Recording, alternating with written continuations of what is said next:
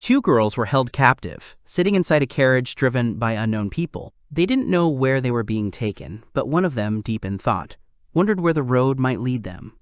The other, feeling uneasy, admitted she had no idea what was going on, since no one had told them what would happen next. A sudden sound from outside startled one of the captives. Her mind instantly pictured a dragon, and her thoughts turned to it. A fleeting idea crossed her mind. Perhaps the creature didn't mean them harm and, in a way, even felt sorry for them. Meanwhile, in Suginami, a district in Tokyo, an elderly man highly skilled in martial arts gave an order to his student. He demanded that the boy attack him without hesitation or doubt. On the training ground, Rima was fighting the old man, wielding a katana and refining his technique and combat skills. There was no room for uncertainty in their movements. Every strike required complete focus. The mentor, watching his young opponent closely, issued a challenge. He declared that if the student managed to kill him in this duel, he would be rewarded with everything the old man owned. Hearing those words, Rima was surprised at first, but then his curiosity took over. He asked again to confirm if the offer truly included all of the old man's possessions. The opportunity seemed tempting, as chances like that were rare. The teacher, noticing the boy's attitude, smirked and remarked that it looked like Rima was seriously planning to pierce his throat in this duel. Rima, without a second's hesitation, replied that his master had always taught him to show no mercy, even to the closest of people, in a serious fight. The old warrior acknowledged those words as true. He explained that every technique he taught was intended solely for instant killing. If a warrior chooses to destroy his enemy, he has no other option but to exchange blows to the very end. That's why such duels always carry the risk of death. The boy, reflecting on what he heard, wondered where in Japan a technique like that could ever be used, since he couldn't see a clear way to apply it in real life. Later during breakfast, Asuka noticed that the food she had prepared had already gotten cold.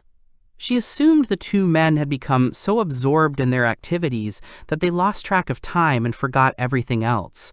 Upon hearing her words, Rima reacted irritably. He said he couldn't call spending time with the old man fun, as to him it had nothing to do with enjoyment. Asuka, noticing his reaction, tried to understand what they had been doing all this time if it wasn't something he enjoyed. Rima, slightly embarrassed, reluctantly admitted that they had simply been killing each other the whole time. The girl, shocked by his words, immediately hit him on the head, upset by such a statement. She didn't believe him and demanded he stop making such jokes, considering them inappropriate. The old man, observing their interaction, smirked and commented that Asuka seemed to be playing the role of a caring wife. Hearing that, Asuka immediately blushed and voiced her displeasure. She firmly stated that there was nothing like that between her and Rima and couldn't understand why the old man kept hinting at it. The elderly man, undisturbed by her reaction, calmly reminded her that she came there every day to cook them breakfast. Then, smiling, he asked another provocative question, whether she had a romantic rival now, since she was putting in so much effort. He then turned to Rima and changed the subject. He warned that if the boy wanted to protect something, he must not feel even the slightest bit of mercy for his opponent. Rima, reflecting deeply on those words, finally said he understood what the old man meant and took it seriously. Hearing that, the old man didn't immediately offer praise. He cautioned the boy against overconfidence, knowing that true understanding does not come instantly. Rima, unwilling to back down, responded defiantly, saying he shouldn't be underestimated, showing his resolve. Asuka, watching their exchange, decided it was best not to get involved.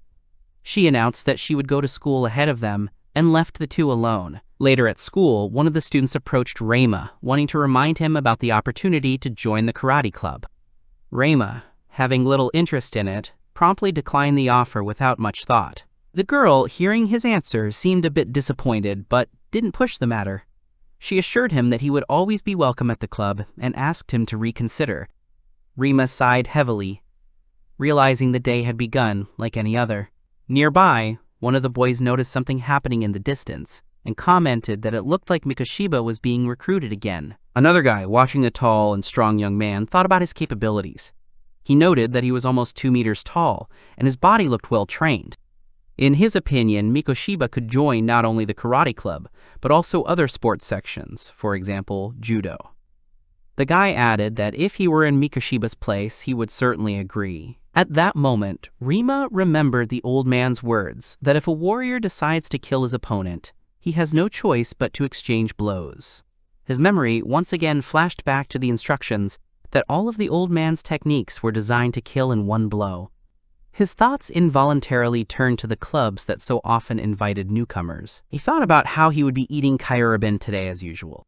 Thinking about who was preparing this food for him, he noticed that Asuka kept doing completely unnecessary things, even though he himself was not against eating in company. However, joining the club was impossible for him. He knew that if he got carried away, he might accidentally kill someone. The very fact of having to kill a person who did not even intend to fight to the death caused unpleasant feelings in him. Besides, the prospect of ending up in prison did not appeal to him at all. At that moment, a seal suddenly appeared around him, surrounding his entire body. Before he could even realize what was happening, the space around him changed, and his consciousness was transported to another dimension. There were some unknown people nearby who were studying him carefully, as if assessing him. One of them remarked that it seemed that today's call had been successful. Turning to the other, he said the name Gaietsu-sama, and added that the summoned one had developed muscles, but one shouldn't judge a book by its cover. Gaietsu, hearing this, agreed, noting that appearances can be deceiving. Without wasting time, he ordered a curse to be placed on the prisoner. Rima was surprised by what was happening. His mind was feverishly analyzing the situation, but he could not understand where exactly he was. Everything around him was completely different from the school he had just been in. He also clearly sensed a strong killing intent emanating from these men. Knowing that they were not going to talk to him, he decided to use the element of surprise. The old man's words came back to him that if a warrior wanted to protect something important, he should not show even the slightest pity to his enemy. Rima, without any warning, invited the people standing in front of him to eat together, holding a keibento in his hands. However, instead of a friendly dinner, a fight began. During the fight, he managed to snatch a sword from one of his opponents, but realizing that he did not need the weapon, he threw it aside and continued to fight with his bare hands. The guards caught in his attack cried out in irritation, realizing that they had underestimated him. Gaietsu, seeing that a normal fight was not producing results, turned to the spirits. He began to call upon the spirit of thunder and the spirit of wind, hoping to use their power. Rima instantly realized that the situation was taking a dangerous turn. His instincts told him that a lightning-related attack could be truly devastating. Gaietsu, having completed the spell, demanded that the forces of nature listen to his request and strike down his enemy. A bolt storm spell appeared in the air, designed to deliver a targeted strike with a small radius of damage. It was the magical equivalent of a crossbow bolt, aimed exclusively at one or two targets. At that moment, Gaietsu became convinced that his opponent would not be able to escape. However, before the attack could reach its target, Rima managed to use one of Gaietsu's subordinates as a human shield. Rima hit the mage. A sharp pain pierced the mage's right lung, making him realize that he would no longer be able to use magic. Rima, finally realizing that he was in another world, tried to understand the situation. He turned to the old man, but, of course, received no answer. Gaietsu, feeling weak, tried to gather his thoughts. Despite this, he managed to say the words, explaining where they were. He said that it was the western part of the central continent, specifically the royal palace of the Ultamian Empire. Rima, hearing the name of this place, felt growing bewilderment. He did not understand why he was here and what it all meant. Gaietsu, feeling weak, said with difficulty that he was the one who caused this to happen, since he was the one who summoned Rima into this world. Rima, after hearing his confession, only grinned, as if it didn't surprise him at all. Gaietsu's mind was racing with uneasy thoughts. He couldn't believe that this guy, who had no experience with magic, had been able to calculate his actions so accurately. The attack on the lung was not accidental. It allowed Rima to deprive him of the ability to cast magic. However, in the world this young man came from, magic should not exist. Rima, not wanting to waste time, asked the next question. He wanted to know if he could return back to his home world. Gaietsu studied him carefully. In this young man, he sensed a pure, unadulterated determination to kill that could only be found in a true warrior. Thoughts that if he could subdue this alien, then conquering the continent would no longer be just a dream filled his mind. However, he knew that if he said he had a way to bring him back, Rima would force him to do it, and if he told the truth, he would be killed on the spot. Fear pierced his mind, and he realized that he could not allow himself to die. As a strategist whom other countries called the brain of Ultimia, he could not afford such an ignominious end. At that moment, Rama looked at him carefully and noticed a change in his condition. He noticed that his interlocutor's heartbeat had quickened, and with a grin he asked what he was thinking about so intensely. There was a hint in his voice that he had already guessed everything. This man clearly knew that there was no way to bring him back. Gaietsu, aware that his thoughts were being read like an open book, tried to choose his words carefully. From all the knowledge he had, he confirmed that there was currently no way to send Rimyu back. His mind raced, searching for a solution. He knew he was in a losing situation, but his lung was slowly recovering. If he could distract Rema for just a little while, he would have a chance to deliver the killing blow. Rema, listening skeptically to his words, thought about what he had heard. If these people were able to summon anyone but could not send them back, then they had no intention of returning the summoned alive. Gaietsu, realizing he had no choice, answered. He explained that all aliens from other worlds had a high absorption ability. In this world, there was a rule. By killing an opponent, you could absorb their power. Rema did not immediately understand the meaning of these words. Bewilderment grew within him as he thought about what was said. Gaietsu saw an opportunity in this conversation. He gathered the last of his strength, intending to use magic again. However, before the spell was completed, his body jerked from the impact. Rima did not allow him to complete the spell. The young man, wiping the blood from his hand, calmly realized the new reality. Everything that had happened meant only one thing. He really had been summoned to another world. On the one hand, this was a positive thing. If he had done something similar on Earth, it would definitely not have been considered self-defense.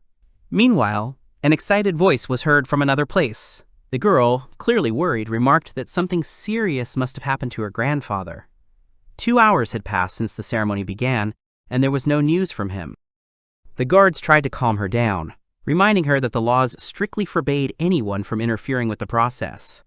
Summoning people from another world was considered the most secret technique among all magical rituals, and disrupting its course could lead to consequences. The security commander, trying to speak calmly, turned to a girl named Syria and asked her to remain calm. However, Syria couldn't help but feel nervous.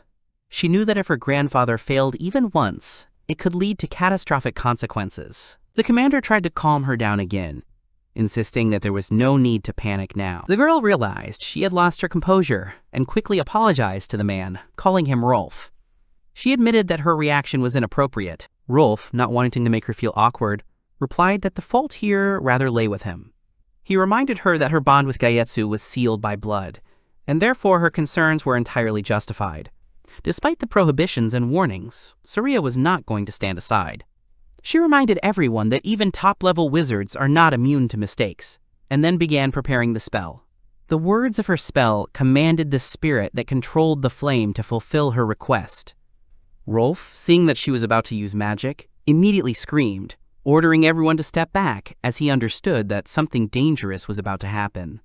At that moment, a powerful stream of flame hit the massive steel door. However, even the strongest flames could not cause her significant harm. The thought flashed through Rolf's mind that even a fire spell wouldn't be able to move such a door. Syria, without wasting any time, cast a new spell. The sudden change in temperature worked. After the instant heating, she used the frost spell Freeze, and the hardened metal couldn't withstand it. The huge door shattered into pieces, leaving the guards frozen in amazement. One of the warriors, not believing his eyes, muttered that the door had indeed been destroyed. Rolf realized at that moment how exactly she had managed to destroy such a strong barrier. There was perfect calculation in her actions. First a sharp heating, then an equally instant cooling. This method allowed the strongest steel to be transformed into a brittle shell, which immediately cracked and crumbled. The guards, quickly realizing that the way was now clear, received the order. Everyone moved forward without delay. Syria, seeing that the door was destroyed, immediately turned to Rolf. She insisted that they urgently continue their way inside and inspect the entire premises. Rolf, following her, was the first to see what was inside. His gaze fell on the many bodies scattered across the floor. This sight shocked him, and he could not believe what was happening. One of the guards pointed to the side and loudly announced that Gaietsu is located there. Saria froze when she saw this, and then fear entered her voice. She couldn't believe that her grandfather was actually in such a state. One of the guards, carefully examining the battlefield, noticed that there was a survivor among them. The victim, barely moving his lips, could only mutter a word that expressed all his horror. He said monster, after which he again fell into a helpless state. Rolf, quickly assessing the situation, made a decision. He declared that this man needed to be rescued immediately.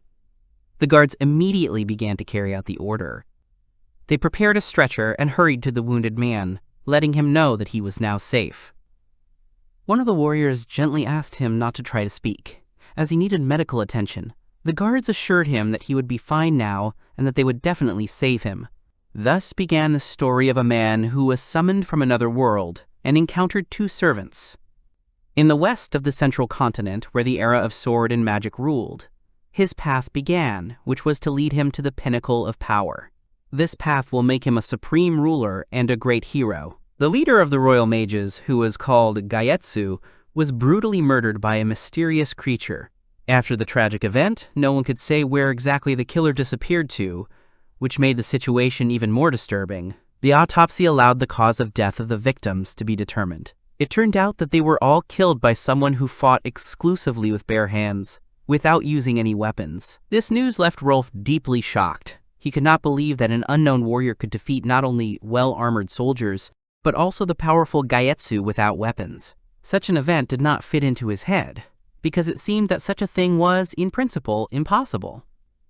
The guard's further explanations only increased the tension. Deep bruises resembling human fingerprints were found on the bodies of the dead. In addition, some of the victims were hit so hard that the backs of their skulls were completely crushed. Rolf was lost in thought, remembering the words of the sole survivor. He had mentioned some kind of monster, and now he had to wonder if he meant a creature summoned from another world. However, this explanation seemed illogical, since summoned creatures were usually weak at first after their appearance.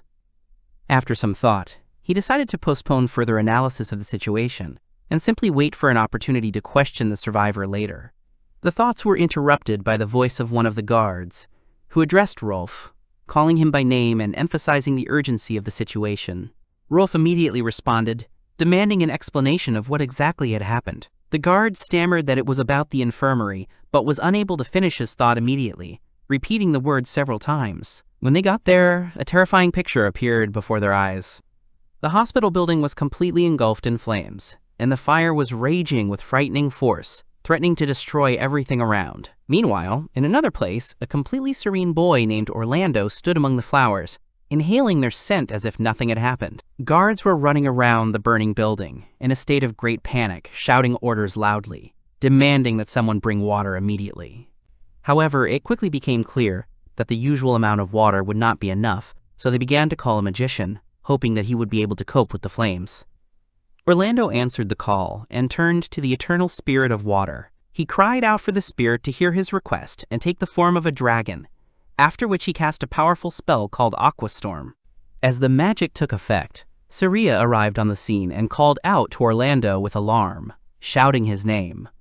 Orlando took notice of her appearance, also noticing that Rolf was nearby. Siri immediately expressed her displeasure and demanded an explanation from Orlando regarding everything that was happening.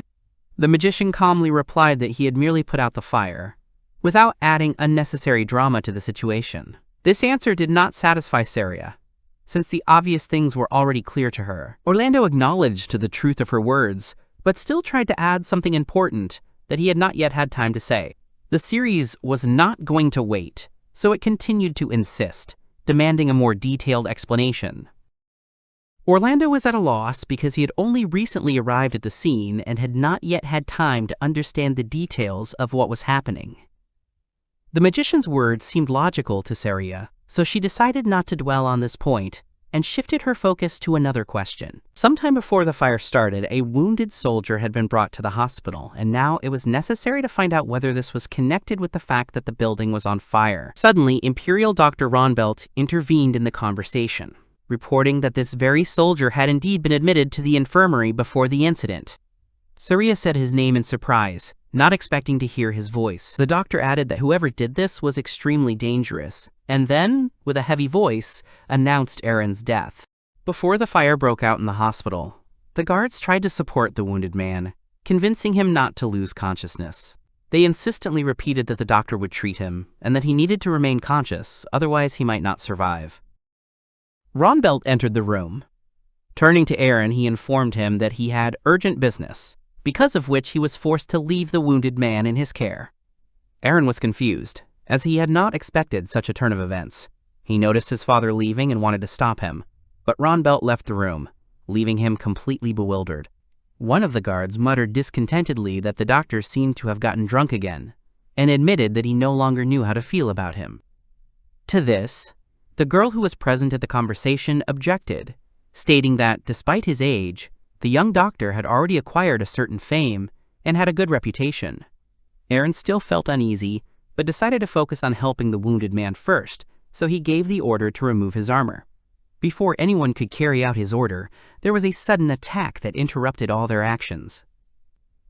Aaron was in a state of complete confusion and could not comprehend that he had just surpassed himself. Having no other choice, he decided to turn to someone for help, hoping that someone could come to his rescue. Suddenly, Rima grabbed him, not giving him a chance to retreat. A moment later, Aaron jerked his hand away and, reacting irritably, demanded that he let him go immediately. Rima, despite his protests, did not change his position and, before leaving, expressed a desire to ask just one question. Aaron looked at him with displeasure, barely containing his irritation, and with obvious distrust asked what exactly he wanted. Rima, as if not noticing his tension, calmly asked his question, wanting to know how he could leave this place. Aaron was still in shock from what was happening, so his voice shook when he began to speak. His thoughts were confused, but one question was bothering him. He wanted to understand who this man was and why he killed everyone who was here.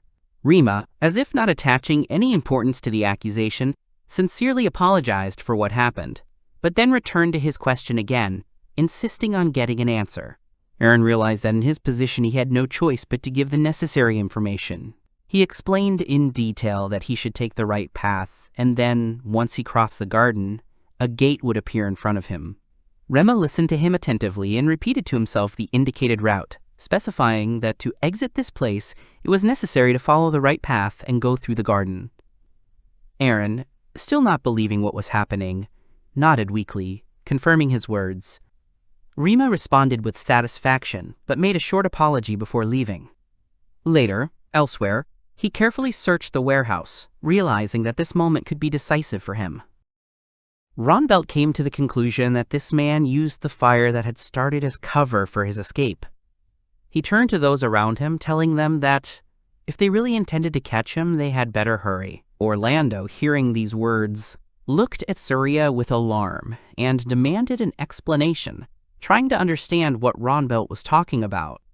Surya wasted no time and immediately gave the order, telling Orlando to begin his magic. Orlando was taken aback by her words, clearly not expecting such abruptness, and hesitantly asked if he really needed to start right now. Surya didn't waste time on explanations, and switching to Rolf, gave him instructions to immediately go to the royal guard. Rolf quickly assessed the situation and, without further questions, confirmed that he understood her order. Orlando was still in doubt, not understanding what was happening, and tried to stop Surya, demanding to explain to him the essence of what was happening. As he looked into her face, a sudden realization came over him, and all his questions disappeared. Ronbelt, seeing his confusion, calmly remarked that it would be best for Orlando to simply obey Surya's order without trying to argue. Surya, understanding his hesitation, added that she sincerely asked him to carry out her instructions. After a short thought, Orlando made a decision and asked a single clarifying question regarding the limits of his abilities in this task. This series made it clear to him that this time, He could use everything he had because the opponent was extremely dangerous. Additionally, she reported that he was even allowed to use teleportation spells, since the situation really required emergency measures. Orlando nodded his agreement and began to cast a spell, calling upon the divine light and asking for speed comparable to light. Ronbelt, watching this, noted with admiration that Orlando was able to activate such a complex teleportation spell with an extremely short magic formula, which corresponded to the level of a third-tier mage. This series confirmed without the slightest hesitation that Orlando deserves complete trust, since he is a student of his grandfather himself. She then turned to Rolf, informing him that she was going to use a teleportation spell to transport him directly to the barracks where he would be training the soldiers. Rolf immediately understood her intentions and expressed his consent, adding that he would leave obtaining permission from His Majesty to her. Saria then turned her attention to Ronbelt and made a request of him, stating that she urgently needed an audience with the king. She wanted to know if he could take care of everything that would be left behind after she was gone. Ronbelt answered affirmatively without hesitation, assuring that everything would be under control. Without wasting any time, Saria cast a spell, calling upon the almighty god of light, Mineos, and demanded that he grant her speed comparable to light. Meanwhile, Ronbelt calmly continued to drink the rest of his alcohol, as if what was happening did not require his immediate intervention. Using magic, Saria instantly found herself in the palace. The guards there were confused by this unexpected appearance and immediately became wary. They were shocked that someone had used teleportation magic right before entering the throne room. One of them sternly stated that such a reckless use of teleportation could cost her life. Saria, ignoring their threats, firmly stated that her matter was extremely urgent and ordered them to report everything to His Majesty immediately. The guards, recognizing her, hesitated for a moment. One of them turned to her uncertainly, trying to find out what exactly was going on. Saria cut him off abruptly, demanding complete silence. She repeated that her message was urgent, and warned that if they did not immediately convey her words to the king, she would simply use magic and destroy the door leading to the throne room. Without waiting for their reaction, she resolutely walked inside. The moment she crossed the threshold, the Chancellor of the Ultomian Empire, Daltnist, turned sharply towards her. His face expressed extreme indignation, and he immediately demanded an explanation, outraged by her disrespectful behavior before His Majesty. He couldn't believe that she dared to barge into the hall so brazenly, and then expressed his bewilderment as to why, if her business was really so urgent, the head of the royal mages hadn't come here. After that, he emphasized her rank, calling her a second-rank mage with obvious disdain. Standing nearby is the first emperor of the Ultomian Empire. Lionel Eisenhart interrupted wearily, not wanting to listen any longer. He noted that Saria had gone to too much trouble to secure this audience, meaning that she indeed had a compelling reason for taking such drastic action. Daltnist tried to object, but Lionel sharply ordered him to be silent. Realizing that his opinion was no longer taken into account, the Chancellor hastily apologized for his rudeness, not daring to contradict him anymore. After this, Lionel turned his attention to Saria and officially allowed her to speak. Saria, holding back her excitement, addressed His Majesty with deep respect.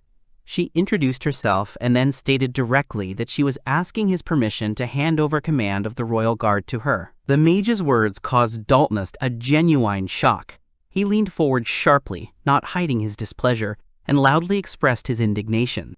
It seemed unthinkable to him that a mage would demand authority to control the royal guard. And Lionel listened attentively to her and, without showing any emotion, declared that he would grant permission only if she could convince him of the necessity of it. Daltnist tried to protest again, amazed that the king was even considering her request. He then noticed that Gaetsu Dono had not yet appeared. Saria, clenching her fists, forced herself to speak in an even voice. She stated bluntly that Uncle, the head of the royal magicians of the Ultomea Empire, Gaetsu Workland, was killed. Meanwhile, elsewhere, Rema finished changing his clothes, replacing them with a guard uniform. He calmly looked at his new armor and said quietly, remembering one name. Apparently, the dead man's name was Gaetsu. Remembering his face, he noted that this man constantly looked at him with contempt, which seemed to irritate him. Without staying any longer, he left the place, as if he didn't care at all about what was happening. Rema once again remembered the moment when he first met Gaetsu after being summoned to this world. Then, looking at the old man with displeasure, he asked him a direct question, demanding an explanation. He did not understand why he was called here, because in his homeworld, people had not fought with swords or spears for a long time. Gaietsu calmly answered him, explaining that the people from his world had a special ability that allowed them to become the greatest warriors in this world. He then went on to explain the nature of the native power in detail, saying that when someone killed a creature, some of its power would pass to the killer, allowing him to become stronger. Rema, hearing this, tried to comprehend what was said and asked a clarifying question. He wanted to confirm whether this really meant that he simply absorbed the power of the 4 soldiers he had killed earlier. Gaietsu confirmed his guess, but added an important clarification. He explained that the effect was weakened when killing a human. To gain the power equal to 1 human life, one would need to kill 1,000 people. At the same time, killing a dragon gave a completely different result. To gain the same power, it was enough to defeat only 100 dragons. Rima thought about it, repeating the number to himself. 100 dragons seemed like a large number, but now he knew what to look for. As he looked around the world, he became increasingly convinced that he had indeed entered another world, where completely different laws operated than in his previous life. Sometime later, while sitting at a table in one of the taverns, he reflected on his current situation. The decision to dump the armor outside the city turned out to be a good idea, as it threw off his pursuers. He was sure that they would not even think that he could sit quietly inside the city and eat lunch. The money he took from the dead allowed him to buy new clothes, making him less noticeable. However, he knew that sooner or later he would have to decide what to do next. While he was thinking, a woman who worked at the establishment approached him. She noted that she had never seen him in these parts before and assumed that he was a traveler. Raymond noticed the beer in front of him and noted with bewilderment that he had not ordered it. The woman explained with a slight smile that he had caused her break to end early, so she offered him a drink with her, at least as compensation. Rima tensed up internally, as he was only 16 years old in his home world. The thought of having to drink alcohol gave him a strange feeling. He looked at the woman and admitted with some embarrassment that for some reason, this situation made him uncomfortable. Deep down, he knew he looked older than his age, and perhaps that was why no one even suspected that he was too young to drink. However, he didn't want to seem rude, so he politely thanked her for the treat. The woman smiled and remarked with warm intonation that he was a good man. Rima frowned slightly, not understanding why she suddenly came to such a conclusion. The woman explained with a light laugh that any person who is able to say sorry and thank you deserves to be called good. After that, she changed the subject and asked if he was new to the capital of the Otome Empire. Rema quickly adjusted to the situation and, pretending that the conversation was going in the direction he needed, confirmed her guess with exaggerated emotion. He then added that his parents had recently died of illness, presenting this as the reason for his visit. The woman softened her expression and apologized for her question, realizing that she had touched on a sore subject. Rima didn't want the conversation to take a sad turn, so he hastened to assure her that everything was fine. He then shared his thoughts, saying that he was thinking about staying here and trying to live in this city. To smoothly change the subject, he asked her a question, wondering if it was possible to find a good job here. After thinking for a moment, he added that he was quite skilled with a sword, giving her some additional information. The woman began to think, going over the possible options. She immediately noted that blacksmithing would not suit him, since he was already too old to begin learning this craft. Rima winced with displeasure when he heard this explanation, and decided to find out if there was a chance to get a job as a merchant. The woman replied that this option was not excluded, but first he would have to become an apprentice to a more experienced merchant. Rima frowned as he considered her words. Working as an apprentice did not seem particularly appealing to him, and the prospect itself left him with some doubts. The woman thought about his words and, recalling something important, finally found a possible solution. She noted that since Rima was good with a sword, he should consider the 2 most obvious professions, a mercenary or an adventurer. Rima was slightly surprised to hear this, and asked again who exactly she meant by adventurers. The woman looked at him carefully, and asked with slight bewilderment whether he had really never heard of this. Rima sincerely apologized for his ignorance, and then asked her to explain what it took to become an adventurer. The woman assured him with a smile that the process was quite simple. All he would need to do was visit the bank first, and then register with the guild. Both institutions were located nearby. She also added an important detail that made the process easier. No identity verification was required to register, making the guild accessible to almost anyone. Before leaving, she invited him to come back if he wanted to chat. She also mentioned that at night, the place turns into a tavern where guild members often gather. After some time, he found himself at the entrance to the Adventurers Guild. He was met at the counter by a girl who greeted him and asked what brought him there. Rima explained without hesitation that he wanted to register as an adventurer and also get information about available work. The girl looked at him carefully and asked if he was a newbie. After that, she asked him to show her bank card. Rima handed her the card without much emotion, and then asked if she was okay. The girl nodded, explaining that she was testing her. Then, looking at the age listed, she couldn't help but notice that he was only 16 years old. Rima sighed with slight irritation. Hearing this question for the second time that day, he confirmed that he had been asked the same thing at the bank, and then said thoughtfully that he really did look much older than his years. The girl hastened to assure him that this was not the case at all, but immediately apologized, realizing that her remark might have sounded inappropriate. Rima, however, did not attach any importance to this, calmly assuring her that nothing terrible had happened.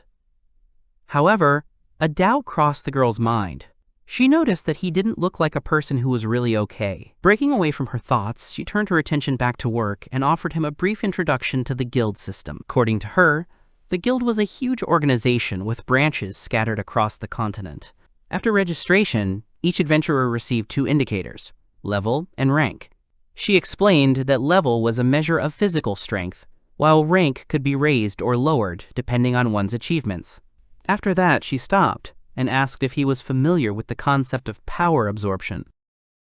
Rima calmly replied that he already knew about this phenomenon, adding that if you kill a living creature, part of its power passes to the killer. The girl nodded in satisfaction, confirming his words.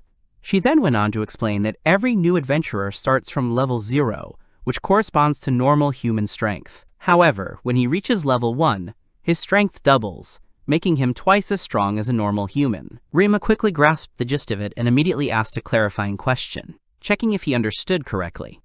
He wanted to make sure that at the 10th level, a person had the power equivalent to 10 people. The girl agreed with his reasoning, but added an important detail. While this is true in theory, in practice only one person has ever reached the 7th level by purely his own efforts. These words interested Reimu, and he asked again with surprise why the maximum level was precisely the 7th. The girl did not go into details, noting that beginners should not worry about this. Considering that she had explained the main points, she smoothly moved on to the next point, the quest system. If an adventurer took part in combat missions, for example hunting wild bees or wolves, then for each destroyed individual he received 3 copper coins. In addition, completing such tasks allowed you to increase your rank, moving up 1 level. Rama listened attentively to her explanations, but another thought had already arisen in his head. He wanted to know if there were any missions that involved travel, especially outside the kingdom. The girl replied that such missions did exist, but they required a higher rank. At the moment, being at the very basic F rank, he could only take on quests related to traveling to nearby cities. The option of missions to deliver goods was also possible. She then checked the list of available locations and began listing locations that could be traveled to: Garuku, Merfilen, Oito. Rama pondered his situation, realizing that he was currently a wanted man. This meant that he had to leave the Ulthamian Empire as quickly as possible before they picked up his trail. At that moment, the thought came to mind that the current situation provided him with an excellent opportunity to escape. The shortest route to the southern borders seemed like the obvious option, but he knew it was too predictable. So having made his final choice, he announced that he was taking on the mission to travel to Merfilen, located in the east. Later, in the weapons shop, alone with his thoughts, he continued to study the available weapons, noting to himself that there seemed to be no katanas here. However, if he could find a shamshir, or another long sword with a curved blade, that would be quite sufficient. Rima remembered a moment with the tavern owner. The woman who helped with the registration suddenly realized that she had forgotten to mention another important point. She looked at him and, a little surprised, asked if he had any weapons at all. Rima responded without hesitation, raising his hands and confidently declaring that he had his own fists. The woman shook her head in displeasure, hinting that this was an extremely unwise decision. She then explained that adventurers usually don't die at the hands of big, strong monsters, since most of those creatures can always be simply run away from. The real threat comes from creatures weaker than themselves. It is because of them that adventurers die most often, because they are careless. At that moment, the words of one person, spoken to her a long time ago, came to her mind. A young and ambitious man once told her that he was going to buy this establishment, and hinted that it was high time for her to retire. These memories made her think again about how unpredictable this world could be. Returning to reality, she looked at Rima seriously and gave him one more piece of advice. She noted that anything can happen outside the city, so it is worth being prepared for any surprises. After these words, Rima decided not to ignore her warning and soon found himself in the gun shop. As he looked over the selection, he mentally acknowledged that she was right. In fact, he knew absolutely nothing about this world and could not afford to be presumptuous. Approaching the counter, he turned to the store owner and politely informed him that he was looking for a suitable weapon. The seller, hearing his words, frowned sharply and declared that his shop did not keep handy weapons. He then added that if Rima said anything like that again, he would throw him out. Rima, realizing that it was better not to irritate the seller, hastily apologized. He then explained that the tavern owner had advised him to come here. As soon as the salesman heard this, his attitude instantly changed. Now, looking at him appraising LY, he asked whether Rima was a newcomer. After that, he noted with slight bewilderment that he clearly did not look young, so it was not entirely clear what he had been doing until now. Rima calmly replied that he had only registered with the guild today. At that moment, the thought flashed through his mind that he had already had to explain this fact several times today. The salesman thought for a moment and then told him to wait a minute. However, before this, he warned him not to even try to pronounce the words convenient or suitable in his store. A few moments later, he pulled a dagger from under the counter and handed it to Rima, asking what he thought of the weapon. Rima examined it carefully and immediately noticed that the dagger was forged according to a specific recipe. This detail caught his attention, and he asked the seller a clarifying question, wanting to confirm his suspicions. The seller was surprised that he understood it so quickly. Rima confirmed that he definitely noticed it. Although the dagger itself was quite cheap, the way it was forged made it extremely strong, meaning it was virtually impossible to break. The salesman looked at him with undisguised respect, admitting that Rima clearly had a well-developed eye for understanding weapons. Rima, having thought it over, expressed his wish. He wanted to acquire a one-handed sword with a curved blade. At that moment, the thought flashed through his mind that the salesman had just called him young man, which left him internally perplexed. The seller, hearing his request, narrowed his eyes thoughtfully. After a short pause, he asked again if Rima meant the katana, a weapon that came from another world. Rima immediately perked up, quickly asking if the store really had such a thing. The seller shook his head and regretfully said that he didn't have any katanas. Moreover, he didn't even know how they were made. After a short pause, he noticed that the standard weapon didn't seem to be suitable for Rima.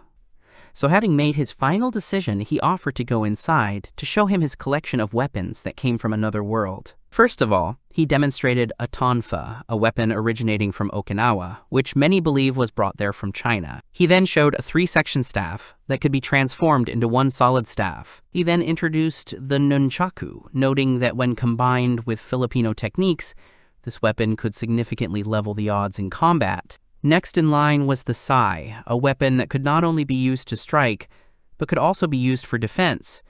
The seller watched Rima with interest and, noticing his thoughtfulness, asked with slight sarcasm if he knew how to handle these types of weapons. Rima thought for a moment, but then confidently stated that he could do it to some extent. The salesman continued the demonstration by showing a gabishi, the short weapon designed for attack that could also be used as a throwing weapon. Next in his collection was a chakram, a throwing weapon known since ancient India. The last thing he showed was a folding baton with high mobility. This weapon could be lengthened or shortened depending on the owner's wishes. Rima did not limit himself to a simple inspection. Taking the tonfa, he began to demonstrate certain movements, showing that he really knows how to handle this weapon. The salesman watched him with interest and then admitted that Rema did indeed know how to use the weapon. However, Rema himself was not completely satisfied. After a few seconds of thought, he shook his head and declared that it would not do. Although he knew how to use these weapons, he could not feel their actual practical application in combat. The Mariki Gusari, a weapon he had once trained with along with his grandfather, came to mind. These thoughts strengthened his confidence that he could indeed master something suitable. After that, he switched to the throwing weapons, examined them, and, having made a decision, chose 2 items. He also took the sword, expressing his gratitude to the seller for showing him the entire collection. As he left the shop, he firmly decided that now he just needed to get used to the new sword. He later returned to the tavern where he was met by the woman working there. She greeted him with a slight smile and asked how everything had gone for him. Rema, with a slight shrug, made it clear that he had managed it. The woman nodded with satisfaction and then asked if he had received the quest letter. This question caught Rema off guard. He asked again what exactly she meant, since he had not heard about it before. The woman explained that the guild had to give him the quest letter, as it was an important part of the task. Rema tried to remember if he had received it, but soon realized that he did not have it. Puzzled, he voiced his doubts, not understanding how this could have happened. A man who overheard their conversation intervened in the conversation. He asked with a slight chuckle if Rema was a newbie. The woman nodded and confirmed that he had simply forgotten to receive the quest letter. The man took it calmly, saying that it was a common mistake that almost all beginners make. He advised Rema to simply return to the guild the next day and pick up the letter without any further trouble. Rema, feeling slightly embarrassed, thanked him for the explanation. The man just waved his hand, saying that it was an insignificant detail. Then, changing his tone abruptly, he addressed all the visitors of the tavern. He loudly announced that Rema was a newcomer and proposed a toast to his entry into the guild. He called on everyone to show goodwill and friendliness towards the new guild member. After some time, lying in bed, Rema finally felt that the situation had stabilized a little. Now he had a place to spend the night, which made his situation much easier. He also realized that he was very lucky. Thanks to the fact that he managed to change clothes quickly, the group pursuing him passed by without noticing him. However, despite the temporary safety, he could not afford to let his guard down. He was especially worried about certain people. Rolf, in his observations, was a truly good warrior whose skills could not be underestimated. A girl named Syria also appeared to have considerable power. But the biggest problem remained one particular woman, and then there was that guy he only managed to see for a moment. When he collided with her, a strange feeling came over him and goosebumps ran down his spine. To put it in chess terms, she was definitely a queen. Meanwhile, elsewhere, the first princess of the old Tome Empire, Shaldina Eisenhart, was conducting her own investigation. Sato turned to her doubtfully, expressing concern. He didn't understand how they would ever be able to find someone whose face they didn't know. After a short pause, he cautiously asked if it was possible that the princess had special information that could help in the search. Shaldina confidently replied that there was no problem with that. Even if she doesn't know what the person looks like, she will still be able to determine who exactly the killer is. The series expressed confusion that they were not yet looking for the killer, wondering what it all meant. Shaldina calmly responded to her, stating that it was too dangerous to continue the investigation at night. She suggested that they go back to review their countermeasures and think over the strategy for the next day, as the nighttime might be unfavorable for active actions. Syria tried to object, fearing that while they were doing this, the criminal would have the opportunity to escape. Shaldina, without entering into further arguments, gave the order to Orlando to take Syria away. Orlando immediately confirmed the order, making it clear that he would carry out the order without hesitation. Then, without further ado, he lifted Syria into his arms, clearly not intending to let her go until he had carried her away with him. Syria began to protest, demanding that Orlando put her down immediately, but he, ignoring her indignation, firmly stated that he could not do this. Meanwhile, Rolf turned to Shaldine, wondering where they were going to go the next day. Shaldina announced that her path lay to the east, and the rest would have to head south. Rolf expressed doubts about the correctness of this choice. He recalled that if the killer really wanted to flee the country, it would be more logical to pursue him in the south, since the border is located in that direction. Shaldina acknowledged that the southern direction is indeed closer to the border, but added that she has a strange premonition associated with the east. She explained that there were many reasons why the killer might have chosen this path. She believed that her guess was not without merit, and therefore she intended to personally check this option. She emphasized that this is why she is entrusting the pursuit in the southern direction to others, because she believes that she can trust them with this section of the search. At the same time, she noted that she already has a reliable and talented assistant who can provide support in this matter. Rolf mentioned Sat Yu recalled that he came from the continent of Riar. This fact could play an important role in their investigation, since the arrival of new allies always opens up new possibilities. Shaldina confirmed that this man was now her assistant, which emphasized his importance in the investigation. Rolf inquired about the possibility of mobilizing the Adelpho garrison, suggesting that this might strengthen their position. Shaldina immediately rejected this option, explaining that mobilizing the garrison could lead to an attack by Zaruda. She also added that they could not count on the support of the nobles, which further complicated their situation. Rolf acknowledged the truth of her words, agreeing that after Gaietsu Dono's death, they were lucky that the nobles had not revolted. He noted that their position remained precarious, meaning caution was key. Shaldina agreed with this observation and stated that this is why they have no other options, even though the situation is not in their favor. Meanwhile, while all these events were happening, Rima was in a fight with wild animals. He fought tirelessly, earning his living and training at the same time.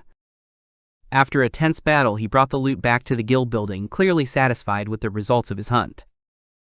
The Adventurers Guild branch in Merfelin was located 10 kilometers east of the capital of Ultimea, which is where he headed after completing his hunt. Arriving at the guild, he handed over the trophies he had obtained to a guild employee.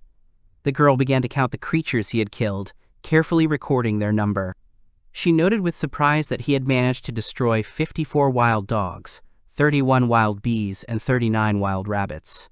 Rima reported that his sword, purchased just the day before, had become dull from so much use. He noted that he now needed to find a way to sharpen it. The girl, hearing his words, could not hide her amazement. She was sincerely surprised that he dealt with all these enemies using only one sword. Rima calmly confirmed that he had indeed fought only with this weapon, without attaching any particular importance to it. A moment of admiration for his skill flashed through her mind. She wondered if he was perhaps a destruction mage or had some special ability that allowed him to achieve such a result. After the count was completed, she announced that his reward was 4 silver and 31 copper coins. Rima began mentally calculating how much that was. He remembered that his lunch had cost him 5 copper coins, and came to the conclusion that his earnings were equivalent to about 43,000 yen. He noted that this was quite a good amount. The girl congratulated him on the fact that he had now reached the WF rank. Rima was surprised and did not immediately believe it, but the girl confirmed that his rank had indeed increased. She noticed that he did not seem particularly pleased with the event, as his reaction was too restrained. Rima quickly explained that he simply hadn't expected this, and was therefore stunned. He even wondered if this was some kind of joke. The girl smiled and noted that this is how talented people usually react, not realizing how high their level is. Then she shared some exciting news with him. Now, after his rank increase, all his rewards would be doubled. Rima was amazed by what he heard, realizing what prospects were opening up before him. The girl explained that he would now have the opportunity to earn significantly more money. However, she noted that the value of his achievements would not change. Rama thought about how he could now earn 100,000 yen a day in this world. This realization stunned him, because for him, it was a significant amount. He remembered the words of the tavern owner who had once warned him to be careful around weaker creatures. The woman had emphasized that adventurers most often died because of their own carelessness.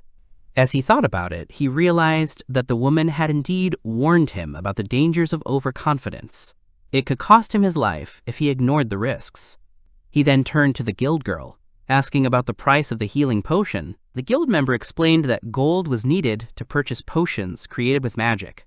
She specified that a high-grade potion would cost him 10 gold coins. Rama was shocked to realize how expensive it was. His thoughts raced, comparing the cost with his previous world. It came as a surprise to him that this medicine cost a whole 1,000,000 yen. He realized that in this world, any serious injury was almost equivalent to death. In addition, there was no insurance system, which made each fight even more risky.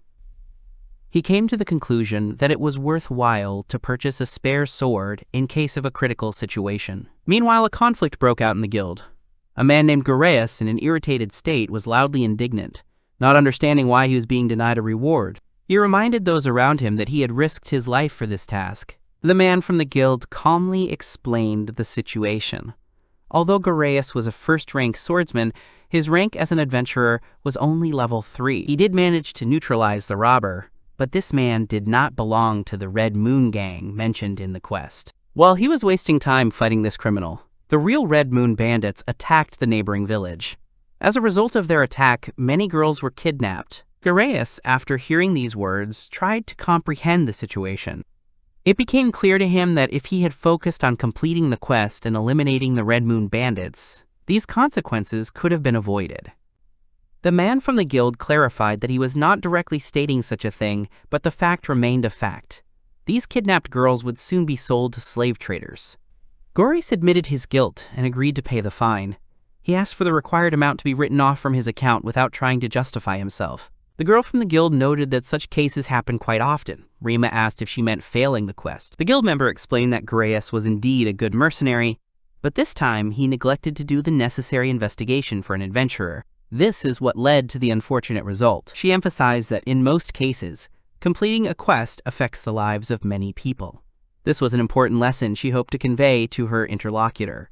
Rima, moving along the road, thought more deeply about her words. He realized that until now he had perceived quests too superficially. Unlike games, here every quest completed or failed can directly affect the life of the person who submitted the request. Moving further east, he began to approach the city of Aru. However, his thoughts did not give him peace. In this area, logically, there should have been bandits, but for some reason he did not see a single one. Meanwhile, in one of the Red Moon bandits' hideouts, joyful cries were heard. The bandits remarked that they were incredibly lucky today. They discussed how their business had been flourishing lately, as if it was going uphill. One of them proudly noted that after plundering the village, they had taken at least 500 gold coins worth of loot. The others agreed, grinning that the haul was even better than they had expected. One of the bandits suggested having some fun before selling the kidnapped girls. However, his comrade warned him, reminding him that if the boss found out, they would face inevitable retribution. The robber did not attach any importance to these words, saying that after everything he could simply get rid of the girls, and then the boss would never know about what happened. The bandits laughed, discussing that the girls' owner turned out to be a heartless man because he simply ran away, abandoning them to their fate. They concluded that he had no other choice, since being caught by the Red Moon was tantamount to death. One of the kidnapped girls, plucking up her courage, said that if any of them dared to touch them, they would simply bite off their tongues and die. The bandits burst out laughing, not taking her threat seriously. They recalled that the girls had slave collars around their necks, meaning they were unable to kill themselves or rebel against their captors. Then one of them said that he would choose the blonde, and then he would go for the girl with silver hair. He ordered the others to stand guard and make sure that none of the captives tried to escape. Before he could do anything, his life was cut short. Rema, appearing out of nowhere without hesitation, killed the bandit who wanted to touch the girls. The other bandits were startled by the sudden noise and turned to him in rage, demanding to know who he was and how he dared to oppose the Red Moon. Rema, without saying a word, thrust his sword into the ground in front of him. Then he began to slowly approach them, showing his confidence. The bandits tensed, not understanding what he was going to do. Rema entered into battle with them. One after another, his enemies fell before him, without a single chance of victory. He fought mercilessly, leaving them no chance for mercy. The two captives who were watching this were shocked by what was happening. Rema, having made sure that the danger had passed, finally turned to the girls, asking if they were okay. One of the girls noticed that the young man was bleeding and apologized to him with obvious concern. Rema, realizing his interlocutor's concern, hastened to assure her that he was fine and made it clear that his wound did not require special attention. The girls, realizing that they had not yet introduced themselves, corrected this omission. The older sister calmly said her name, calling herself Rora, and the younger, following her example, said that her name was Sarah. Looking at them carefully, Rima noted to himself that they were twins. He was still worried about their condition, so he asked himself the question again, wanting to make sure that they were really okay. Rora, understanding his concern, gratefully replied that they were fine. She sincerely thanked him for saving her, expressing her appreciation for him coming to their aid. Rima, hearing her words, refused to accept the gratitude, as he believed he had no right to it. He explained that from the very beginning he was only waiting for a convenient moment to attack, was in no hurry to engage in battle, and waited until the opponents became vulnerable. His inaction allowed the bandits to relax, and he watched them until they took off their clothes. At this point, the girls were in a critical situation, as they were almost raped. This realization left him with heavy emotions, but he was not about to make excuses. He openly admitted that his delay had caused the sisters to go through a painful and humiliating experience. Sarah, despite his confession, calmly said that everything was okay because the outcome of events could have been much worse. Rora, agreeing with her words, emphasized that although they cannot express their gratitude fully, they are sincerely grateful to him for his help. Rima, hearing their gratitude, reluctantly accepted their thanks, although internally he continued to doubt whether he deserved it. His thoughts returned to their appearance. Their attire resembled that of Arabian dancers, but it was not that caught his attention. What caught his eye most were the collars and shackles they wore. These details gave him a clear indication of their situation, making him wonder what kind of situation they were in. Trying to clarify their status, he asked if they had a last name. Rora, without showing any particular emotion, calmly replied that slaves did not have last names. Rima instantly realized that his question had been inappropriate. He acknowledged that he should not have interfered with this aspect of their lives and felt a little awkward at his inattention.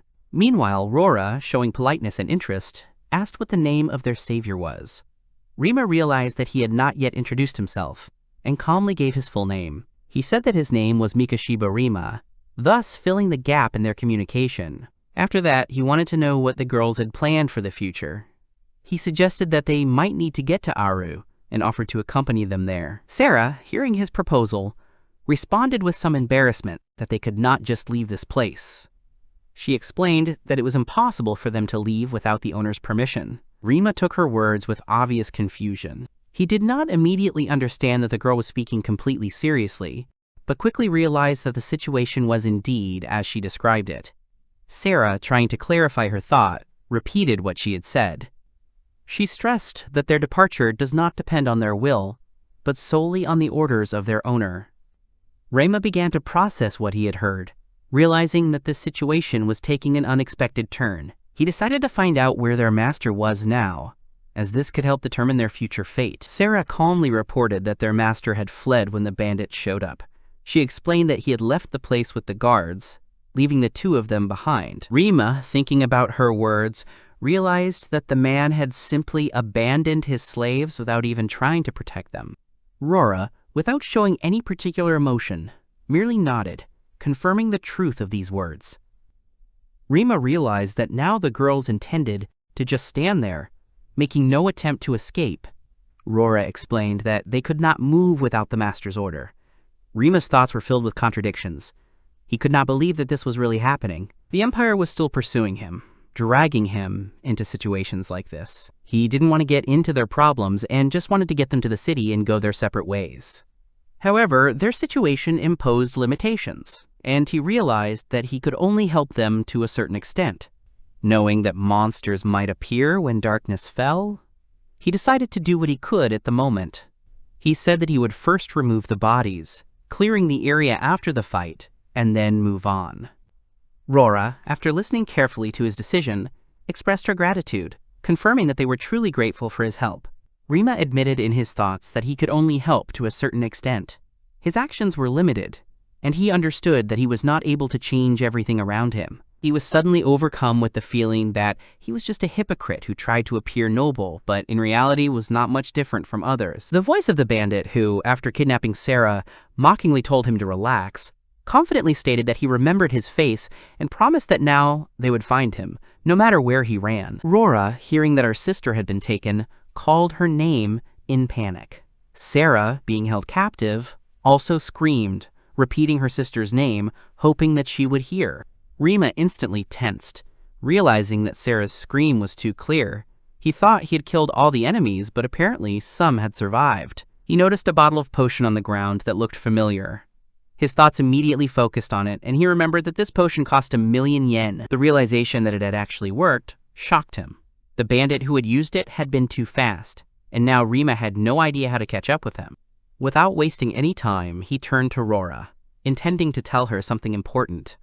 Hearing her name, the girl immediately turned her attention to him and excitedly said his name, adding a respectful address. Rima asked her the only question that was on his mind at the moment. He wanted to know if Sarah was dead. Rora quickly replied that her sister was fine. Rima, having calmed down a little, assured the girl that he would definitely come up with something. Rora, hearing his words, looked at him seriously and asked for one thing. She asked if he could make a small cut on the ring finger of his left hand. Rema, hearing such a strange request, was surprised. He did not understand why it was necessary, but the girl insisted. Rora explained that time was short and insisted that he fulfill her request quickly. Rema, not wanting to waste precious seconds, agreed and made a small incision, satisfying the girl's request. Rora, having made sure that everything went as it should, repeated the same action, making a cut on her hand.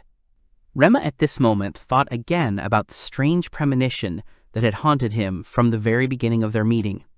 These girls had never seemed like ordinary slaves to him. There had been something unusual about them from the very beginning, and now this feeling was only growing stronger. Rora, wasting no time, began her prayer. She addressed a god named Harva, asking him to hear her vow. In her speech, she declared that she entrusted her body, heart, and soul to him, giving everything without reserve. Rema noted in his mind that she was indeed praying. The girl continued her ritual. She asked to accept her blood offering and make a contract. The shackles that had hitherto restricted her movements suddenly fell from her hands, as if they had lost the power that held them in place. Rora, seeing this, declared that everything was ready. Turning to her master, she asked his forgiveness for using her power without permission. Rima, not fully understanding what was happening, only nodded, agreeing with her. Rora, taking advantage of the moment, began to use magic. She cast a spell, calling on the spirit of the fickle winds to hear her request and cut down the enemy. Rima instantly understood what was happening. Rora said the name of the technique, calling it wind slash. The bandit, realizing that in front of him was not a helpless slave, but a magician, screamed in surprise. His attention was riveted on the magic, and then he noticed with fear the appearance of water. Sarah called out to her sister again, her voice filled with alarm. Rima remembered something important at that moment. This technique was familiar to him. Pieces of the past came to his mind, and he realized that he had seen this technique before. It was the same magic that the old man used. Rora, without stopping, used wind slash again. The horse on which the bandit was fleeing was wounded, which significantly reduced its speed. Rora, seeing that the situation was now in their hands, turned to her master, offering to bring Sarah back. Rima thought about the girl's words. Returning Sarah was certainly an important task, but the distance to her was more than a few kilometers. Walking would take too much time, and the only solution was running. But even then, the distance was too long. Rora didn't waste time thinking. She turned to the spirit of the fickle winds, casting a spell. Her words asked that she be as swift as the wind. As soon as she finished uttering the magic words, a stream of air swirled around her. The spell Wind Protection.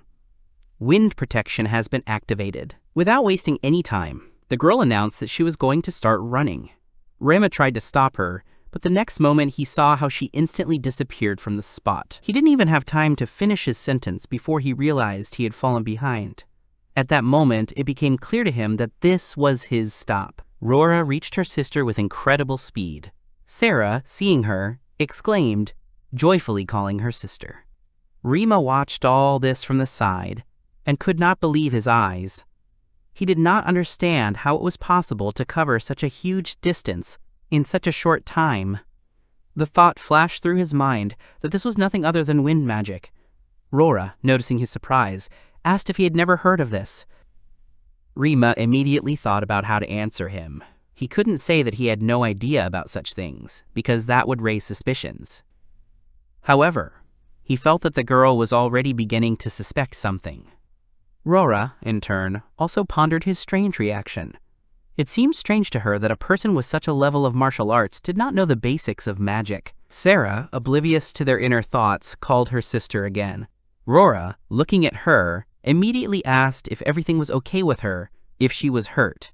Sarah reassured her sister that she was okay because she had not resisted her captor and therefore had not received any injuries. Rima, having examined the area, he asked where the bandit was now. Sarah explained that the horse had fallen on him and now his legs were stuck under her body, preventing him from moving. The bandit, realizing his helpless position, tried furiously to get the animal to stand up. He shouted orders, demanding that the horse move, but it did not respond to his desperate attempts to get out. Sarah, looking at him, thought for a moment and asked her sister what they should do now.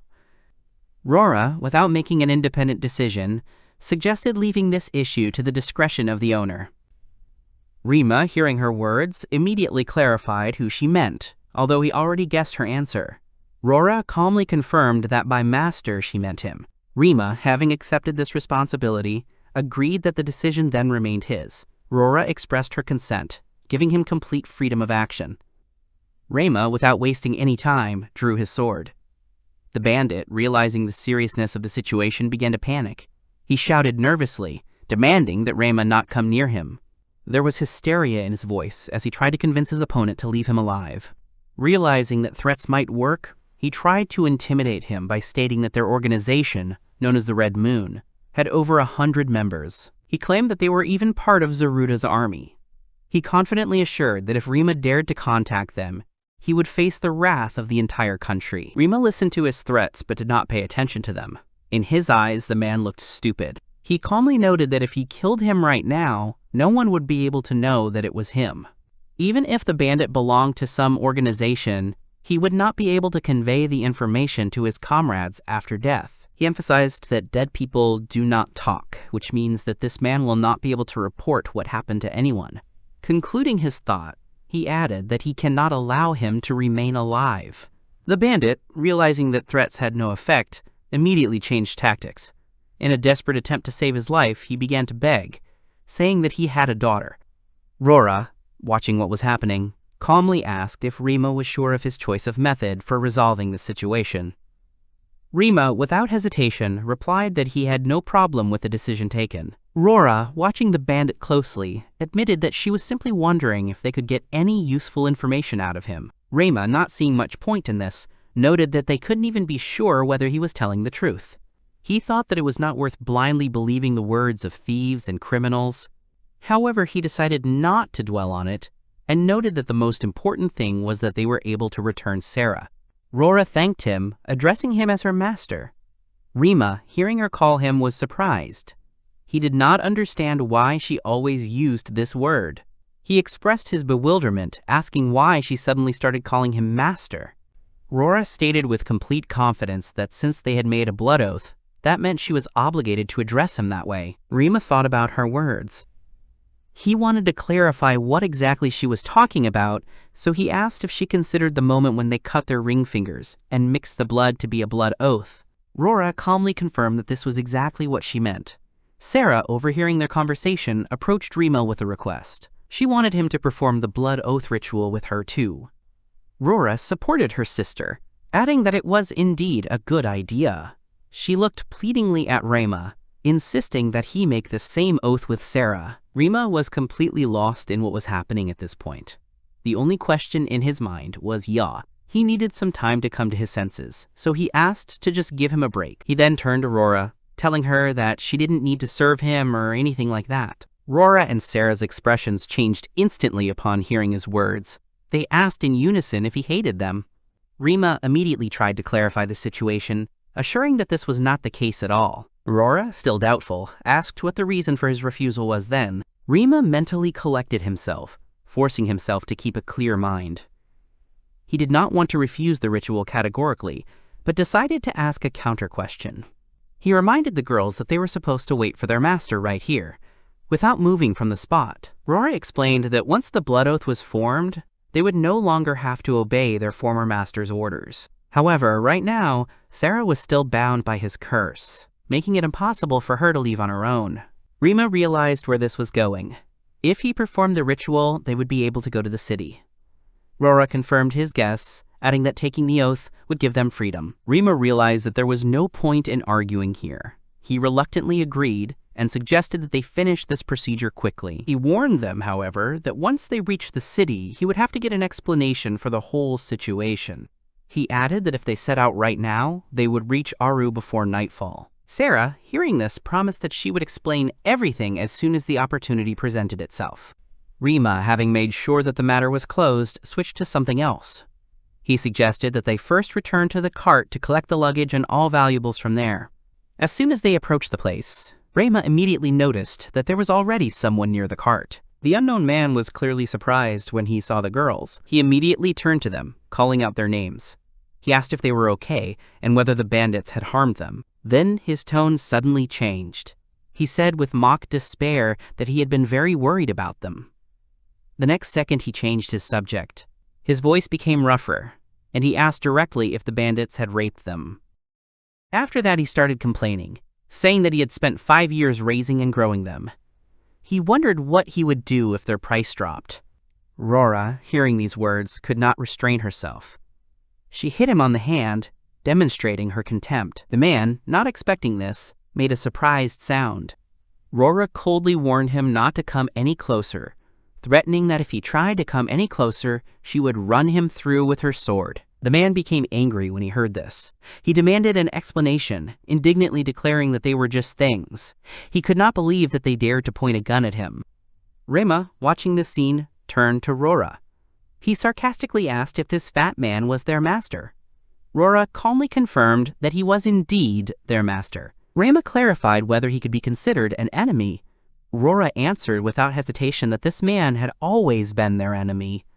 Rima, having received the final answer, nodded. The man, realizing he was losing control of the situation, tried to mock him. He began to talk to Rima, calling him a giant, and asked if he was getting too carried away with the hero role. He then stated that Rima's body looked strong and functional, so he could be sold profitably as a slave. Rima did not listen any further. He struck first. Rora and Sarah followed his example and plunged their swords into the man's body.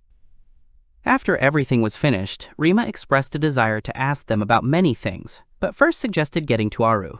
Rora agreed with this, realizing that they did indeed have a lot to talk about. Rima thought about what had happened as he walked forward. He remembered that he had originally just wanted to save someone, but had ended up in serious trouble. Having reached Aru, the girls washed up, after which Rora approached him and apologized for the wait. Rima sighed and suggested that they discuss everything during the meal. He told them not to stand there, rooted to the spot, and to sit down. Rora, hearing this, calmly refused. She stated that it was not proper for slaves to sit at the same table with their master. Rima was shocked by their appearance and immediately ordered the girls to get dressed. After this, he turned to them again, inviting them to take their places at the table quickly, as it was time for dinner. Rora immediately replied that they would eat later because they were forbidden to sit at the same table with the owner. Upon hearing this, Rima expressed concern that the food would get cold if they continued to refuse. However, Sarah, remaining calm, pointed out that slaves like them had never eaten warm food before, and so they were no strangers to this situation. Rama looked at them carefully and caught something familiar in their gaze, something he had seen before in similar circumstances. After a moment's thought, he decided to ask them a question, clarifying that they always obeyed their master's orders. Sarah confirmed this without hesitation. Rima continued to develop the idea, reminding that at the moment it was he who occupied the position of their master. Sarah expressed her agreement with the order received, emphasizing that since this was the will of the master, they were obliged to obey. Rema looked closely at the girls, noting that their appearance and demeanor created an atmosphere of awkwardness, as if their presence in itself carried some kind of tension. He felt the need to confirm one important point that was bothering him. He remembered that they had made a blood oath, which by all rights should have meant that he was now their rightful master, in control of their destiny. Rory confirmed his words without hesitation, explaining that their relationship as master and slave was sealed precisely through a blood oath. In addition, she clarified that this circumstance also led to them becoming his combat slaves, bound to him not only formally, but also at the level of obligations imposed by a magical oath. Rema was somewhat perplexed by this clarification, as he had never heard such a term before. Rora, seeing his confusion, hastened to explain the essence of this phenomenon. She explained that, in addition to the usual working slaves who perform physical labor, there are also combat slaves intended to participate in battles. However, despite their intended purpose, in most cases their power is sealed to eliminate any possibility of resistance or rebellion against their master. This control mechanism was put in place to protect slave owners from possible attacks, as combat slaves potentially possess considerable power, but cannot use it without the owner's permission. Rima began to ponder over what he had heard, and remembered that both girls had previously belonged to a merchant, which made him wonder how they had managed to voluntarily enter into a blood oath. He could not understand how slaves who were supposed to obey their master could freely change their allegiance and switch to a new owner. If such a change of master was possible, then sealing the power of combat slaves would lose all meaning, as it would lose its function of controlling them. Sarah, hearing his reasoning, tried to say something, but suddenly hesitated, as if she was faced with an internal contradiction and did not know whether to continue the conversation. Rora, noticing her hesitation, intervened in the conversation, calmly assuring her sister that everything was fine. She decided to reveal the truth, but first asked her new master to keep what she was about to tell a secret, emphasizing that it was extremely important information. Rima agreed without hesitation. Rora revealed what she had been carefully hiding from those around her. She revealed her real family name, explaining that their family name was Malfist. She told about their family's past, saying that her ancestors had served as senior knights in the kingdom of Quift, which was located on the western coast of the central continent, and had played an important role in the region's political life in the past. Rema, realizing the meaning of what was said, repeated her name, emphasizing that he now knew her real name. He thought more deeply about her origins and came to the conclusion that, being descended from a knightly family, they belonged to the nobility and in the past probably occupied a worthy position in society. Rora continued her story, telling of the tragic events that had taken place 5 years earlier. She explained that a war had broken out between the kingdom of Quift and the kingdom of Shador, the roots of which lay in disputes over tariffs and trade between the countries. She explained that their homeland had fallen as a result of the chancellor's betrayal, who had used his power to destroy the kingdom from within. Having lost everything they held dear, they were forced to flee. Their only means of escape was a ship that had disguised itself as a regular cargo vessel, allowing them to evade pursuit.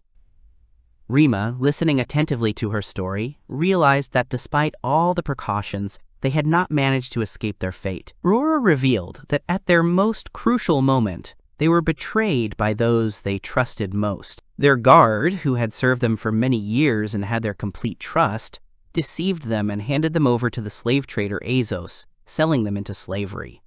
Rema, having deeply thought about what he heard, came to the conclusion that both girls had experienced many difficult trials, having gone through betrayal, captivity, and the complete destruction of their previous lives. Sarah, sighing heavily, added that they trusted their guards and could not even imagine how weak a person is before the temptation of profit, and how easily betrayal becomes part of human nature. Rema realized that if they had not been sold into slavery, they would most likely have been killed and not have had a chance to survive.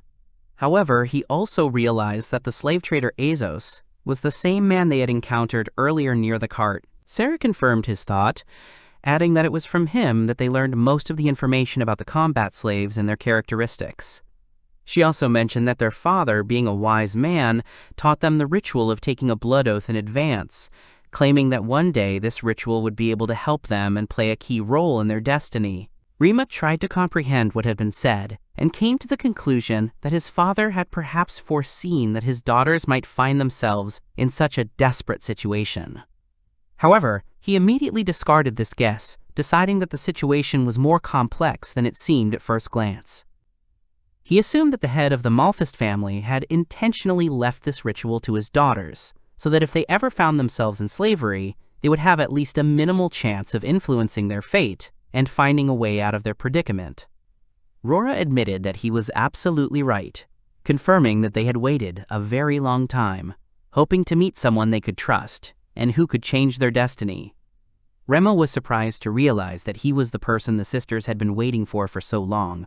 However, he could not understand why he was the one they decided to trust. Rora explained that the master was the one who once protected them, despite the fact that he had no need to interfere in that situation.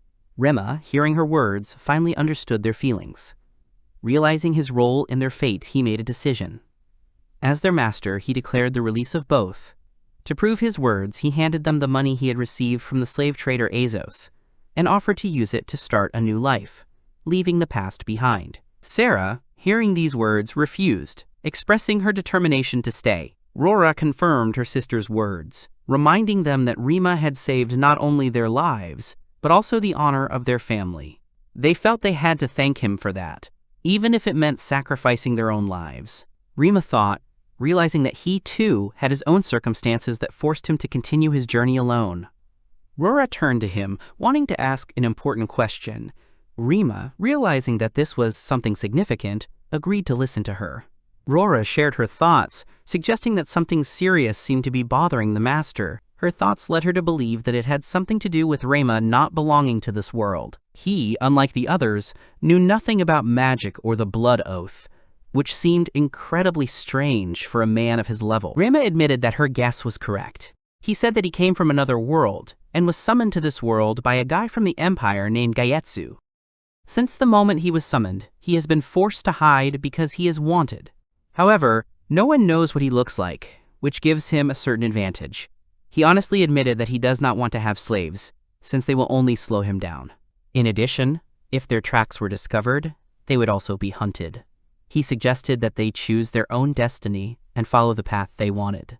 Sarah and Rora realized that their master was determined to free them, and, accepting his will, they agreed to obey. Rima was sure that such an outcome was inevitable. He asked them to consider that he would one day have to return to his world, which meant that their paths would inevitably diverge. Rora, not losing hope, suggested that he allow them to stay close, at least until he accomplished his plan. Sarah suddenly voiced an unexpected thought, suggesting that the owner could take them with him to his world.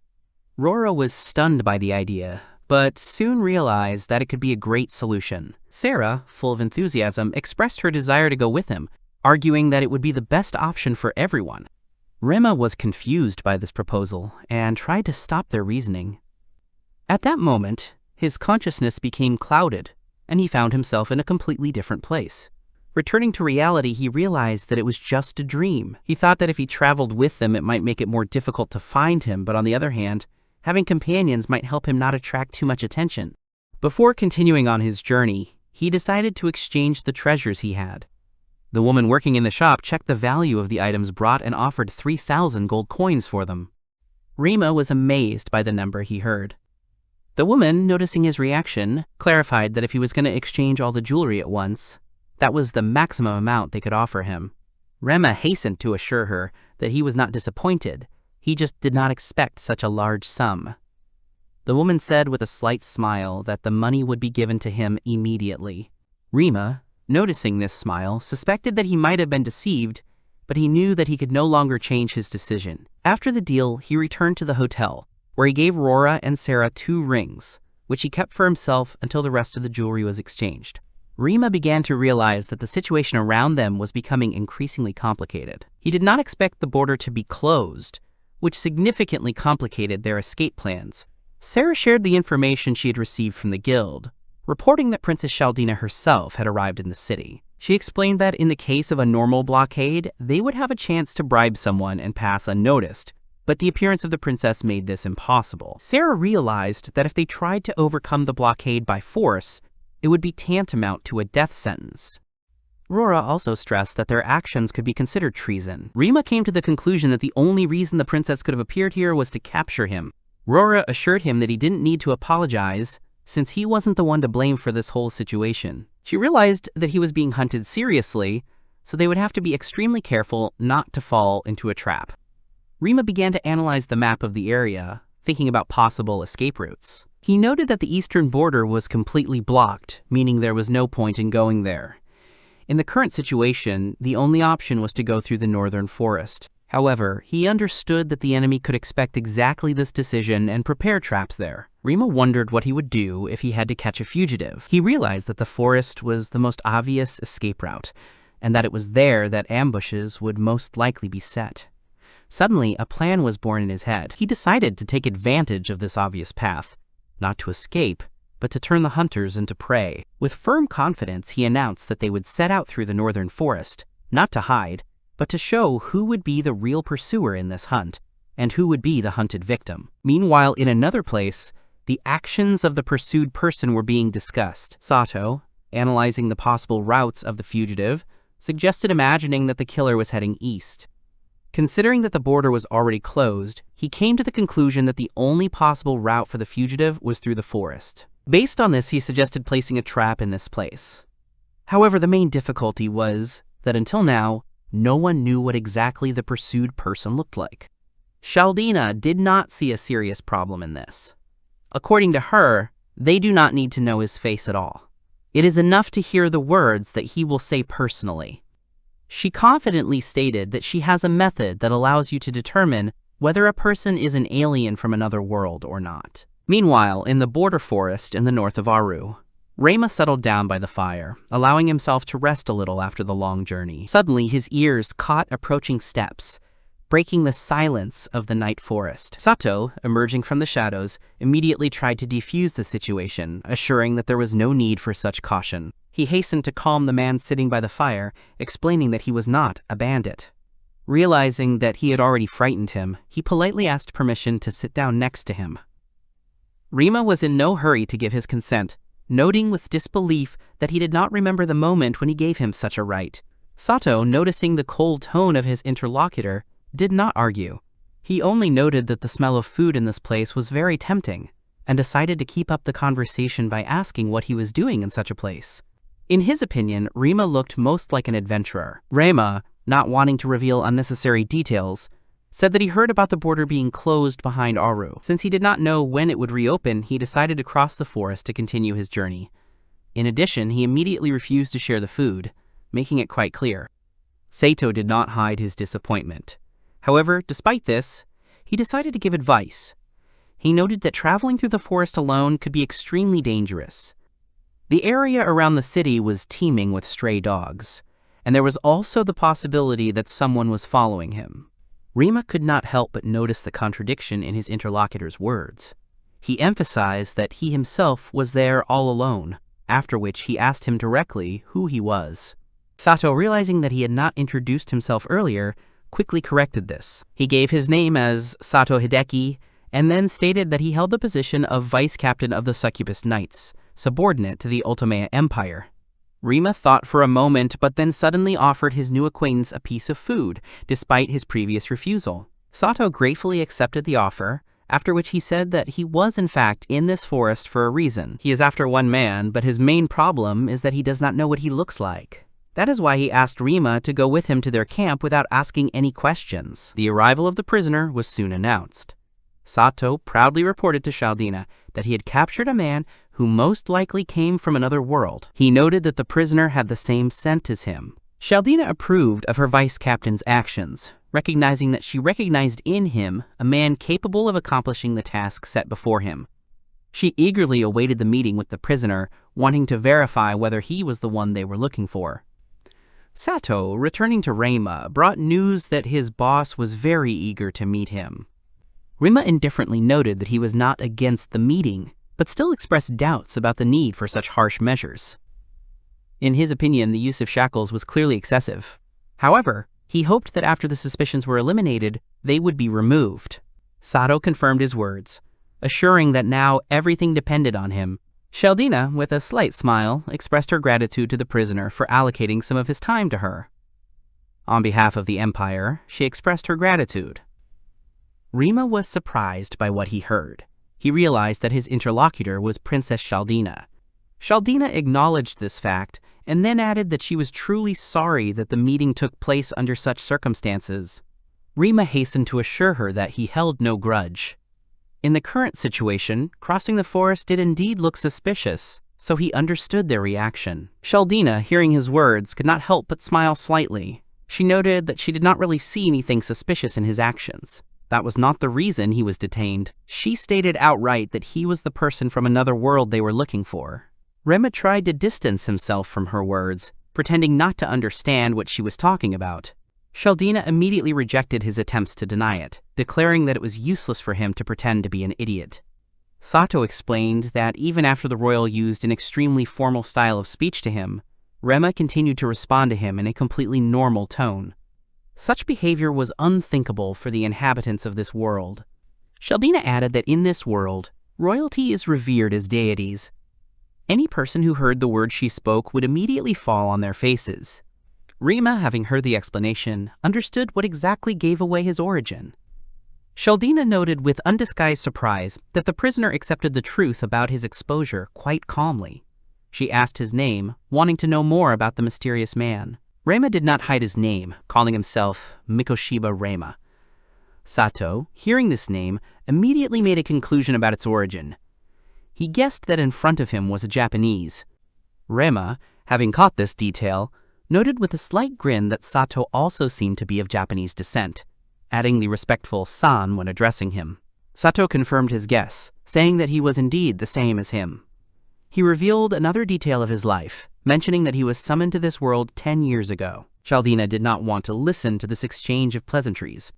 She cut the conversation short by announcing that Mikoshiba Rema would be sent back to the captain, after which a final decision would be made regarding his fate. Rima didn't show any concern, only sarcastically thanking her for her concern. Sheldina continued to think about him, expressing disappointment. Despite the weakness that all summoned ones experience immediately after being transferred to this world, he somehow managed to escape and travel such a long way. She considered it a shame. She noted that if he had been wise and willing to work for them, the process of unification of the lands would have been greatly accelerated. Rema, hearing such a proposal, only grinned, expressing his complete contempt for this idea. Sheldina was not going to give in. She reminded them that those who were summoned were usually obliged to obey the one who summoned them. At this moment, Sato had a disturbing thought in his mind. He knew that the princess's words were not true, because the summon's compulsion was not something absolute. However, something else was bothering him. He could not understand why Rima seemed so calm in this situation. The scouts could return at any moment, and even without them, their forces were more than sufficient to hold the prisoner. However, there was still an unpleasant feeling inside that something was wrong with what was happening. Sato, casting aside his doubts, made a decisive decision. He dared to disobey the order, asking the princess to forgive him for his impudence. Despite His Majesty's order that the prisoner be delivered alive, he insisted that he be killed right away. Sheldina was shocked by this action. Thoughts rushed through her head. Sato drew his sword right in front of her without waiting for permission. She immediately ordered him to stop, reminding him that he had dared to disobey a direct order from His Majesty. Sato made no attempt to justify himself. He admitted that he would gladly accept punishment for his impudence, but only after he had carried out his plan. He, addressing Rema, emphasized that since they both came from the same country, he would give him the opportunity to say his last words before his death. Rema only replied indifferently that he had nothing to say. Sato noted with respect that the prisoner had at least a drop of courage. Rema, however, did not agree with this remark. He coldly said that courage had nothing to do with it, since they would be the ones who would meet their death in this place. Before anyone could process the meaning of his words, Sarah's voice cut through the air. She cast a spell, calling upon the powers of the fickle winds and commanding them to cut down her enemies. Sato, acting on instinct, immediately shielded Sheldina with his body. He turned to the princess in a panic, asking if she was hurt. Sheldina, although shaken, assured that she was fine. However, she could not understand what had just happened. Sato was stunned as he thought about what had just happened. The thought that magic had just been used flashed through his mind like lightning. Rima appreciated Sarah's timely appearance, expressing his gratitude to her for arriving at the precise moment when it was needed. Sarah, watching him with relief, expressed joy that he was not hurt. Sato realized with alarm that this was not just Rima's ally, but a full-fledged comrade who was willing to use magic for him. Rima, amazed by the precision of her spell, noted that Sarah managed to perform the attack without hitting him once. Sarah calmly confirmed that this was how it should be, because she was his slave, and therefore her actions could not harm him. Sato was shocked and tried to comprehend what he had heard. The word slave that came from her lips gave him the feeling that the situation was much more complicated than he had expected. Rima immediately wondered where Rora was and asked if she was okay. Sarah hastened to calm him down, explaining that her sister was currently dealing with the remaining enemies. Rora immediately appeared, saying that she had already finished the battle. She noted that the soldiers were not prepared for the magical attack, which was a fatal mistake for them. Sato couldn't believe his eyes. Thoughts whirled through his head, destroying all his ideas about the world. The combat slaves not only demonstrated incredible combat skills, but also possessed magic. In this world, only a few people could use magic, and if such people decided to work for the Empire, they were automatically given the rank of knight. It all depended on their abilities. One mage could be equal to an entire army, and the fact that these girls possessed such powerful magic turned the whole situation upside down. Sheldina, still not fully understanding what was happening, asked in a trembling voice who they were. Sarah and Rora, without a moment's hesitation, answered simultaneously. They emphasized that all enemies of their master automatically became their enemies. Their existence belonged to the master, and they obeyed only him. Sheldina looked at the girls carefully.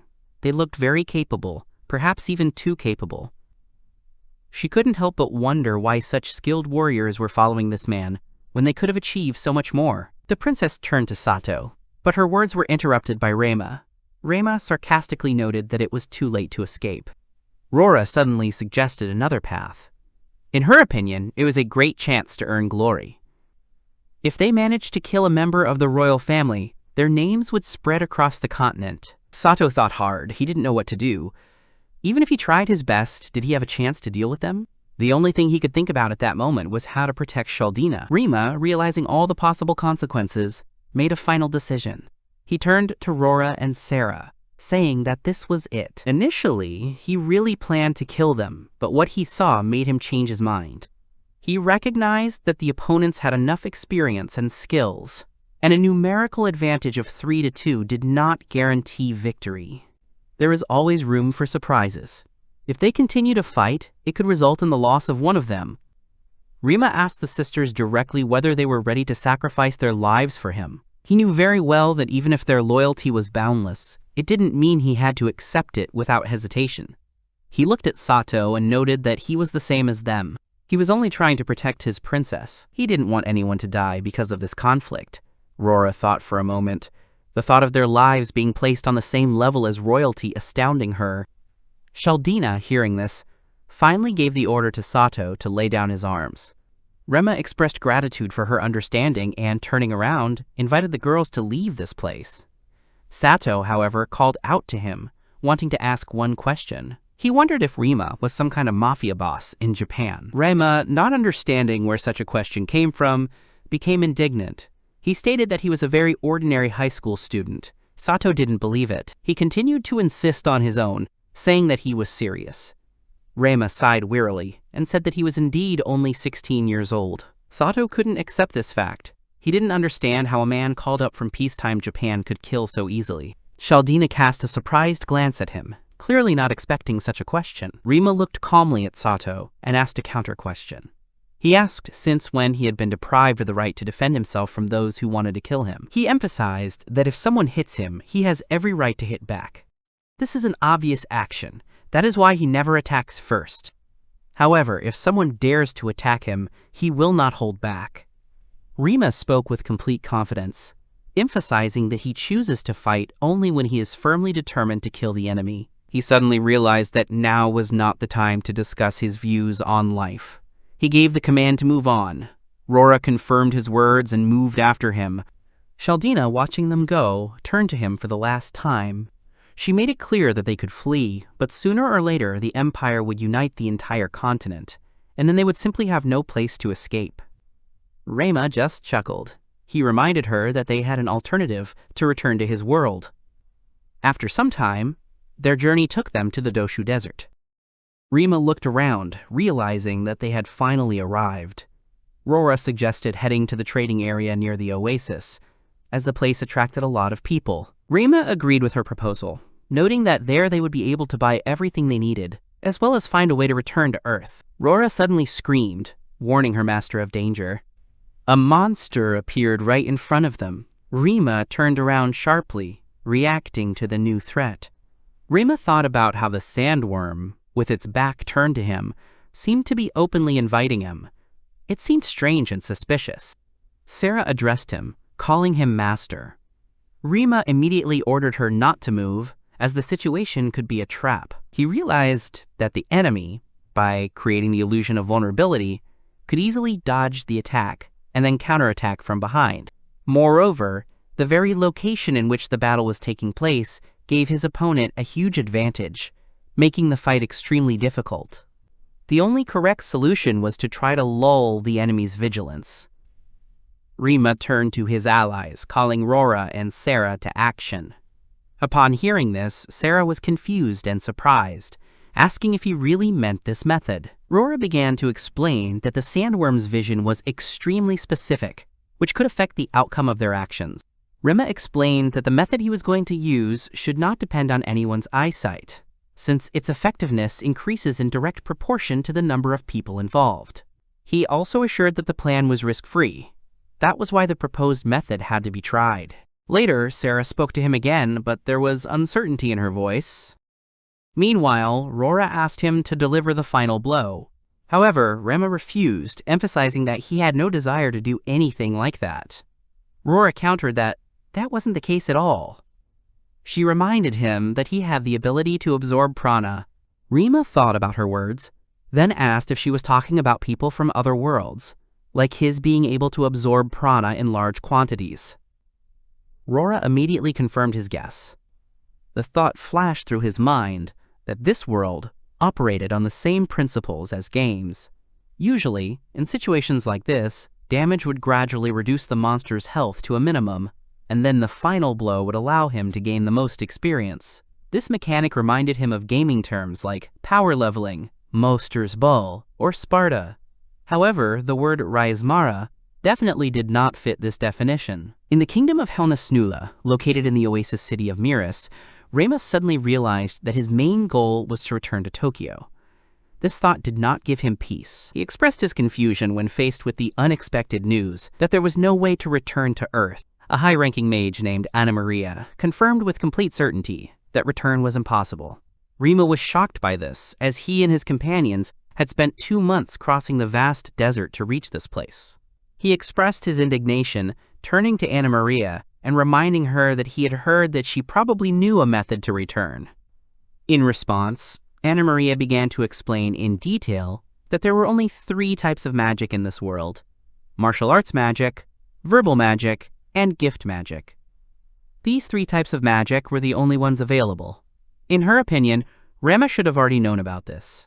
The first type, martial arts magic, is designed to enhance physical or combat characteristics. Its distinctive feature is the lack of need to cast spells, but at the same time it acts exclusively on the caster.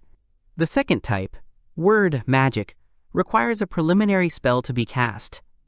It is based on the offering of prana to certain entities, such as gods, demons, or spirits, which allows various supernatural phenomena to be evoked.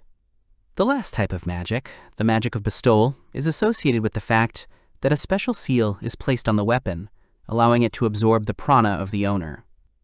Among all these types, summoning magic belongs to word magic. Rima, understanding the essence of what was said, agreed with this.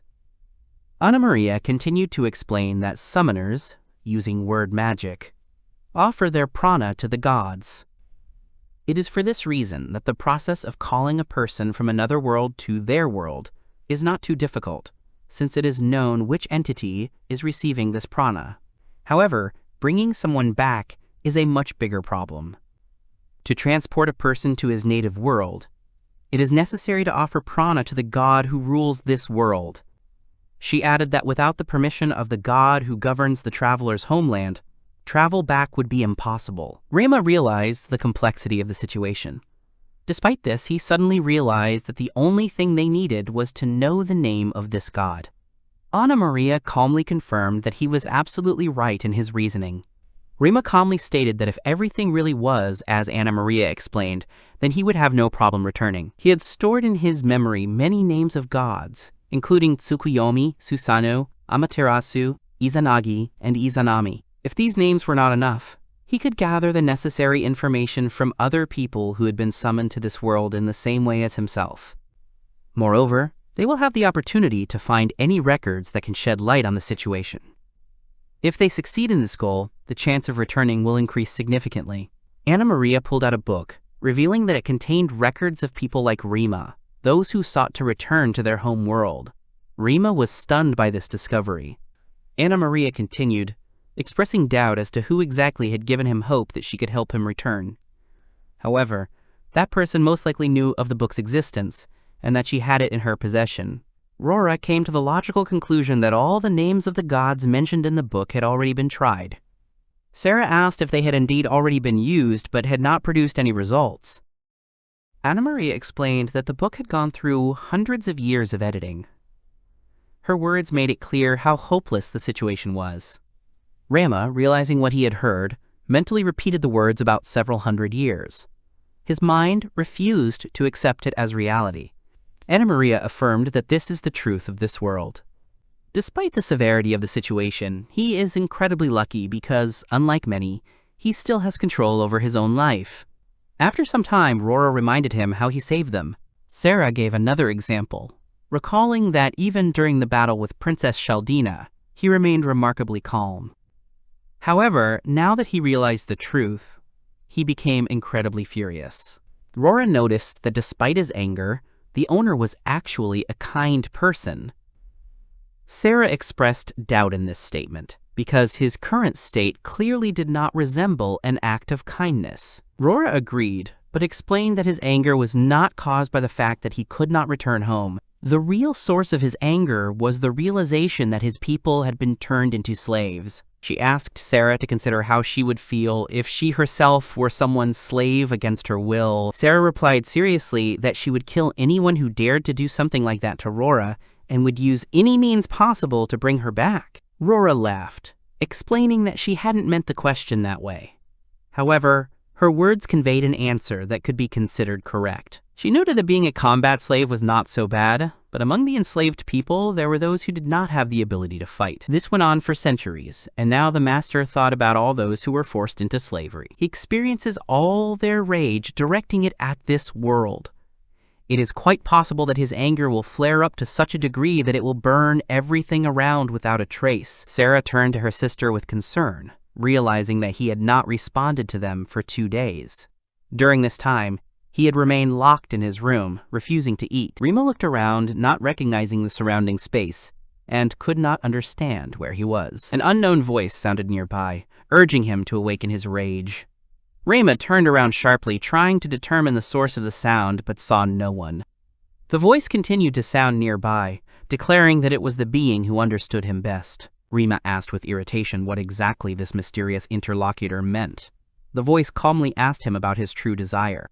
Rima thought for a moment, then replied that he wanted to return home, where his grandfather and Aska were waiting for him. The voice confirmed that such a possibility existed, but it was not zero, but required appropriate sacrifices and determination. He asked if Rima understood what exactly he had to do. The mysterious interlocutor urged him to become angrier and think about who was really to blame for all his misfortunes.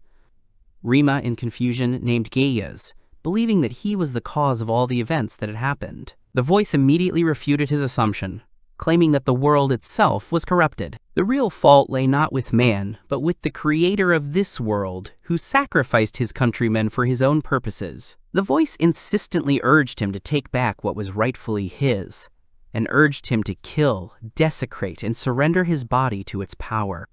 It claimed that Rima had enough power to destroy this world.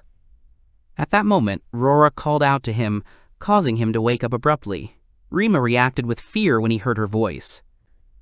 Sarah, concerned about his well-being, admitted that they had heard him screaming.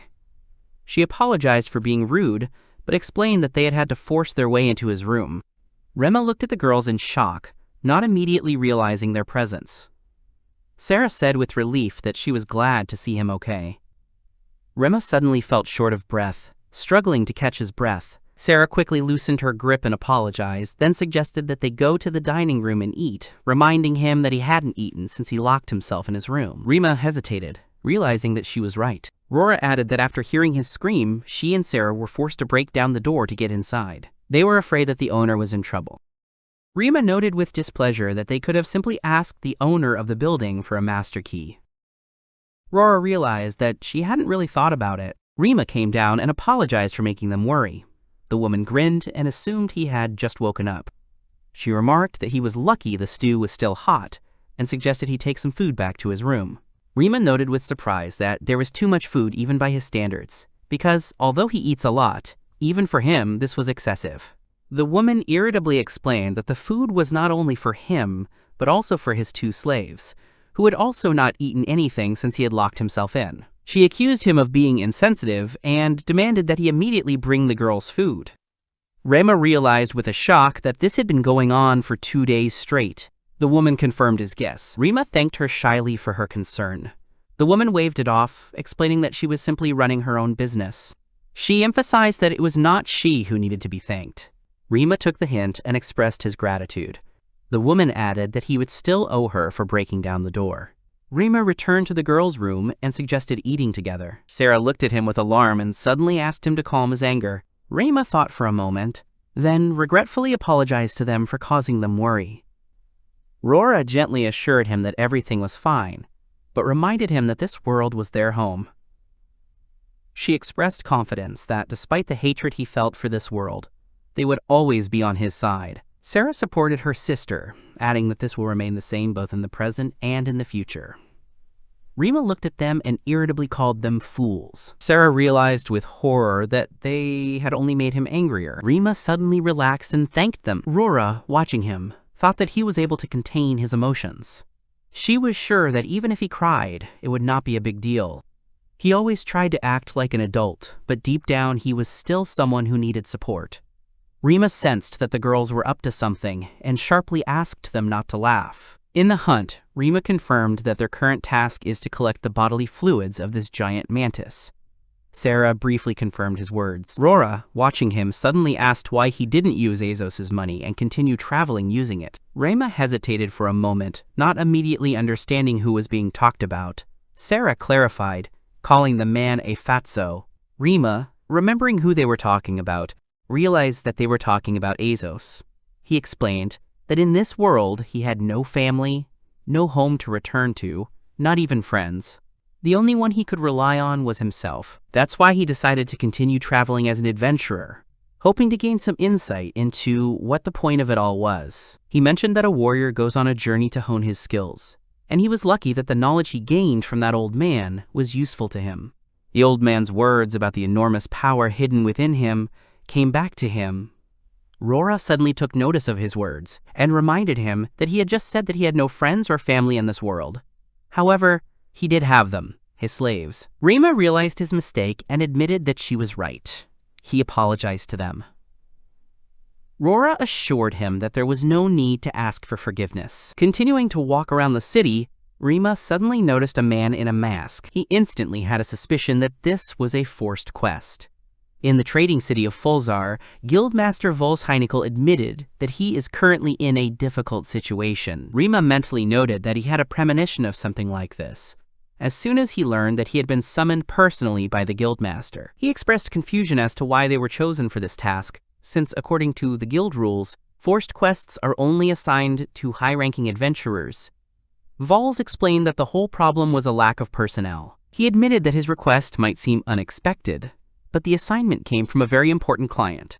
Rora clarified that their mission was to escort a group of merchants from this city to the kingdom of Rhodesaria. She asked what would happen if they refused. The guildmaster warned that if this happened, their guild licenses would become temporarily invalid, and in the worst case, they could be revoked. However, to compensate them for this work, the reward for completing the task will be very high. In addition, several mercenaries will go with them, and they will be provided with the best equipment. Rima looked at the provided equipment with suspicion, trying to figure out if it was really the best. The captain of the Crimson Lion mercenaries, Leona, remarked that this quest seemed strange to her. She made a thorough check and found that the merchants they were supposed to be escorting had no cargo with them. The only reason she agreed to the task was the high pay. She wondered if they had failed the quest before it even began. Then Leona introduced herself, saying that she would be their companion on this journey. Rima replied that he was glad to meet you. Leona pointed to the man next to her, calling him her right-hand man, Bowles. The man looked at them appraising Ly and noticed that, apparently, they were the adventurers hired for escort. However, there was a clear distrust in his voice, as there were 2 girls and a guy with a one-handed weapon standing in front of him, which, in his opinion, did not inspire much of a sense of security. Rima asked who this man was. Rora assumed that this was the same client who had submitted the quest request. The man, whose name was Masara, exclaimed with interest that these twins were probably combat slaves. He noted that such cases were rare and expressed his willingness to find them a better owner. There was a hint of condescending disdain in his voice as he added that the girls were far better off in bed than out on the battlefield. Rima politely approached Masara, offering to show him a secret, otherworldly technique to cement their meeting.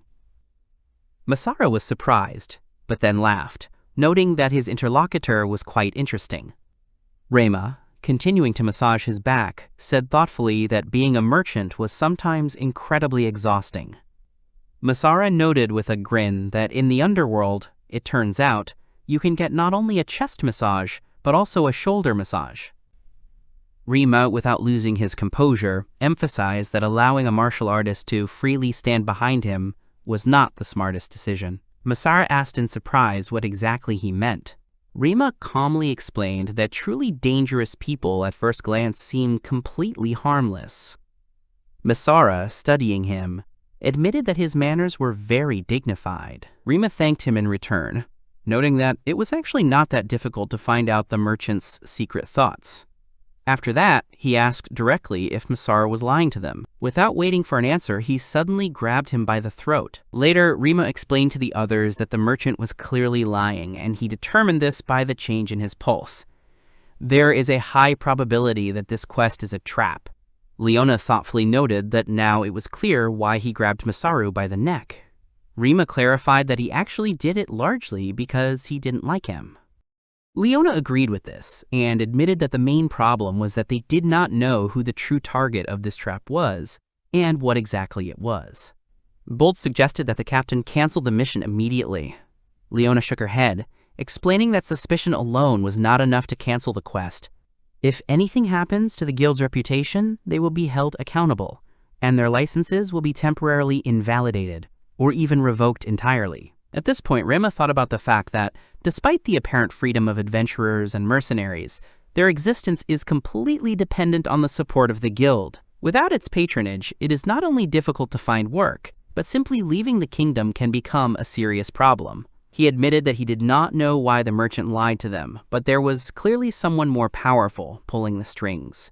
The likelihood that Masara was a spy was very high, and the chance that he was the target of this whole situation was extremely high.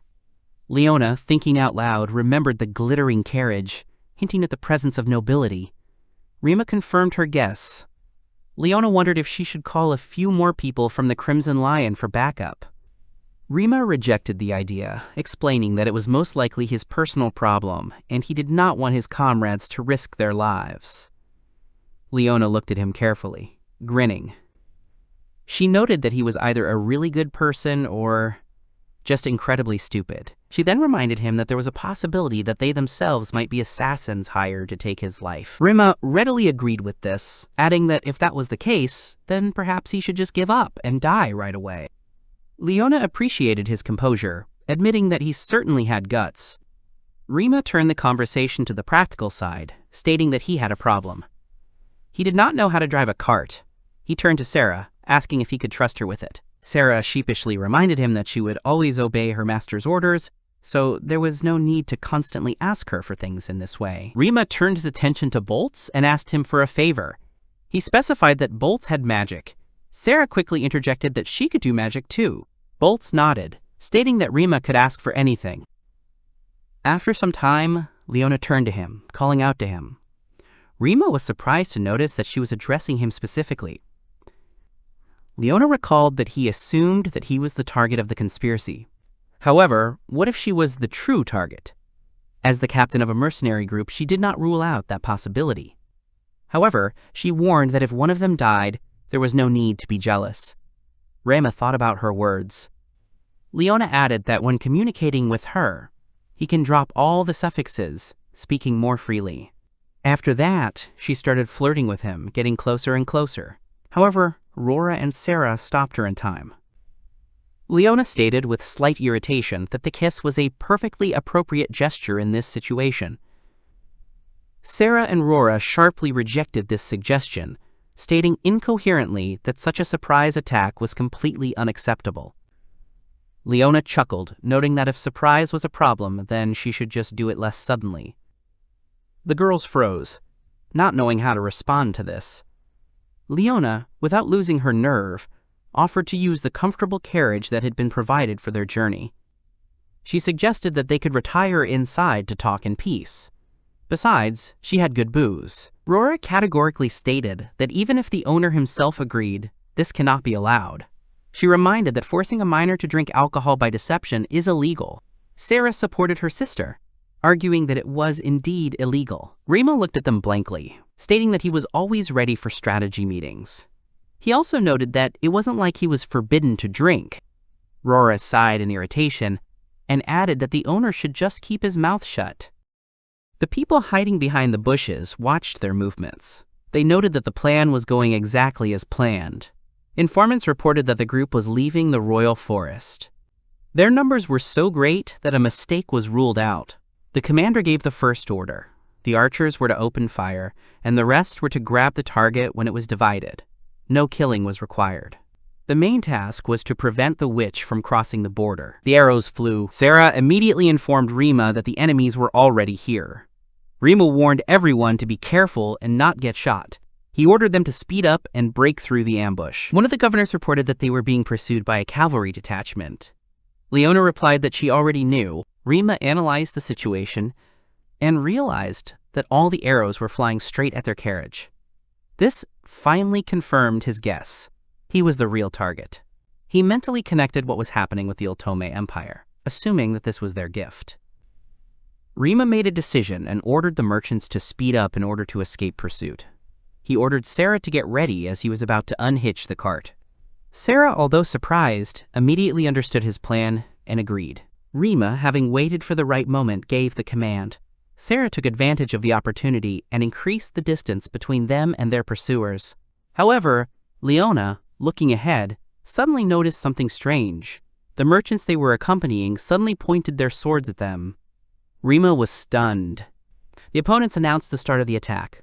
Rima mentally analyzed the situation. They began to be surrounded from both sides, which was what he expected. However, he was surprised that the merchants began to fight each other.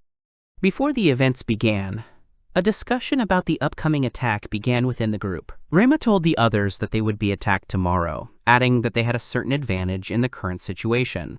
He explained that they knew in advance about the trap that the enemy was preparing for them, and this knowledge gave them the opportunity to prepare. Liana thought about his words and expressed doubt that this information could be useful to them.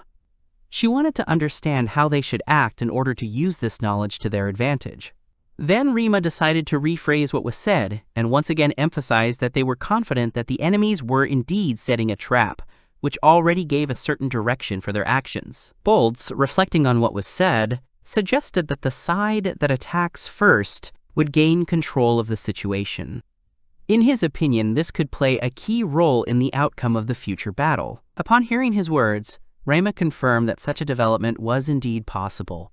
He then drew attention to an important point, expressing the idea that if they could determine the location of the attack in advance, it would give them an even greater tactical advantage. At this point, they were still a group of mercenaries, escorting merchants to Rhodoceria. They were not wanted for any crimes, meaning they could move freely without fear of being caught by the authorities. Rima noted that regardless of whether he or Liana was the enemy's target, if the attackers decided to attack them openly, it would put them in an awkward position. Such an attack would be considered a crime. He drew a parallel with their own situation, reminding them that just as they could not unceremoniously harm Masara, who claimed to be a simple merchant, their enemies could not attack them openly either. The enemy will be forced to choose a more deserted place to attack. For this reason, the likelihood that they will bring a huge army with them is extremely low. It is much more likely that the enemy will try to organize an ambush, since this will allow them to use the geographical advantage, compensating for the numerical disadvantage. Boltz thought about this and repeated with interest the geographical advantage, considering its significance. He was worried about whether they themselves would be able to take advantage of it if the situation allowed it. However, he was worried about the possibility that the enemy would choose a random place for an attack, not matching their expectations. Rima did not think this was possible, as he assumed that a small group of attackers would be forced to act rationally. He explained that a strategist who could not choose the best option for an attack would inevitably face condemnation from his allies. Moreover, such an approach would have a negative effect on the morale of their unit. In his opinion, if a plan was based solely on random choice or mood, then other members of the group would not be able to accept it silently and would probably voice their displeasure. Boltz, who had been listening attentively until then, suddenly turned to Liana and asked her jokingly if she was tired of all these long discussions. To this, Liana easily replied that she could not hear him. After this, Rema moved on to a more specific analysis of the situation. He informed the others that the valley located near the border of Rhodoceria seemed very suspicious to him. In his opinion, this particular part of the mountains could be an ideal place for an ambush if the enemy wanted to take advantage of the natural advantages of the terrain. Liana thought about his words and then suggested that the enemy might attack at night, when their squad would be less prepared to resist. However, Rema considered such development unlikely. He explained that in the dark, there is a high risk that attackers will accidentally damage their own allies. It will also be much more difficult for them to accurately identify their target. He added that any enemy who shouts his name loudly before attacking is likely to be an idiot. At that moment, a thought about Sato flashed through his mind, distracting him for a moment. Liana noticed his reaction and asked him, puzzled, what he meant. Rema suggested not to deviate from the topic and summed up their discussion. He reminded them that the attack would most likely occur in the valley near the border of Rhodoceria. Then he emphasized that the presence of mages among the enemy could pose a threat to them. Assessing the opponent's potential abilities, he concluded that they were unlikely to have any special means against magic. However, he assumed that the enemy might resort to using natural factors such as rockfalls or fire arrows to create chaos among their group. Rema also warned everyone to be extremely careful with the merchants once the attack began. He suggested allowing the merchants to run ahead once the ambush was in place.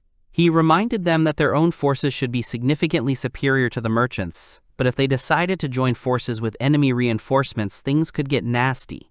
Liana noted that if they were not careful, they could end up in pincers, which would put them at a disadvantage. Rema believed that even such an outcome was not critical. Liana wanted to understand why he thought this way, and asked him to explain his point of view. Rema then explained that pincers were only an effective tactic against an enemy equal in strength to the attackers. However, their group had to be considerably stronger. Even if they were surrounded on both sides, they would still have the opportunity to fight their way through the enemy lines. When the ambush began, Rema had the idea that it was not only the enemies who could prepare a surprise. He perceived what was happening as part of their planned plan, but suddenly he stopped short, feeling a sense of confusion. A sudden thought flashed through his mind that something had gone wrong. He was overcome by a suspicion that the merchants they were escorting were not who they were thought to be. Liana immediately became alarmed and turned to him to make sure he was okay. Rema quickly came to his senses, answered her, and then immediately asked how she was. After the battle, Liana reported that the bloodline members were okay, but several mercenaries were killed. Now they had to decide what to do next. According to their plan, they had to immediately remove the remaining people from the battlefield. Rema considered the situation and came to the conclusion that they should stick to the course they had set. He confirmed that they were continuing to act according to plan. After this, he turned to Liana with a request to gather all the scattered mercenaries so as not to leave them in the chaos of the battle. Liana confidently replied that she could handle it. Rema gave her the command to move forward and carry out the assigned task. Meanwhile, a commotion began among the ambushers. One of them reported to his captain with surprise that there was no one in the carriage they were examining.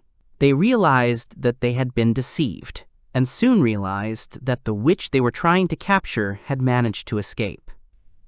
Filled with rage, they began giving orders to pursue her and not let her escape. At that moment, a thought flashed through Rema's mind. He was struck by the fact that the attackers called someone a witch. Liana watched the enemy's reactions and concluded that their plan had worked. She praised Rema for fooling them, saying that they had swallowed the bait completely. Rema, however, had doubts. He admitted that even now, he can't shake the feeling that something is wrong. Liana replied that further events would depend not on them, but on who they entrusted with the final part of the plan. She admitted that she had high hopes for this girl. Before the events, at this time, Rora was under a tree, sitting alone. Rema walked up to her and quietly said her name, getting her attention. Rora perked up, immediately calling him master. She looked embarrassed and guilty. The next second, she lowered her head and began to apologize, saying that she would immediately begin preparing for the next day. Rema was surprised by this statement and hastened to explain that he had not come for this at all. He wanted to tell her something important. Rora became wary. Her voice wavered, and she assumed he was going to send her away. Rema was confused when he heard such a reaction. Rora didn't give him a chance to answer right away, saying that she had expected this outcome. She was sure that he hated battle slaves. Rema was completely confused by her words and tried to clarify what she was talking about. Rora, however, continued to develop her thought. She guessed that Rema liked thin and soft girls. She said with confidence that she had known it all along. Then she looked at herself and decided that her muscles looked disgusting. Rema was quick to point out that this was not the case, and even tried to explain that he actually considered her physical fitness to be excellent. However, the conversation went too far, and he did not have time to insert the necessary words. Rora suddenly changed her tone, saying that she wanted to understand exactly what she was supposed to do. Rema confirmed that this was an important task that only she could handle. He reminded her of the conversation they had when they first met. He then explained that he wanted to trust her to carry out the final stage of their plan. Once they deploy and begin to lure the enemies, they will need to reach the magic circle. Once the enemies are inside, they will be trapped without even realizing it. When Rema gives the signal, he wants Rora to use her magic to neutralize the enemies. Rora immediately agreed. She declared that she would do everything in her power to accomplish this task. There was determination in her voice. She assured him that no matter how many enemies came against them, 100 or 1,000, she would destroy them all. Rema approved of her attitude and reminded her that their opponents would be riding horses. Rora considered this and admitted that using word magic against such fast targets could prove problematic. She noted that the wind slash was not stable enough to be effective against riders. Rema explained that it was for this reason that he decided that bolts would help her in this matter. Rora thought about it after hearing this. She remembered that Bolts was Liana's right hand, and also the heart of the blood lion. After some thought, she expressed her desire to help him in battle. She acknowledged that in matters of magic and combat, Bolts would likely surpass her. Rema disagreed. He reminded her that she was his battle slave, and therefore ranked higher than Bolts in their squad. He insisted that she be the one to carry out this task. Rema stressed that only she could help him complete the plan. When the moment came, Rora remembered Rema telling her that she was the only person who could turn the situation in their favor. Meanwhile, the ambushers continued their search. They were sure that they could not allow the witch to escape. Their commanders gave orders to kill everyone who was nearby. They declared that no one should leave here alive. The mercenaries began to make noise, as one of them asked worriedly what they should do now. He noticed that the merchants were also heading in that direction. Under these circumstances, they might just be swept away along with the enemy. Rema thought about the merchants at that moment. They were neither his enemies nor his allies. They were also not people sent by the Empire to get him. The only people he considered as targets were those who tried to attack them. He had already done what was necessary, using the carriage as bait. Now all that was left was to erase their tracks. Thinking about it, he came to the conclusion that the merchants never attacked them directly. Their role in this story was limited to being the initiators of events. Suddenly, he turned to Sarah, calling her name. Sarah responded immediately, waiting for instructions. Rema warned her that if she didn't want to fall, she should hold on tighter. Then, he suddenly asked her if she liked the merchant. In response, Sarah recalled something she had once heard him say. The merchant had mentioned with a grin that a female battle slave was a rare specimen. Sarah answered without hesitation. She admitted that she hated him. Rema turned his gaze to Liana and asked her the same question. Liana also remembered the merchant's words. He said that young girls were much more in demand, but not on the battlefield, but for the pleasures of bed. There was no doubt in her voice when she answered. The hatred she felt for him was deep, piercing to the very bones. Rema was satisfied with what he heard. Then he gave the order to Sarah to move forward. Sarah accepted the order without further question and obeyed immediately. Rema raised his sword and shouted Rora's name loudly. Rora responded instantly, casting a spell upon the land. She asked the Earth Mother to create giant spears that could pierce everything in their path. She called upon nature to unleash its wrath and destroy its enemies. Her magic gave birth to the stone bamboo, a powerful spell capable of turning the battlefield into a deadly trap. Liana wasted no time and ordered to check if there were any survivors among the enemies. Rima turned around and saw Masaru, and then turned to him. He wanted to know if he was okay. Bolts came to them and reported that he had counted the number of survivors. Rima thanked him and noted that he had done his job quickly. He then reflected on how they managed to destroy almost all of their opponents, despite it being their first time using magic together. In his opinion, Bolts and his allies' synchronicity was top-notch. Bolts responded with restraint that all the credit went to the young lady. He admitted that it was the first time he had been able to experience woven magic, and even felt grateful for the opportunity.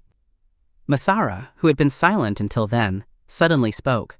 His voice was shaking with indignation. He couldn't believe what they had done. He didn't understand how they could do this to their customer. Rima noted indifferently that the moment the merchants drew their swords and began waving them in battle, automatically meant that they could no longer be considered their customers. He did not think that they had done anything terrible. Masara was stunned by what he heard. Rima looked at him with a cold expression and said that his people were not real traders to begin with. Masara panicked. He looked at the sword in Rima's hand with confusion and asked him anxiously why he had drawn his weapon. Rima answered calmly. He explained that he was doing this for one simple reason, to calm him down forever. Masara tried to object. He desperately began to justify himself. He stated that the real culprits of all this were the Knights of Rhodesia. They were the ones who always wanted to look like heroes, killing people without remorse. He called them the dumb curs of the kingdom. Rima listened to him attentively and became interested. He decided to find out who Masara really was. Masara tried to think of an answer. After a moment, he said that he was just a slave trader. He admitted that he had been trying to escape his past as a thief for a long time. Then he moved on to begging for mercy. He offered a deal, saying that if they spared him, he could sell them any slave he wanted at a good price. Rima was taken aback by his words. He could not understand who these people were and why they were drawn into this conflict. Masara, meanwhile, continued speaking. He turned to Rima and stated that he looked no better than a rookie adventurer. Bolts, observing him, concluded that Masara knew much more than he seemed to. He expressed the opinion that they should beat even more information out of him. Rora was fired up by the proposal and offered to take it on herself. Bolts, however, gently stopped her, saying that a young lady should not overburden herself with such work. Masara, horrified, began to beg them to stop. He tried to convince them that he deeply regretted the deception. Rima chuckled and noted that since he had really deceived them, he could not complain about what would happen to him next. Meanwhile, the ambush commander was completely confused. He did not understand what was happening. They had been chasing the witch all this way because they were sure that she would become a serious threat in the future. Rima turned to him and called him by name. He recognized him as the captain of the Rodsyria Imperial Guard, Mikhail Danasha. He then spoke of the next heir to the throne of Rhodesia, who was so desperately sought. Mikhail, looking at Rora, turned to her, asking an important question. Rora introduced herself and stated her name. However, Mikhail was not satisfied with this. He specified that he wanted to hear her last name. Rima was surprised by this request. Michael explained that a man could not claim the throne if he had an unknown lineage. Rima immediately realized that this could become a serious problem. It was no longer possible to use the Malphus name. Thinking quickly about the situation, he called out another name. He announced that the girl's full name was Rora Mikoshiba, and he himself is her brother. Mikhail doubted this and asked whether Rima was really her younger brother and not her older one. Rima just chuckled. He noted that he was neither her older brother nor her father. Mikhail silently realized his defeat. Then he made a decision and said that he had lost. He asked to be killed quickly. Rima refused, explaining that he had no reason to do so right now. Mikhail looked at him doubtfully and asked if this meant that he would still be killed when it became necessary. Liana calmly stated that life would show. However, she reminded him that he himself had tried to kill them. Rima added that at least they were not his enemies. Michael frowned, not understanding what he meant. He asked if they were sent by the nobles. Rima confirmed that this was not the case. He then stated that this was the crux of the problem. Now he wanted answers. He offered Mikhail to share information, and then they would answer his questions themselves. However, Mikhail did not have time to say anything. Rima grabbed him by the throat in a flash. He said ironically that it was just a good luck charm. He assured him that he meant no harm, but advised him to stand still. Mikhail didn't know how to react to this. Rima called Sarah over. Sarah stepped forward and introduced herself. She said that she would be the one asking the questions. Michael looked at her and wondered if they were twins. Sarah began the interrogation. The first question was whether Michael's people were really the guardians of Rod Syria. The second was about the reasons for the attack on the trading group. She wanted to find out if it was a fight for the throne. The third question was to clarify whether the attack was planned to protect the princess. The fourth question concerned their confrontation with the nobles under the queen's rule. The fifth point discussed was the sudden death of the king, and the fact that the eldest princess should be the first to ascend the throne. The sixth question concerned the actions of the nobles, who used the king's will as a defense in supporting the second princess. Rima watched Mikhail carefully. He saw how difficult it was for him to answer such questions. However, he could not blame him for it. Sarah asked the last question. She clarified whether the person Mikhail wanted to kill was the one everyone was talking about. Rima came to the conclusion that everything fit together. Now he was worried about only one thing. What would happen next? Liana thought about it and realized that they were being used as bait. The enemies had swallowed the bait completely. Rima assumed that the guildmaster, who at first glance seemed like an innocent little angel, was actually playing a double game against them. Bolt suggested turning to other guilds in the city for help. Liana thought it was a bad idea. She doubted that anyone would believe them without hard evidence. Rima noted that the risk in their situation could lead to them being caught. Rora thought about it and suggested an option. She suggested that everything could end if Vols eliminated Shira. Rima agreed with this. However, he noted that even if they could prove Vols's involvement in all this, their chances of winning would remain slim. He remembered that the mere sight of the luxurious room in Fulzard had spoken volumes. He concluded that for a man like Vols, accepting a bribe to hide the truth would be no problem. Rora spoke first, reminding them that Fulzard was a major commercial city. To resist the power and influence of the guildmaster who governed such cities, it would require considerable strength and support. Rema, lost in thought, turned his attention to Bolts. He wanted to know his opinion of Masar, not from the point of view of his personality, but as a warrior. In his opinion, he would never open his mouth, even under torture. Liana suddenly said the word rod, as if picking up his thought. Bolts confirmed that he had brought the rod with him. He then calmly stated that he was going to shove it up Masara's ass. He explained that torture would have no effect on such a man, but that such a method might make him talk. Rima didn't know how to react to this. Rora, upon hearing his proposal, admiringly declared that she would definitely write down this method for the future. Rima just sighed heavily, not knowing what to answer. Mikhail, ignoring their conversation, spoke gloomily. He refused to acknowledge what was happening. His voice trembled with rage. He stated that the real first princess was a lie perpetrated by the nobles. The only legitimate heir to the crown, in his opinion, could only be Madame Lupus. Rima calmly agreed with him. Michael was stunned by his words. Rima continued, explaining that the girl was not the illegitimate child of the previous king and had no connection to the royal family. He called her his companion, but also noted that she was indeed of noble birth. Sarah intervened, claiming to be proof of these words. She explained that they were twins. Mikhail froze, not believing his ears. Rima said they were deceived. Mikhail couldn't listen to this to the end and abruptly cut him off, demanding that he stop talking nonsense. Rima calmly urged him to calm down. He explained that he simply wanted to compare two stories, the story of the thief Masara and the information of the Knights of Rod Syria. Then he began to recount the details of the events. A few months ago, after the death of the king, the first Princess Lupus was preparing for the coronation. However, suddenly, information spread about a girl from a neighboring country who had the same bloodline as the king. This girl was declared an illegitimate child with royal blood in her veins. Rima explained that the fact that the monarch had an illegitimate child was not unusual. It had already been confirmed that she was indeed of royal descent. However, unexpectedly, This illegitimate child, who had no status, was declared the legitimate heir to the throne. This happened at the very moment when the first princess officially announced her intention to take the throne of Rhodesia. The leader of the nobles, the Marquis of Gelhart, produced the will of the late king, which he said confirmed the rights of the illegitimate child living in Maiste. The Knight faction, which had always supported the princess, began to doubt the authenticity of the will. As a result, a bitter war for the throne broke out between the two factions. Lorina's side stood knights who were skilled in battle but had no understanding of government at all.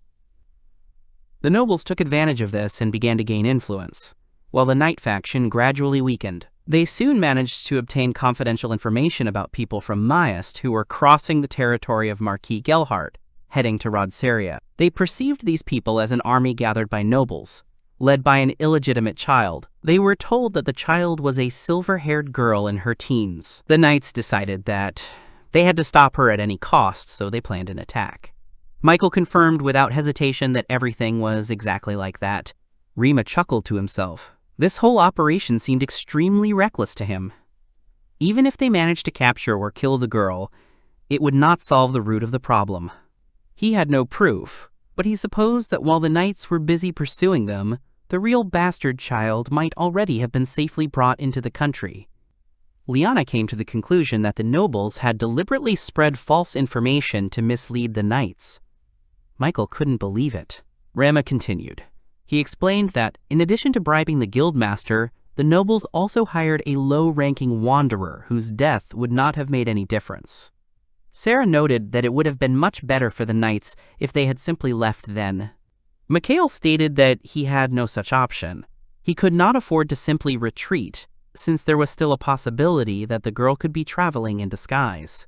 Moreover, their group had appeared too timely, which finally convinced him that the pursuit was right. Rima noted that this is how it should happen when people are deceived. Baltz concluded that Valz even hired Masaru to get rid of the knights and gain the favor of the nobles.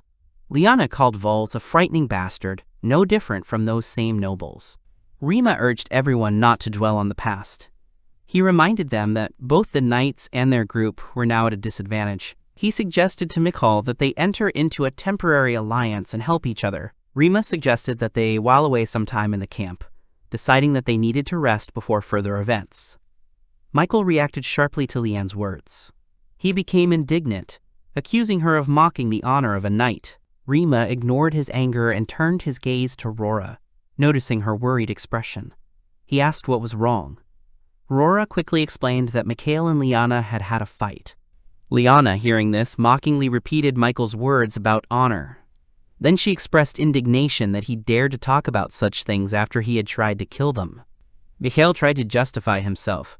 He said that he had no choice. Rima watched them and mentally came to the conclusion that there would never be mutual understanding between mercenaries and knights. The former cared only about profit, while the latter were guided by moral values. Their views were too different for them to get along. Liana voiced her opinion, stating that all knights are just dumb jocks. She looked at Boltz, waiting for his support. Mikhail flared up with anger. He demanded that she explain her words and apologize. Sarah repeated this phrase with interest, turning to Rama. Rama reacted to her appeal with confusion. Sarah continued her questioning. She wanted to understand what the expression stupid jocks meant. Rima explained to her that these were people who relied more on their muscles than their minds. In a simplified sense, they were people who acted first and thought later. He added that such people are not shy about doing what they think is right. Depending on the situation, this can be either a good or a bad quality. Sarah nodded thoughtfully, taking in what she had heard. Rora suddenly asked an unexpected question. She asked Sarah what she would do if she became a slave. Sarah answered without hesitation. She said that the answer would not change no matter how many times she was asked. She was ready to have Rora back, and she did not care how many people she had to kill to do it. Meanwhile, in the palace of the first princess, the situation was getting worse. The princess turned to the vice-captain of the Imperial Guards, Mikhail. Her voice sounded stern and cold. She reported that she had received a report from Meltina. She noted with disappointment that he had not fulfilled his mission and expressed dissatisfaction with this fact. Rama became wary. He realized that the situation was getting worse. Rora called out to him quietly. Rima quickly told her to be quiet while the princess spoke. Rora complied, but still whispered to him what he thought about the situation. Rima honestly admitted that she looked extremely dangerous. Although this knowledge would not help them much, he noticed one important point. The princess used the word mission. This meant that she was aware of the attack. It followed that she was trying to get rid of the other princess. He suggested that if anyone found out about this plot, the consequences would be serious. The worst option for hiding information, in his opinion, could be to kill everyone who was involved in the case or simply knew about it, including themselves. Rema wondered if Meltina was the one who had given the information to the princess. If so, she was, in his opinion, a real idiot. He couldn't understand why she reported the operation's failure. Mikhail was one of the princess's most loyal subjects. How could she so stupidly betray her ally when the fate of the country was at stake? Rama wondered what exactly she was planning. The princess continued speaking. She reminded Michael that his failure had cost the lives of many knights. She emphasized that they had fallen for the glory of the kingdom. Rima noted to himself that it was he and his squad who killed these knights. Despite this, their captain was still sitting there, alive and well. The first princess maintained a commanding expression as she spoke of the inevitability of the decision. She emphasized that, as the princess of the kingdom, she could do nothing but sentence Michael to death. This was the outcome that those around her expected of her. However, instead of immediate execution, she announced that the execution was postponed.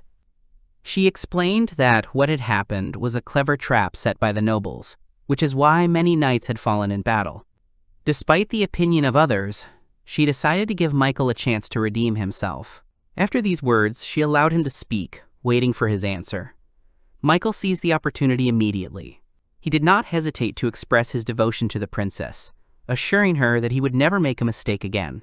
He emphasized that he would do everything possible not to disappoint her in the future. Sarah, hearing this conversation, said her sister's name in surprise, as if expecting her reaction. Rora explained in a reserved tone that the meaning of what the princess had said was quite simple. She explained that Michael was indeed supposed to be executed, but was now safe thanks to the opportunity he had been given. After these words, Sarah nodded thoughtfully, demonstrating that she realized what was happening. Rima silently analyzed the situation, carefully assessing the princess's behavior. It became clear to him that she had not mentioned the attack or the military operation itself. She had not revealed any information related to the preparation of the attack, but had only emphasized that the knights had died because of the noble's cunning plan. Realizing this, he looked at the situation from a different angle and realized that the princess had managed to use the events to her advantage. She had skillfully manipulated the facts, presenting the events in a way that benefited her. This move allowed Rema to see how well she could control information and how cleverly she could adapt to circumstances. The first princess, without dwelling on this topic, turned her attention to the next question. She turned to Rora, asking her to stand in front of everyone. The princess began her sentence, but then stopped, realizing that she had chosen the wrong words. She changed her wording and asked if it was true that Rora had no relation to the king of Rod Syria. Fulst 2. Rora answered loudly and confidently, showing no hesitation. She confirmed the princess's words by formally introducing herself to her. Giving her full name, she declared herself Rora Malphist. She then pointed to her sister and added that Sarah Malphist was standing next to her. The princess looked thoughtfully at the girls' faces. She felt that the name Malphist was familiar to her, but she couldn't immediately remember where she had heard it from. After a short thought, she noted that she had come across this name in some record related to the central continent. Meltina intervened in the conversation. She reminded the princess that, according to the available information, an illegitimate child could not have a sister. The princess took note of this remark, but did not jump to any conclusions. Instead, she looked at Rora and Sarah, noting out loud that there was indeed a clear resemblance between them. After this, she turned to Rima, indicating that the conversation was taking a new turn. She stated that she wanted to know more about him, but that this conversation would have to be postponed until another time. As she concluded their conversation, she suggested that he relax and enjoy his stay there. After these words, she raised the vase in front of her, deliberately drawing attention to it. Rima looked at this object and could not hide his interest. He asked what this thing was. The princess explained with a slight smile that he could take it as a symbolic apology for his capture. She recalled that there are ongoing disagreements within the country that cause such events to occur. She then added that the vase is an extremely valuable item. Rima, not familiar with such things, honestly admitted that he did not know about it. After a short pause, he decided to change the subject to a more important issue. He expressed his proposal to Mikhail without fully formulating his thought. The princess quickly grasped his intentions. She assumed that he wanted to discuss the possibility of joining their army. She then noted that she would need time to think about the proposal. Rima frowned slightly at her answer. He wanted to clarify the situation and asked if this meant that they were now simply allowed to leave. The princess, remaining calm, replied that she had said nothing of the sort. Rima assessed the situation and came to a conclusion, which he immediately voiced. He stated that, given the current state of affairs, the chances of the first princess winning were 0. These words caused a strong reaction. Miltina immediately drew her sword, seething with indignation. She could not believe that Rima dared to say such a thing. She furiously called him an arrogant idiot. Then she expressed her indignation that a mere commoner dared to utter such words in such a place. She added that he was not allowed to be there at all. The princess, despite her subordinate's outburst of emotion, remained cool. She told Miltina to put away her sword, making it clear that this argument should not escalate into a conflict. Miltina did not immediately put away her sword, still doubting the correctness of her decision. However, the princess interrupted her protest, assuring her that everything was fine. She reminded him that she still owed Rima a debt. After that, she turned to him, asking him to repeat what he had said. Rima, without losing confidence, repeated that they could become a significant boost if they joined her forces. The princess was surprised by such a statement. She wanted to know why he was so sure of it. Rima did not hesitate to answer. He declared that he was capable of bringing her victory. The princess looked at him carefully. She noticed that he had no lack of confidence. However, she wanted to know if his words would come true. Rima assured her that he would fulfill his promise. He said that he would show her all the benefits of this deal. The princess, hearing this, made a decision. Meanwhile, Sarah took the vase. Rora, noticing this, was surprised and turned to her sister, not understanding her actions. Sarah calmly replied that she had heard everything that had been said. She then explained that in order for the princess to win, they would need financial resources. The princess watched them and expressed her opinion. She noted that Rima had an extremely loyal slave. Later, when they returned, they spotted Liana. She seemed slightly tipsy and immediately started talking. She greeted them and admitted that she had had a few drinks while she waited. Then she asked how everything had gone. Liana added that if they had not returned, she would have had to resolve further issues herself. However, instead of worrying, she managed to enjoy the taste of the royal wine, which turned out to be simply magnificent. Bolts, who was standing nearby, chuckled. He told Rima that Liana had believed in him all this time and was waiting here. Liana immediately responded by telling Bolts not to say anything unnecessary. Rima thanked her for her support. Liana blushed, embarrassed by his words. She began to stutter, claiming that she did not need his gratitude. Then she emphasized that she had made the decision on her own, without anyone's influence. After that, she quickly changed the subject. She said that they shouldn't discuss it anymore. Then she reminded Rima that she had already told him to stop calling her that. She reminded him that they were comrades. Rima, hearing this, decided to ask her an important question. Liana immediately became wary, expecting a serious conversation. Rima said he needed mercenaries. Liana immediately repeated the word, as if trying to make sure she had not misheard.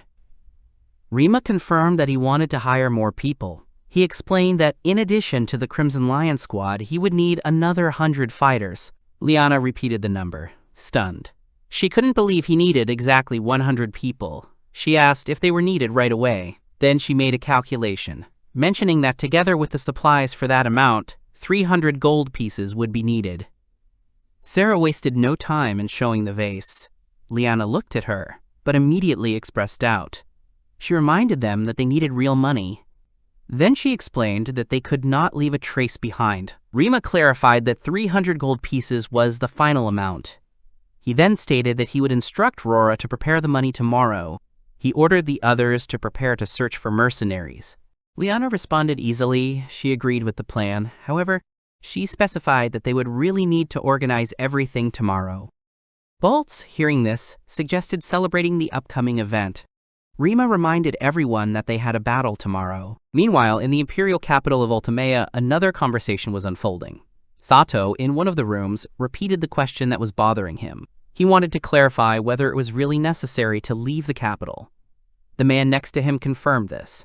He said that he was leaving tomorrow. Then he said that it was time to decide the fate of Rodseria. The feudal lord of the kingdom of Rhodoseria, Earl Alan Bergston, approached Mikashiba and noted that despite his age, he was quite capable and impressed him with his skills. He emphasized that it was rare to meet such a talented person, especially at such a young age, and expressed respect for his skills. Count Elnan Zelf, who was also the feudal lord of the kingdom, supported Alan's words and added that it had been a long time since he had received such a pleasant guest. He emphasized that his house was rarely visited by people with whom he could have interesting conversations, and therefore he felt a certain joy from this visit. The royal knight of Rhodoseria, a woman named Meltina Rector, sharply expressed her surprise and, frowning, loudly exclaimed, making it clear that the situation seemed incomprehensible to her and required immediate clarification. Alan, hearing her voice, turned his head towards her and, noticing the appearance of the knight, said that she had arrived much faster than he had originally expected. Elnan, chuckling, made a remark, reminding everyone present of the evening bell that was about to ring. He recalled that he had been in a bet with his half-brother, and, apparently, had won, since, according to the terms of their wager, the bottle of good wine was now his. Meltina, still standing there with a stern expression on her face, demanded an explanation, trying to understand what was happening. Then she turned her attention to Rima and pointed at him, adding that the situation was getting even stranger. They wrote in the letter that everyone was waiting for her at Count Bergston's castle. After reading its contents, she realized that she had no choice but to run out of the palace and get here as quickly as possible. She demanded an explanation from them and insisted that she wanted to hear a clear answer about the reasons for the commotion that had arisen. She then firmly expressed her indignation at the current situation, pointing out that Princess Lupus had previously entrusted Mikashiba with an important task. Alan, after a slight hesitation before answering, reluctantly admitted that in the impending War of Succession, a decision had been made to support the princess. Meltina, struck by these words, could not immediately comprehend what she had heard. She thought about the situation and came to the conclusion that not only Count Bergston, but also Count Elnan had made a similar decision. Her surprise grew, as both of these influential aristocrats had previously maintained strict neutrality, not wanting to support either the knightly or noble faction. After gathering her thoughts, she reminded them in a loud and tense voice that these two had rejected all the offers from her allies countless times. However, now the situation had suddenly changed, and they had suddenly decided to join her side. She became increasingly convinced that their behavior seemed extremely strange. Speaking again, she noted that she now had hope, since such powerful people finally saw justice in her actions. Alan, after some hesitation before answering, admitted that perhaps he had been a little hasty in his decision. Meltina, catching his doubt, frowned and continued to reflect on the changes that had occurred. Elnan, listening attentively to their dialogue, suddenly chuckled and noted that Meltina's frankness was no secret to anyone. He noted that her words were often too harsh, but in this case, it was this harshness that made him sober up. Meltina, without losing her persistence, turned her attention to Rima and suggested that it was he who could convince the two that showing respect and gratitude to the legitimate heir was the right decision. Rima, without showing the slightest concern, calmly replied that he had nothing to do with it. He explained that the counts had agreed to the noble faction's request only for their own benefit. They had decided to remain neutral, but in return they had received lands and high ministerial positions. Meltina, having heard this explanation, frowned and thought. She was overcome by a feeling of distrust, because she had never heard anything like this before. Rima, keeping his cool, explained that he had connections within the noble faction, through which he was able to obtain this information. He then added that he had also made arrangements with their representatives and convinced them to side with Princess Lupus, accepting her command. Meltina, having relaxed a little, noted that this seemed quite logical and there was nothing surprising in such a decision. Rima nodded and confirmed her words, trying not to attach unnecessary importance to this conversation. Meltina, reflecting on the current situation, expressed her desire to use her own soldiers in the war, but at the same time emphasized that, being under the command of the royal family, these troops would serve as an honor guard. However, her voice then became harsh again as she expressed her dissatisfaction with Rima's lack of honor as a warrior because he did not go to fight on the front lines. Rima, mentally assessing the situation, came to the conclusion that, being born in Tokyo, he understood very well how noble this act was considered. He knew that feudal lords who joined the royal guard, especially the honor guard, were not required to participate in actual battles, which made this an incredibly profitable offer. Alan, looking closely at Meltina, concluded that she was a talented warrior and loyal to the royal family. He then added that for her, the noblest act was indeed to fight on the front lines, but only because she was a knight. He concluded his speech by emphasizing that for them, the feudal lords, things were completely different. Rima confirmed with certainty that after the war, the lords who supported Princess Lupus did not receive any rewards, resources, or positions despite their participation in the battles. He explained that these nobles could not accept such an outcome, because their people fought on the battlefield, risking their lives. He also emphasized that one of their main tasks was to prevent the looting of cities that inevitably accompanied civil wars. Ultimately, these feudal lords wanted to be assured that their loyalty would be rewarded, which is why they insisted on being officially recognized as subordinates of the princess. Count Elnan, listening attentively to his reasoning, asked a clarifying question, assuming that he was talking about a neutral position not connected with General Gadram. Rima nodded affirmatively, confirming that Elnan had understood him correctly. He assured that neither Elnan nor Alan would be associated with any military structures, which completely excluded the possibility of their subordination to Gadram.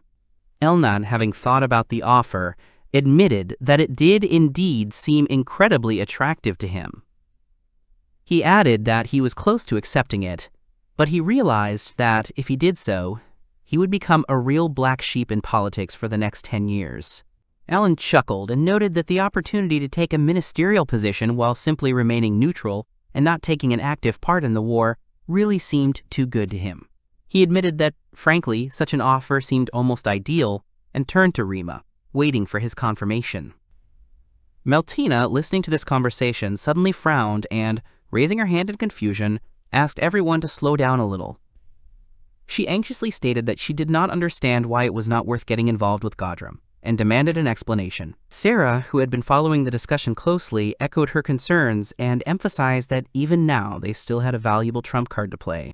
She noted that the deal in question was one of the best opportunities they could get. Later, when everyone had already left the room, Meltina turned to Rama again, calling him by name. Rama, hearing her voice, turned around and asked with slight surprise who was standing in front of him. Meltina, with an irritated snort, introduced herself, pointing out that she had been forced to change into something unfamiliar. She explained that his slaves and the count's maids had forced her to change her clothes, and now she was forced to remain in this form. She then angrily asked how he trained his servants to behave like that. Rima, without losing his composure, apologized to her and admitted that if his family had caused her inconvenience, it was his fault. Meltina sighed and replied that there was nothing wrong with that, but she emphasized that there was a much more important question. She returned to the previous discussion and suggested that Rima might be deliberately using the neutral faction to create a third force in the state. She continued, thoughtfully, remembering that something similar had once happened in a distant country. She gave the example of a state that was divided into 3 opposing forces and hinted that something similar might happen in this case. Rima, after listening to her reasoning, admitted that their situation had not yet reached that level. He noted that it was still difficult to understand Gadram's true intentions. Although the commander-in-chief of the Rod Syria troops, Gadram Alberg, while outwardly supporting Princess Lupus, his ultimate goals remained unclear. Rima suggested that if Gadram was truly seeking to place the princess on the throne, his true goal might be something more. He expressed concern that if Gadram were to gain complete control of the military, the consequences could be grave. Rima also reminded that, in relation to the case of Mekaville, Godrum had shown himself to be far from being a loyal servant of the princess. He emphasized that even if it were possible to defeat the noble faction, this would not mean a final victory. He made it clear that caution should be exercised and that the possible threat from the Knight faction should be taken into account. Alan, listening attentively to his arguments, agreed with these conclusions. He declared that he would take charge of gathering neutral nobles, taking this matter upon himself. Rima, however, reminded them that there were still gaps in their plans. He suggested that even if the military might of the two counts were combined, it would only yield about 2,000 warriors, which was still not enough. Therefore, he expressed a desire to attract additional forces, or find a person capable of competing with Godrum. Alan thought about this question, and after some thought, he noticed that if Rima was looking for a talented person, then he knew where to find one. Elnan, immediately understanding who was being talked about, confidently pronounced the name of Mrs. Elena Steiner, who in the past held the post of Commander-in-Chief of the Army. Rima, hearing this name, was slightly surprised and asked whether this woman belonged to the royal family. Alan shook his head, explaining that she was a commoner. Rima thoughtfully asked if it was really a woman. He also expressed bewilderment at the fact that a commoner was called a lady. Elnan, without hesitation in his answer, explained that everyone respected Elena not only for her merits, but also for her dignity, mastery of martial arts, and outstanding talent. He recalled that thanks to her abilities, she was able, being a commoner, to reach the rank of general and even receive the title of saint. He then mentioned that she had once suddenly announced her resignation despite remaining a national hero in the eyes of the people. Alan, confidently continuing Elnan's thought, emphasized that if Elena joined them, it would be equivalent to gaining the strength of 1,000 warriors. He also expressed confidence that her support would encourage other lords to side with the princess. Meltina, recalling the details of her biography, noted that she had heard about the long-standing feud between Elena and Godrum. She suggested that if the general remained on the princess's side, it could become a serious obstacle in their attempts to attract Elena to their side. Rima, after thinking, confirmed that there really was a conflict between them. He suggested that a way could be found to exploit the situation surrounding her sudden resignation. He then recalled that there had long been a rumor in the country that Godrum had not only taken over the general's post, but had in fact stolen it from Elena. He said that in his struggle for power, Godrum had taken her husband and daughter hostage to force her to resign. At this time, in one of the suburbs of Rhodesia, a maid entered Elena's chambers and announced that she had guests. Elena, slightly surprised, noted that she had not had any visits for a long time. Then she nodded and ordered them to be invited inside. Rima, observing her, noted to himself that with her appearance she looked more like a housekeeper than a great general. Meltina, trying to remain polite, introduced herself and, with a slight smile, said that she was glad to meet him. She said that her name was Meltina. Lester, and despite her age, she is a samurai of Princess Lupus, serving her cause loyally. Rima, standing nearby, briefly stated his full name, introducing himself as Mikoshiba Rema. Elena, hearing this name, slightly raised her eyebrow and thoughtfully said that she had already heard about it. Rima, catching a familiar tone in her voice, asked what exactly she had learned about him. Elena, without losing her composure, explained that rumors called him a mercenary who managed to attract the attention of the princess herself.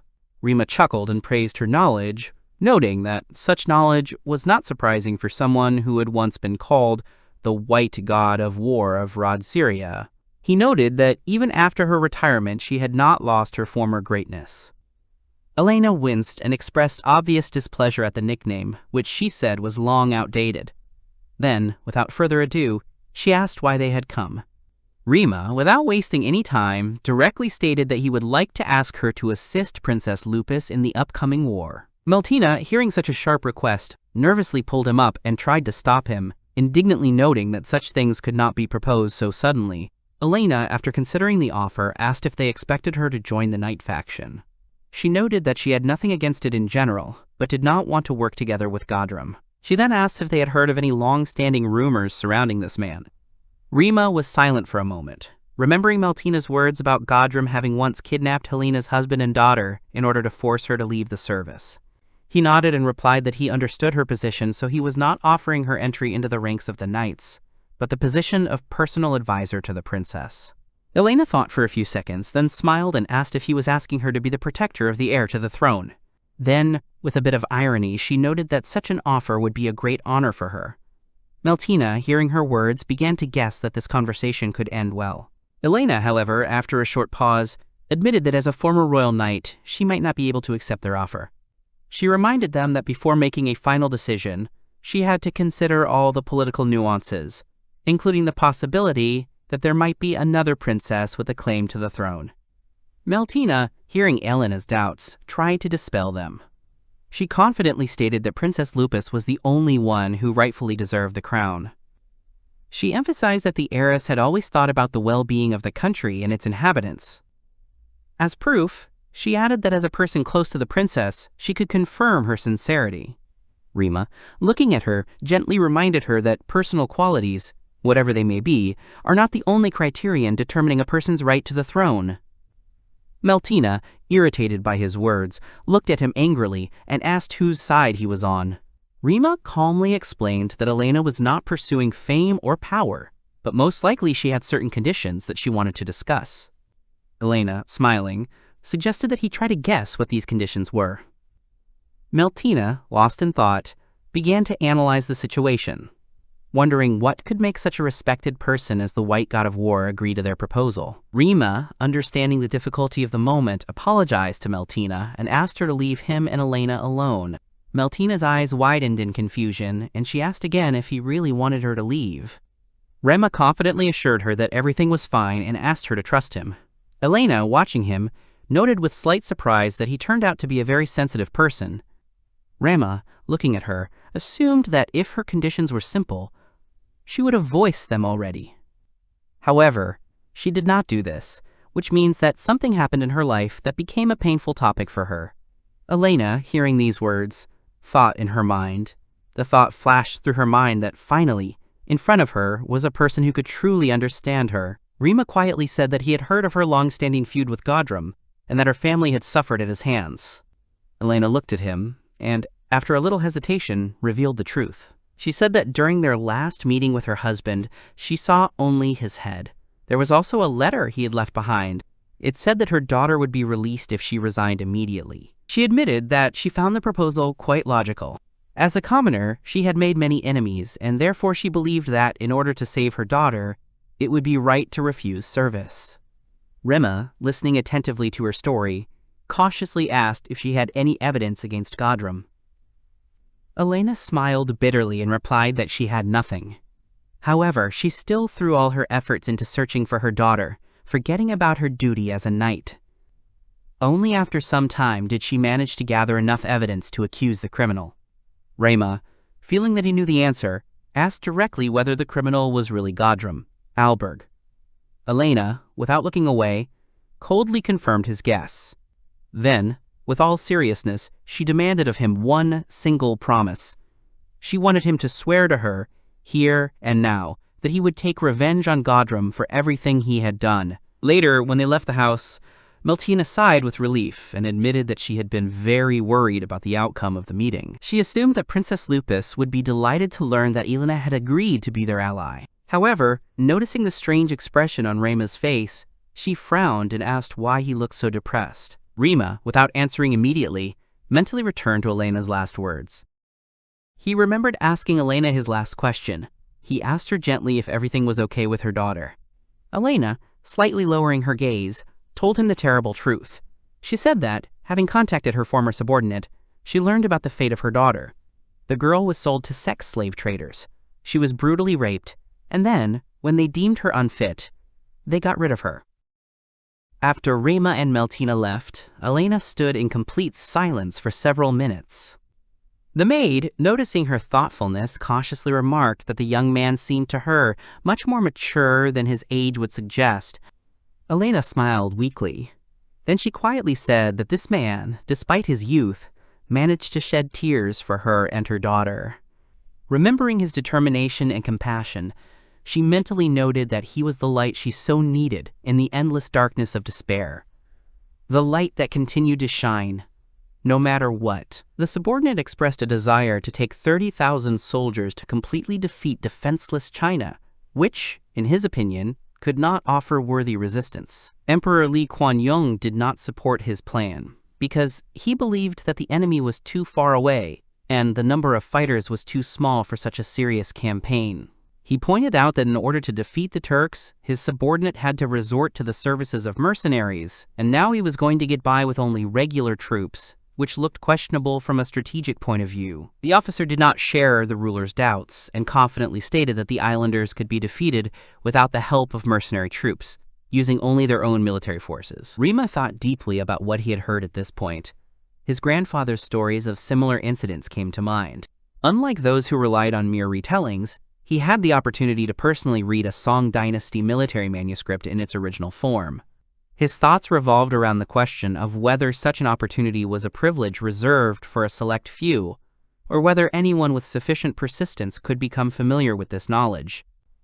In a relaxed posture, he continued reading, resting his head on Rora's lap, who patiently supported him. Rora turned to him, informing him that time was running out and he should finish the book. Rama realized that he had indeed gotten too carried away and apologized to her for using her lap as a pillow for so long without noticing the passage of time.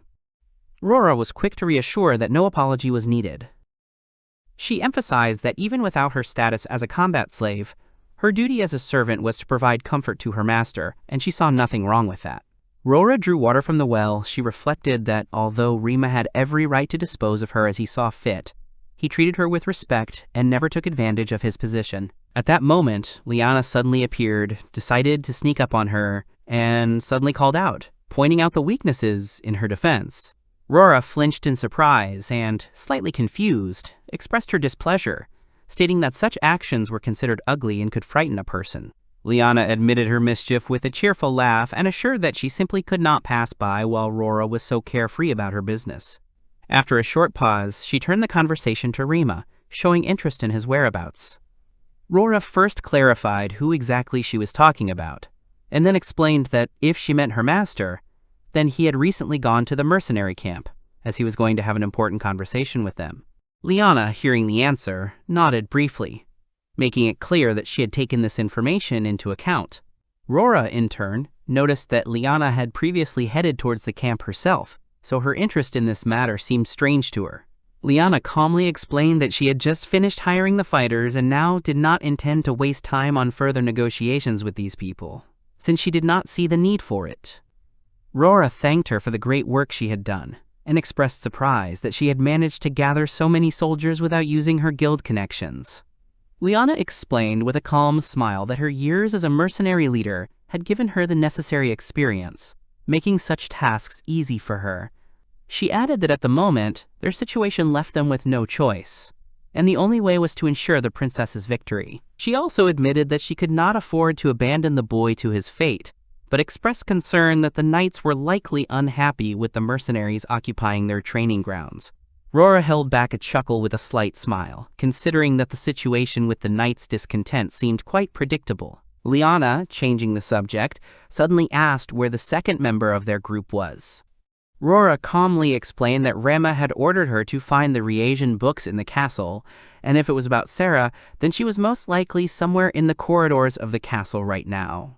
Liana thoughtfully considered that leaving her alone might not be the best idea, and suggested with a hint of mockery that Sarah might suddenly become a traitor. Rora assured without a shadow of a doubt that everything was fine, since Sarah behaved much more decently than she did. Liana looked at her carefully, and noted with a grin that if that was the case, then Rora now had some free time. Rora, slightly embarrassed, quickly objected, drawing attention to the fact that she was busy scooping up water.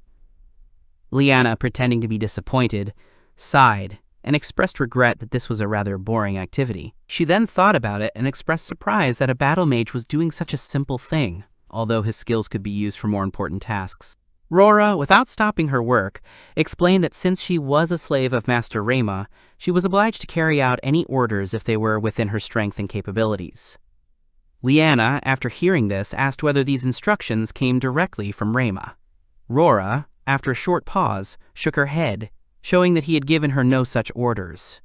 Liana noted with a smile that this was quite similar to his style of behavior. Rora, without hiding her feelings, sincerely said that her master was a very kind man, but he never spared his enemies. Liana expressed her agreement with these words and added that he really shows special kindness towards her and Sarah. Rora, confused, began to deny this, claiming that in fact everything was not so. Liana, noticing her reaction, chuckled and said that her words said the opposite. Rora responded by becoming agitated and vehemently declaring that she did not understand what was being discussed, begging Liana not to talk nonsense. Liana, watching her embarrassment with pleasure, sighed and admitted that youth was beautiful. Then, changing her tone, she added that young men would always pay attention to a girl like Rora, unlike her who was surrounded exclusively by rough and muscular warriors. Rora, suddenly starting to cry, admitted that Rima's kindness was a heavy burden for her, because she felt like he didn't fully trust them. Liana, seeing her state, softened and, realizing that she had gone too far, sincerely apologized. Rora remembered that she herself had asked to be treated like cattle, but now she could not contain her emotions.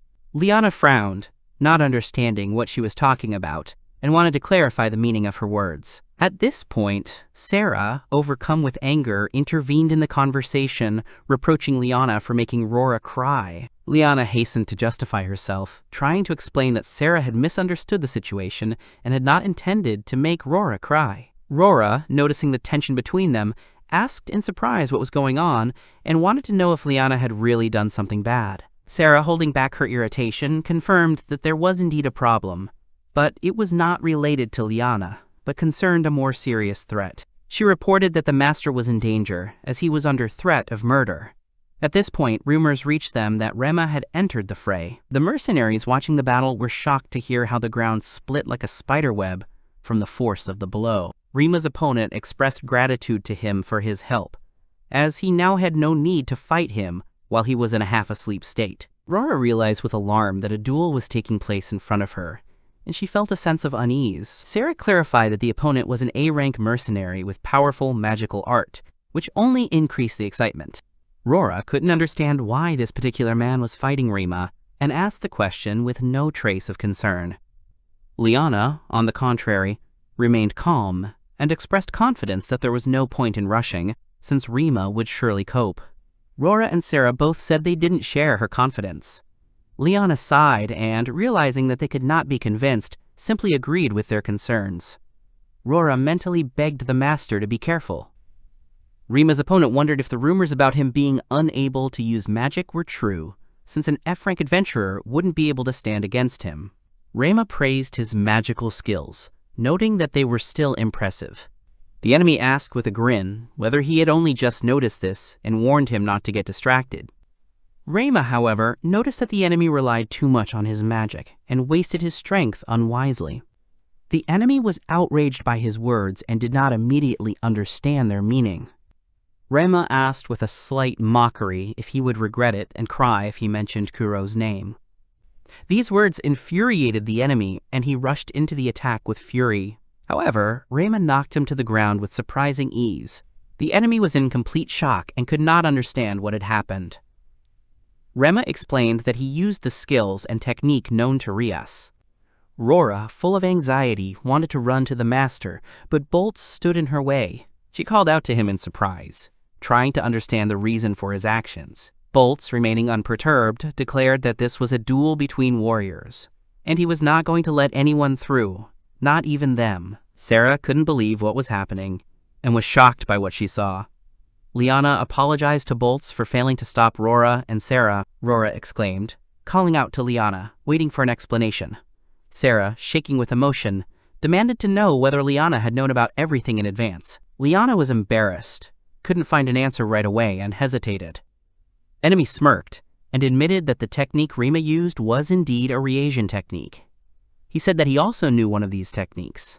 Rima asked him to demonstrate with interest. He mentally noted that his opponent had taken up a pine corner stance. The opponent specified that this was a reagent technique and noted its usefulness. He thought for a moment and asked if this was karate. He then asked with a grin if it wasn't, as if he was using exactly what Rima specialized in. Rima rejected the suggestion with a serious look, stating that his skills and his grandfather's technique could not stand on par with what the enemy was using. He got angry and demanded an explanation. Unable to contain his emotions, he rushed into the attack. However, Rema easily dodged the blow, grabbed his opponent by the arm, and with a powerful movement threw him to the ground. There were cheers from the audience, and someone loudly announced that Mikoshiba Rema had won. Rema, having assessed the result, noted to Boltz that the enemy could have died from such a fall. Boltz assured him that he would take care of him. Rora, still confused, demanded an explanation and wanted to understand what was going on here. Rema apologized for not warning them in advance and revealed that he had received information that the killer had disguised himself as a mercenary at the training grounds. He decided that the best way to get rid of him would be to have a duel, so he asked for help. Liana stated with satisfaction that his victory was great, and that she had also earned a decent amount of money thanks to it.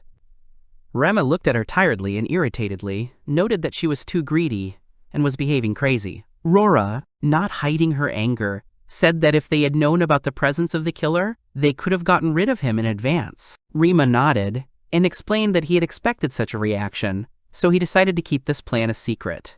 Liana shrugged and explained that it was the quickest way to unite the mercenaries around Rema so that they would accept him as a leader. She suggested that Rora take a look around, as all the mercenaries were discussing Rema admiring him.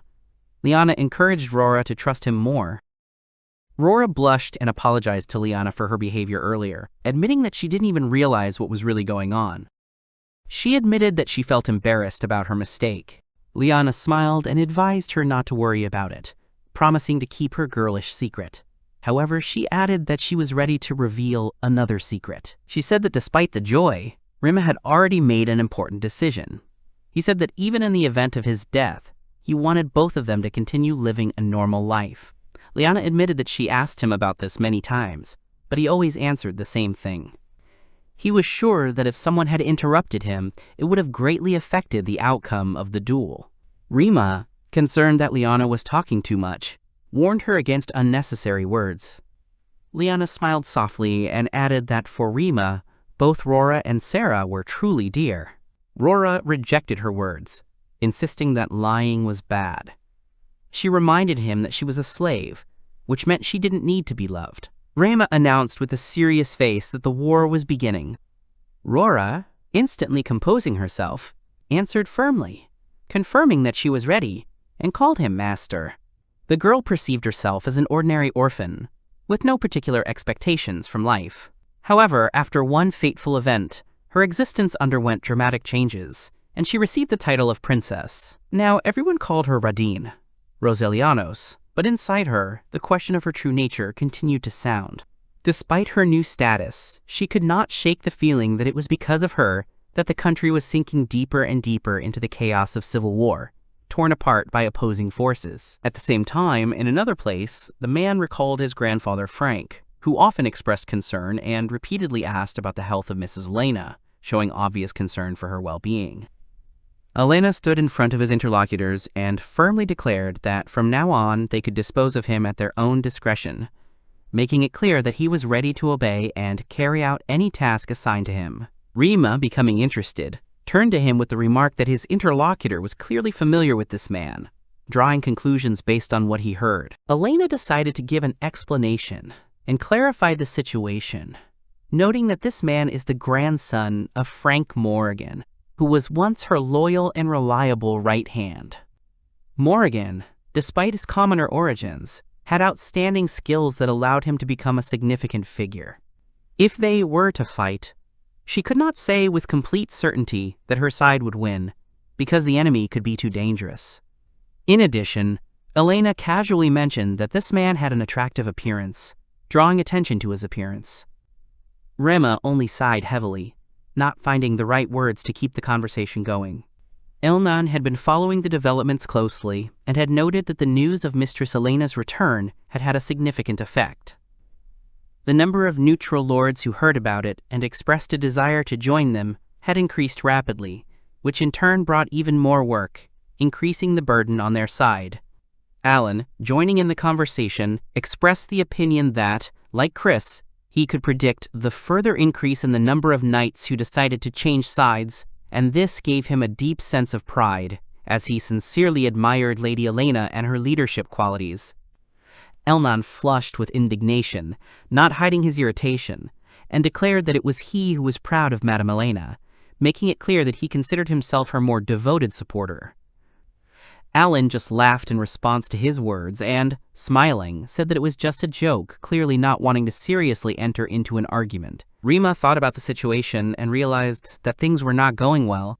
The number of people who decided to go over to their side exceeded his expectations, which led to a sharp increase in the power of the opposing forces in the civil war. He knew that Kodrum was an arrogant and stubborn man, and he had also heard that he was not above discrimination and cruel methods that were inhumane. It seems that he was not very popular from the very beginning. However, if their faction continued to rapidly gain strength and turn into a powerful army, General Kodrum would inevitably take countermeasures to try to turn the tide. However, it seemed that it was too late for him to change anything, since events were moving too fast.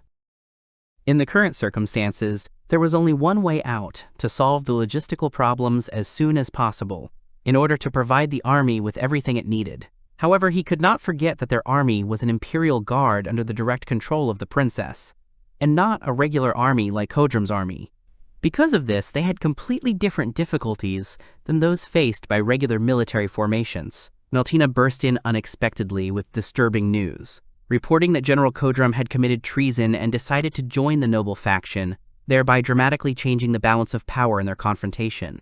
Elnan was shocked by what he heard and could not immediately believe what was happening.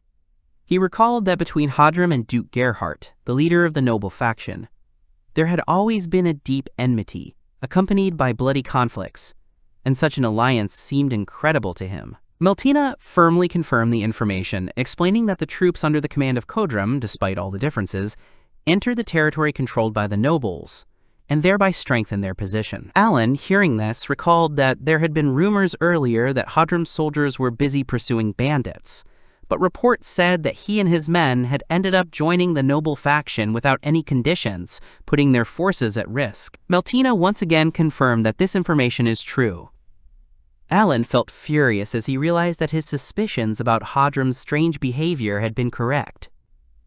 He remembered how the general had handed over his soldiers to the common people, and now he realized that it had been an elaborate ruse to hide his betrayal.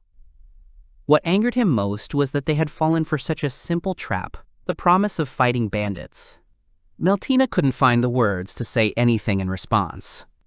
Elena remained calm and stated in a measured tone that it was no longer possible to prevent Hadram's actions, as he occupied too high a position and wielded too much influence. The greatness of his status made any attempts to interfere pointless. Having made sure that there were no more urgent matters, she decided to end the discussion, noting that a war council would be held in the morning with the participation of Lady Lupis, where they could consider the situation in detail and work out a further strategy. Remo once again plunged into thought and came to the conclusion that the current situation was surprisingly reminiscent of historical events, in particular the defeat of Cao Cao, after which he lost the opportunity to completely unite China under his rule, just as Qin Shi Huangdi had succeeded in doing. Quan's betrayal before the Battle of Red Cliff. It was now clear that the alliance between Gerhardt and Kodrum had indeed taken place, and that this had fundamentally changed the balance of power. Mutual distrust between nobles and military men existed in many worlds, and he realized that now the opponents would have to solve the difficult question of providing food and resources for such a suddenly increased army.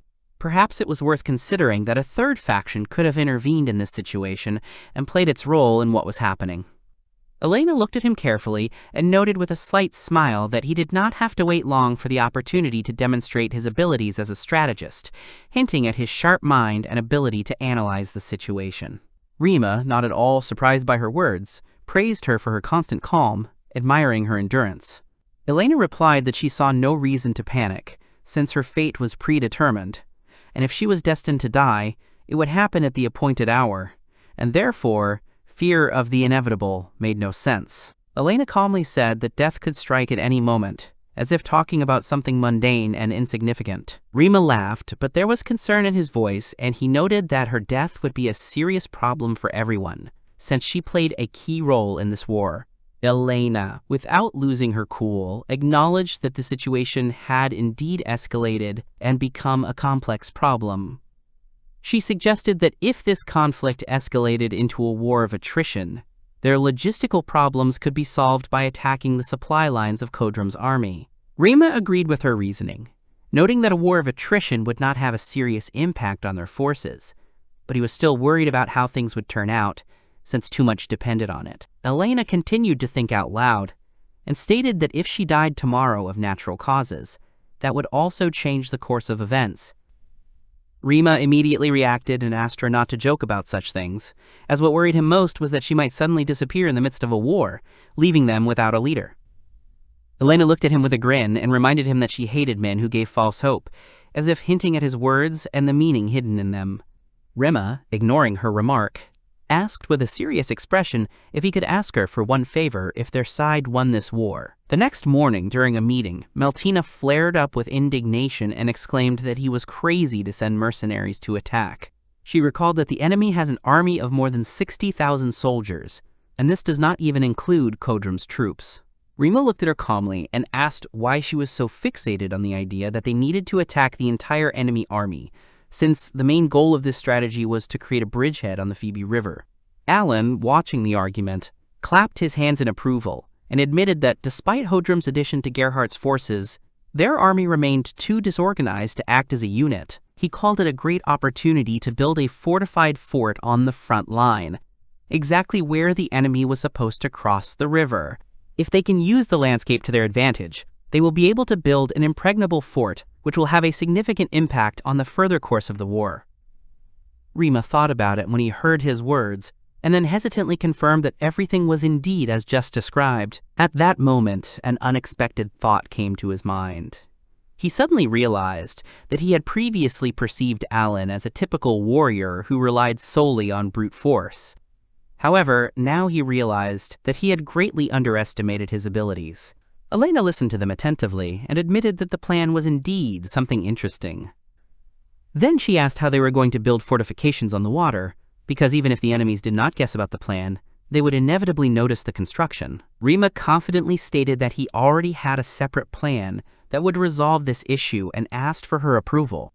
Lupus, who had remained silent the entire time, sheepishly admitted that she did not understand military affairs and therefore left the decision to Elena. Elena sighed heavily, watching what was happening. She thought that this boy knew from the very beginning that the princess would entrust the final decision to her, and that was why he brought her here. After a short pause, Elena nevertheless admitted that the proposed plan was incredibly brilliant. Lupus nodded nervously, agreeing with her conclusion. Elena added that she should not be misunderstood. She supported this plan not because of sympathy for Rima or any personal reasons, but because the strategy was beneficial to them. If the plan failed, the only ones who would suffer were the mercenaries under Rima's command, so she could only wish for his survival. Rima replied with a smile that he would try. After a while, Liana looked at him appraising Ly and stated that he, as always, remained incredibly serious. She expressed doubts that he was really ready to take such a risky step, since they were on the front lines.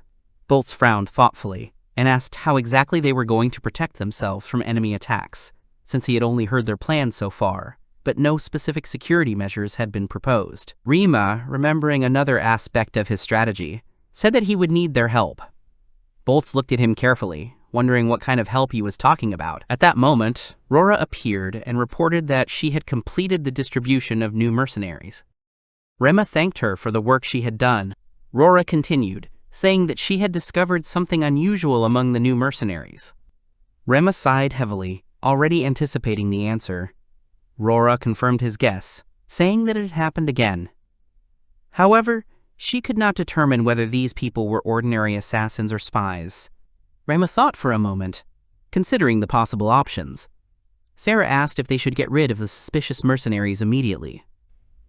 Rima answered in the negative. He suggested leaving them alive and using them for his own purposes, spreading false information among them to mislead the enemy. Boltz worriedly asked if he was sure about this decision, since there was a possibility that they would try to kill him in his sleep. Rima thought for a moment, remembering his grandfather, and then confidently stated that he was not so weak that he could be killed so easily. Liana smirked and said with a playful intonation that there was only one thing left for them to do: sleep with him every night, and then they would kill 2 birds with 1 stone. Sarah blushed and began to protest, declaring that this was completely unacceptable. Rora looked at Liana suspiciously and demanded to know which hair exactly was being discussed. Liana quickly waved her hands, assuring everyone that it was just a harmless joke. Meanwhile, outside the royal capital of Xerius, Rima gathered all the mercenaries. Raising his hand, he gave the signal to speak. A few days later, his troops reached the southern bank of the Phoebus River. Mikhail was going to go on reconnaissance with a small detachment. He informed his commander about this and expressed his readiness to move out immediately. Rema gave permission and reiterated the importance of the reconnaissance itself, reminding that if the enemy was discovered, it would be necessary to retreat immediately. He asked with special emphasis that this order be strictly observed. Mikhail responded by assuring them that he understood the importance of reconnaissance, although there was a hint of impatience in his voice. He then gave the command to advance, and the detachment began to move. Rima thought about Michael at that moment. He thought about how this knight respected him as a commander, despite the fact that he was still too inexperienced and did not have much experience in combat. In his eyes, this looked like a true manifestation of nobility, a worthy warrior who dedicated his life to protecting the king. Rima then turned to more pressing matters. He addressed his subordinates and ordered everyone to continue their preparations in strict accordance with the previously outlined plan. Volz confirmed his order and immediately addressed the soldiers. He commanded the first squad to get ready, reminding them that if all the drilled actions were carried out precisely, no problem should arise. He then tried to encourage the fighters, expressing confidence in their success and urging them not to worry. The magicians had already begun their spell. They called loudly to the spirit of the earth, addressing him as their master, and reminding them that they were the ones who had received his blessing. They called upon his power to change his form, and with these words, the spell of the landslide was complete. Bolz watched the results of the magical influence carefully. Having made sure that everything worked as intended, he noted with satisfaction that the achieved effect was quite sufficient. Then he announced a 15-minute break for the first squad, giving them a chance to recuperate. After this, he ordered the second squad to take up their starting positions and begin preparing their magic. Rema approached Bolz, who immediately addressed him as young master. Rema asked how the construction was going. Bolz surveyed the work area and replied that, as one could see, the process was going quite well. He expressed confidence that, despite all the difficulties, they were managing to keep to the planned schedule. Rema was impressed by what he heard. He praised his subordinates for their good work and expressed the hope that they would continue at the same pace. Bolz responded with admiration for Rema himself. He remembered that earthfall magic was generally considered useless, good only for digging. Many people looked down on it and said that it had no value in combat. However, Rema used it for strategic purposes, and this approach was surprising. Rema calmly explained that there was nothing unusual about his decision. He noted that this magic was indeed ineffective in combat, as it was practically useless against moving targets. Moreover, he reminded that it could easily be neutralized with special magical items, making its use for offensive purposes impractical. He concluded that in their case, it made much more sense to use the spell exactly as they did. Bolz listened attentively to his reasoning and finally understood the logic that guided Rema. He chuckled quietly, and it did not go unnoticed. Rema immediately noticed it and asked what amused him so much. However, Bolz responded evasively, saying that it didn't really matter. The thought flashed through his mind that the young master didn't seem to fully realize how valuable he really was. After that, Rema remembered the conversation they had had earlier and returned to the topic. He wanted to clarify whether this was really the man they were talking about. Bolz confirmed that it was true. He also added that he had instructed Lady Sarah to keep an eye on this man at all times. Rema felt a strange uneasiness that was hard to explain. Disturbing thoughts began to appear in his mind. He tried to understand why this was causing him such unpleasant feelings. The girl in question reminded him of someone he had encountered before. The image of the four-eyed Sato appeared in his mind. The similarity made him wonder about the possible origins of the stranger. He admitted the possibility that she could be from the Ultimian Empire, but he also did not rule out other possibilities. Meanwhile, the scouts continued to observe the enemy.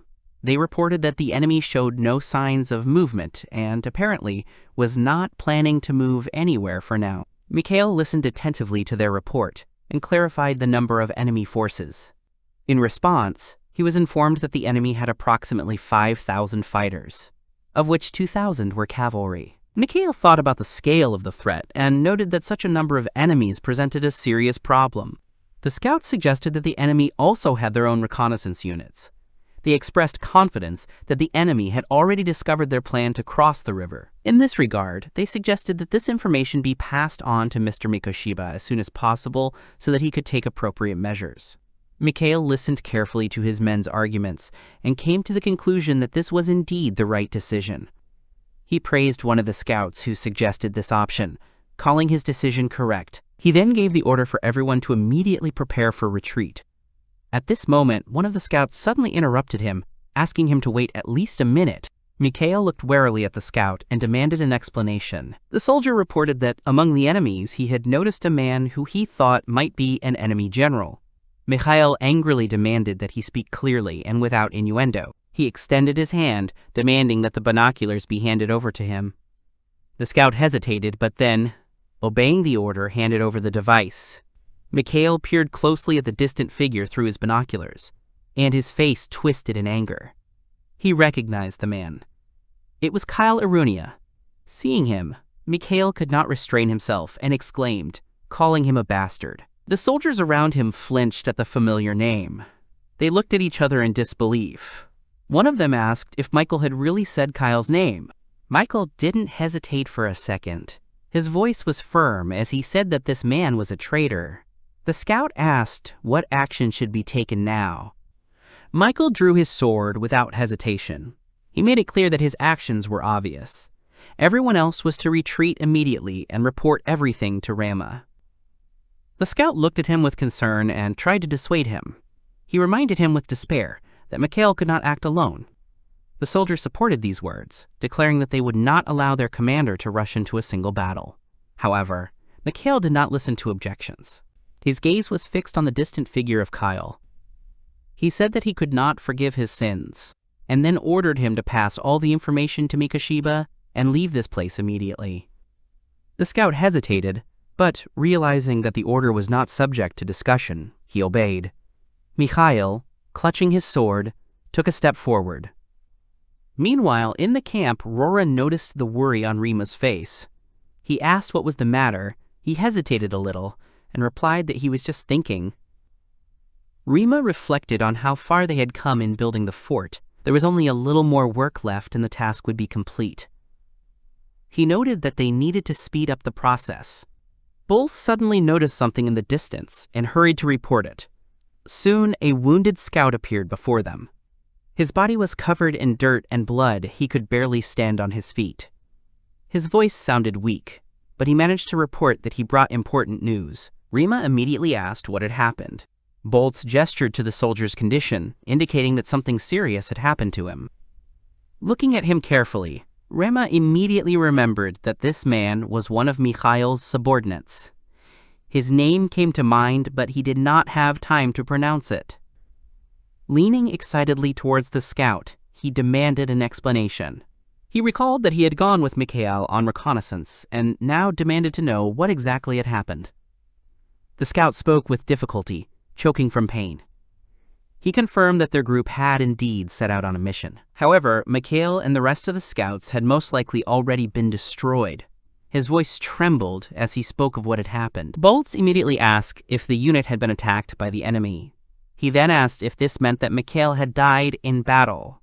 The scout nodded weakly. He reported that Kyle was among the enemy, and as soon as Mikhail saw him, he rushed to attack, despite the enemy's numerical superiority. The mention of Kyle caused a wave of indignation among the soldiers. They repeated his name loudly, realizing that they were talking about a traitor. Rima, frowning, tried to understand who exactly this man was and what relation he had to the knights. Bolts asked an important question about the number of enemy troops. The scout managed to say with difficulty that their army numbered about 5,000 fighters.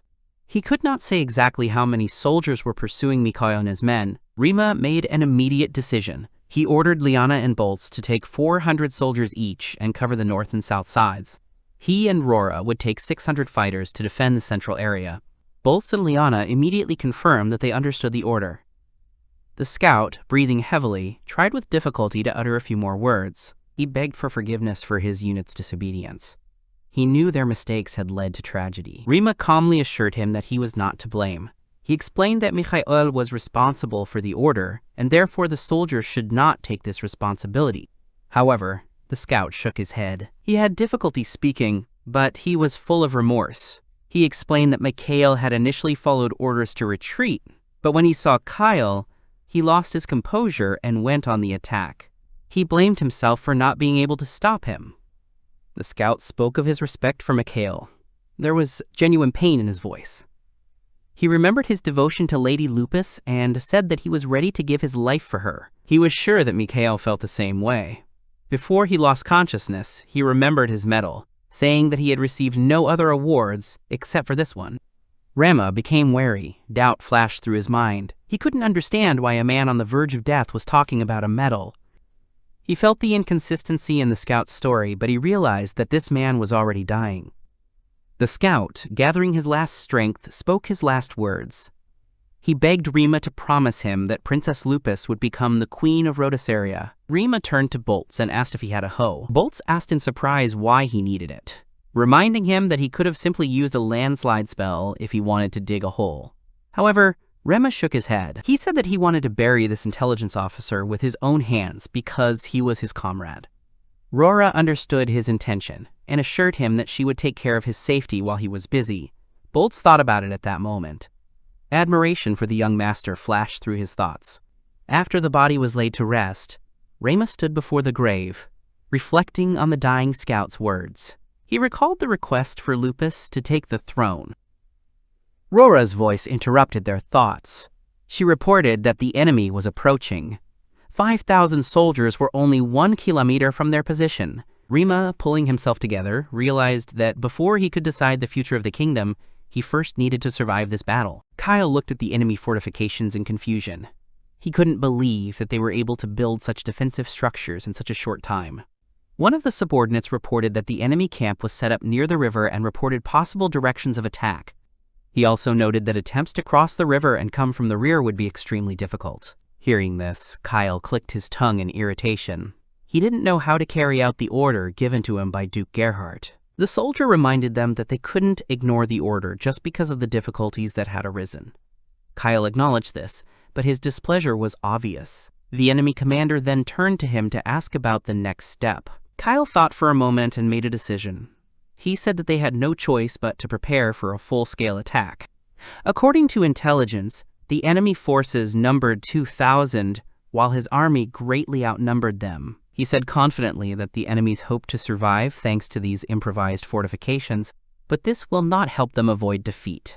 After this, he turned to his warriors, loudly declaring that he was giving them the word of Duke Gerhardt. He promised that everything they could plunder from the enemy would remain at their disposal. In his mind, he firmly decided that he would not allow himself to lose this battle. One of the warriors reported that the preparations were complete. Kyle, without wasting any time, gave the order to begin the attack. Meanwhile, in the camp, Rema asked himself in bewilderment what he had just heard. Indignation arose in his thoughts from the realization that the enemy had allowed their soldiers to engage in looting in the conditions of a civil war. Liana, aware of the danger, loudly gave the order to her fighters. She insistently repeated that no one should retreat. Her voice was firm as she ordered the first squad to open fire. The shooters immediately carried out the command. The enemies began to fall one after another, not having time to reach the fortifications. The enemy commander shouted furiously, demanding that his soldiers advance. He urged them on, reminding them that there were not many enemies, and urged them to destroy them all at once. Kyle, watching his army hesitate, became angry. He asked irritably why they were hesitating, and loudly reminded them that they only needed to take their gold. Liana watched the enemy closely. The realization that their troops were not using any kind of formation arose in her mind. She also noticed the extremely low quality of their equipment. She then ordered the second squad to open fire. She then ordered the third squad to step forward and riddle the enemies, piercing them through and through. Kyle couldn't believe what was happening. He didn't understand why his army couldn't break through the defenses. A desperate question sounded in his mind. How was this possible? According to the spies' reports, their numbers should have outnumbered the enemy several times. He began to lose patience. contemptuously calling his soldiers useless peasants. The commander of his troops tried to explain that in the current situation they would not be able to advance further. He suggested a temporary retreat and regrouping. Kyle reacted sharply to these words. He exclaimed furiously that they had many more soldiers and they should not retreat. The commander tried to explain the situation again. He noted that the resistance at the southern gate was too strong. He expressed doubt that they would be able to capture the fortress without additional reinforcements. These words made Kyle angry. He hit his subordinate in rage, rudely cutting off her speech. There was anger in his voice as he demanded that he not dare mock the nobility. He then reminded them that they were responsible for the successful completion of the mission entrusted to them by Duke Gerhardt. After that, he made his final decision. He announced that he himself was going to the front line and stated that their target was now the central gate. The soldiers unanimously confirmed their readiness to follow him. In the enemy camp, Rema watched the enemy troops' movements closely. He frowned when he realized that the enemy was not going to retreat. He expected them to abandon the attack by now. Confusion arose in his mind, as Kyle's actions seemed too risky for a knight of the realm. He wondered about the reasons for this haste. He couldn't understand if they really wanted to end this skirmish once and for all. He then turned to one of the soldiers and asked if he knew this man, Kyle. The soldier immediately confirmed that he knew him. Rima wanted to know more about Kyle and his personality. The soldier began to talk about him without hesitation. His voice was filled with disgust as he described Kyle as a selfish man. He described him as a cunning and cowardly creature who always carried himself with pride, looked down on others, and bullied the knights who disliked him. He noted that his behavior had left many mentally scarred. He then added that Kyle was not only arrogant, but also morally rotten. He recalled the duel with Mikhail at the fencing tournament, after which Kyle felt unfairly indignant because of his defeat. There was anger in the soldier's voice when he recalled all of Kyle's actions. He then stated that this traitor was a disgrace to the knight's duty. He recalled that Kyle had deceived his former comrades who believed in him and betrayed them, despite serving Princess Lupus together. Rema froze, surprised by such a wave of indignation. He tried to interrupt the soldier, noting that he already understood their hatred for Kyle. However, he explained that he wanted to hear a less emotional description. After a short pause, he concluded that Kyle was an extremely slippery and cunning man. Then he thanked her for the information. New ideas began to form in his mind. He reflected that even after such a horrific description, Kyle did not seem like a man who would be so careless with his powers. He reminded himself that Kyle had not only betrayed his master, whom he had served for so long, but also his comrades, with whom he had endured many trials. He had done it for Duke Gerhardt, and now he stood before them as a general of the enemy army. He thought about it and guessed that Kyle might have actually wanted to retreat, but for some reason he couldn't. The soldier thoughtfully asked if Kyle's impatience had borne any fruit. Rima nodded, acknowledging that it had. He explained that Kyle needed results more than anything else to win Duke Gerhardt's trust. He then turned to Rora and informed her that although it was earlier than planned, they should take advantage of the moment. He told her to get ready. Rora looked at him doubtfully. She reminded him that the original plan was to restrict the movement of the main enemy forces once they had already rushed to attack. Her voice betrayed her uncertainty about the correctness of the change in plan. Rima, however, saw no other way out. He said with a grin that there were crowds of guests waiting impatiently to meet their creator outside their doors. He remarked that it would be rude not to greet them with a few explosions. Meanwhile, in Kyle's army, one of the soldiers noticed smoke rising from the center of the fortress.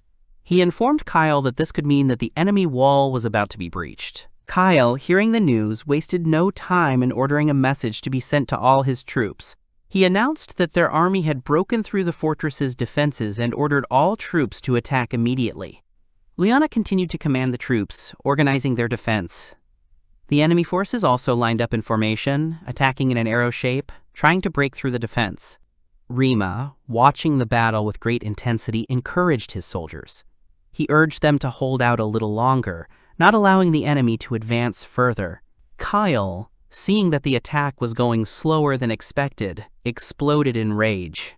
He demanded an explanation from his men, not understanding why they had not yet broken through to the fortress. At that moment, his gaze fell on Rima's figure. The thought flashed through his mind that this commander might be the adventurer in hiding. His eyes reflected irritation as he saw him standing boldly at the front, as if mocking him. Meanwhile, Rima gave the order to transmit a signal to Liana and Bolts. They noticed him and immediately set about carrying out their plan. Bolts spoke loudly to the Crimson Lion mercenaries, calling on them to witness the true power that had been driving them all this time. Together with Liana, they began the spell.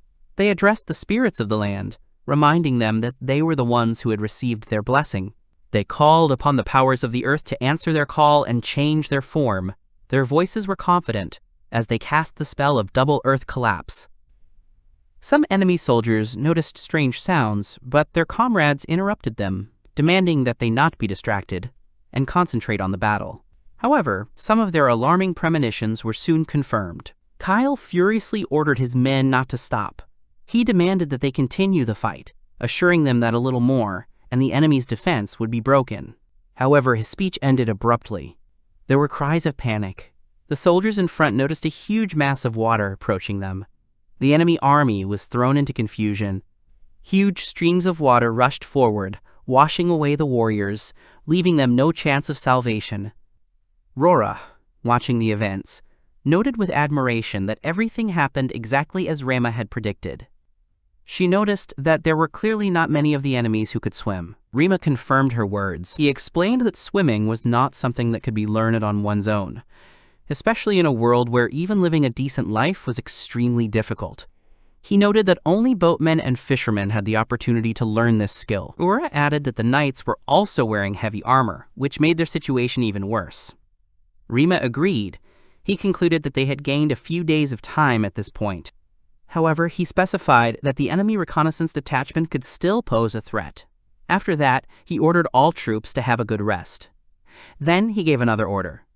He ordered to bury the dead bodies of the enemies. Rora asked in surprise if he meant a proper burial. Rama shook his head. He explained that the reason was completely different. He had no intention of giving them a proper burial. He simply knew that the decaying bodies could infect his own soldiers, and he could not allow that to happen. The soldiers muttered discontentedly among themselves when they were ordered to bury the fallen enemies. One of them indignantly recalled that their comrades had been forbidden to loot bodies, and wondered whether they really should be doing this instead of using the usual practice of war. Another supported him, noting that plundering the vanquished was a common practice, and that enemies attacked them with the same motivation. At this point, a woman intervened in the conversation, decisively ordering an end to the argument. There was a stern firmness in her voice as she reminded them that this was their job, and that greed would lead to nothing good. She pointed out that their reward would be greater if they won, so there was no point in stealing now and exposing themselves to punishment. Some of the soldiers were skeptical of her words. One of them chuckled and said that she was exaggerating. The woman didn't let those words go unanswered. She reminded them that everyone had seen what Mikashiba was capable of. Her voice grew more intense as she described how the man had calmly executed the water attack without flinching for a second. She noted that he was an expert in martial arts, easily able to defeat an opponent twice his size. She then asked what they thought he would do to those who broke their contract with him. The soldiers froze. Their confidence wavered, and one of them quickly declared that it was just a joke. He tried to hush up the conversation, suggesting that they forget about what had been said and continue working. Meanwhile, Sarah watched the woman, listening to her words. Elsewhere, Duke Gerhardt looked with disdain at Kyle, who stood before him. He loudly expressed surprise, noting that Kyle still dared to appear before him again. He admitted that perhaps he should at least be commended for his courage. Kyle bowed his head in respect and apologized with deep remorse for what happened. Gerhardt looked at him coldly and asked how he managed to survive. Kyle quickly replied that he was saved by a horse that knew how to swim. He admitted that when they were caught in the current, he barely managed to hang on for dear life. Gerhardt chuckled. He said thoughtfully that it was an interesting story, and wondered if it was luck, or if it was all thanks to the very horse he had provided him with. Then he frowned and reminded them that the reports he had received told a different story. The document stated that Kyle had abandoned his men and fled alone. Kyle winced, his voice breaking as he began to defend himself, claiming that he would never dare do something like that. An alarm sounded in his thoughts. He realized that the Duke could punish him right now. However, Gerhardt suddenly stated that he had no intention of killing him. But he immediately emphasized that this did not mean that he forgave him. He announced that he was postponing the punishment, but stressed that Kyle would have to pay for the loss of his soldiers, whom he had recklessly sent into the attack. Kyle, not daring to object, left the room. Gerhardt watched him go, then said with contempt that it was completely useless. One of his subordinates, who was watching what was happening, approached him and asked if it had been a wise decision to let Kyle go so easily. Gerhardt answered without hesitation. He noted that their losses would not disappear even if he executed him. He added that they needed to reorganize their forces at the moment, and so he planned to use Kyle to the last. However, he said that the man's time was rapidly approaching its worst. Fitzhero reported the arrival of General Kodrum, Allenberg, who recently joined them. Gerhardt chuckled, realizing the gravity of the situation. He noted that there was no point in giving their new ally a reason to swallow them alive. The officer nodded in agreement. He confirmed that he understood the order and went to carry out the orders. Gerhardt thought about the current situation with a cold expression. He noted that the only thing that separated the knight and noble factions was the river, which was in enemy hands. Doubts arose in his mind. He realized that it was not only the enemy's ability to build a fortress, but also his determination to use a water attack that cost him many soldiers in an instant. The question was in his head. Where did this commander come from? Who turned out to be so dangerous? Then he muttered about some new Earth, but immediately dismissed this thought. He made a decision and declared that he would simply instruct his people to deal with this commander. Meanwhile, relative silence reigned in Rem's camp. He calmly said that, as expected, the enemy would not attack at night. Rora, observing the situation, noted that after such significant losses, the enemy forces would need several days to reorganize. Rima agreed with this. He noted that otherwise they could have serious problems, since they still had to prepare to meet the main enemy forces. Then he thoughtfully said that while they had time, they should prepare that very thing. Fultz nodded in agreement, noting that this would be a great opportunity to try out what they had talked about earlier. Liana confidently stated that she would take this upon herself. Rima instructed her to gather at least 10 people by noon and added that he was counting on her. At this time, Sarah unexpectedly greeted her cheerfully and offered her help. The woman tensed, confusion forming in her mind as she realized she hadn't felt Sarah approaching. Then she frowned slightly and tried to remember it. She hesitantly assumed that Sarah was the girl who sold the pots and who was rumored to be famous for her harsh methods. Sarah admitted with a slight grin that this was close to the truth. She then introduced herself as a battle slave. There was amusement in her voice as she noted with delight that this woman was the same one who had silenced some old man yesterday. Sarah admitted that it was incredibly cool. The woman froze in surprise, struck by such a sudden and unusual compliment. Sarah continued the conversation, noting that there weren't many girls her age at the camp. She admitted that she had been waiting for a long time to talk to her.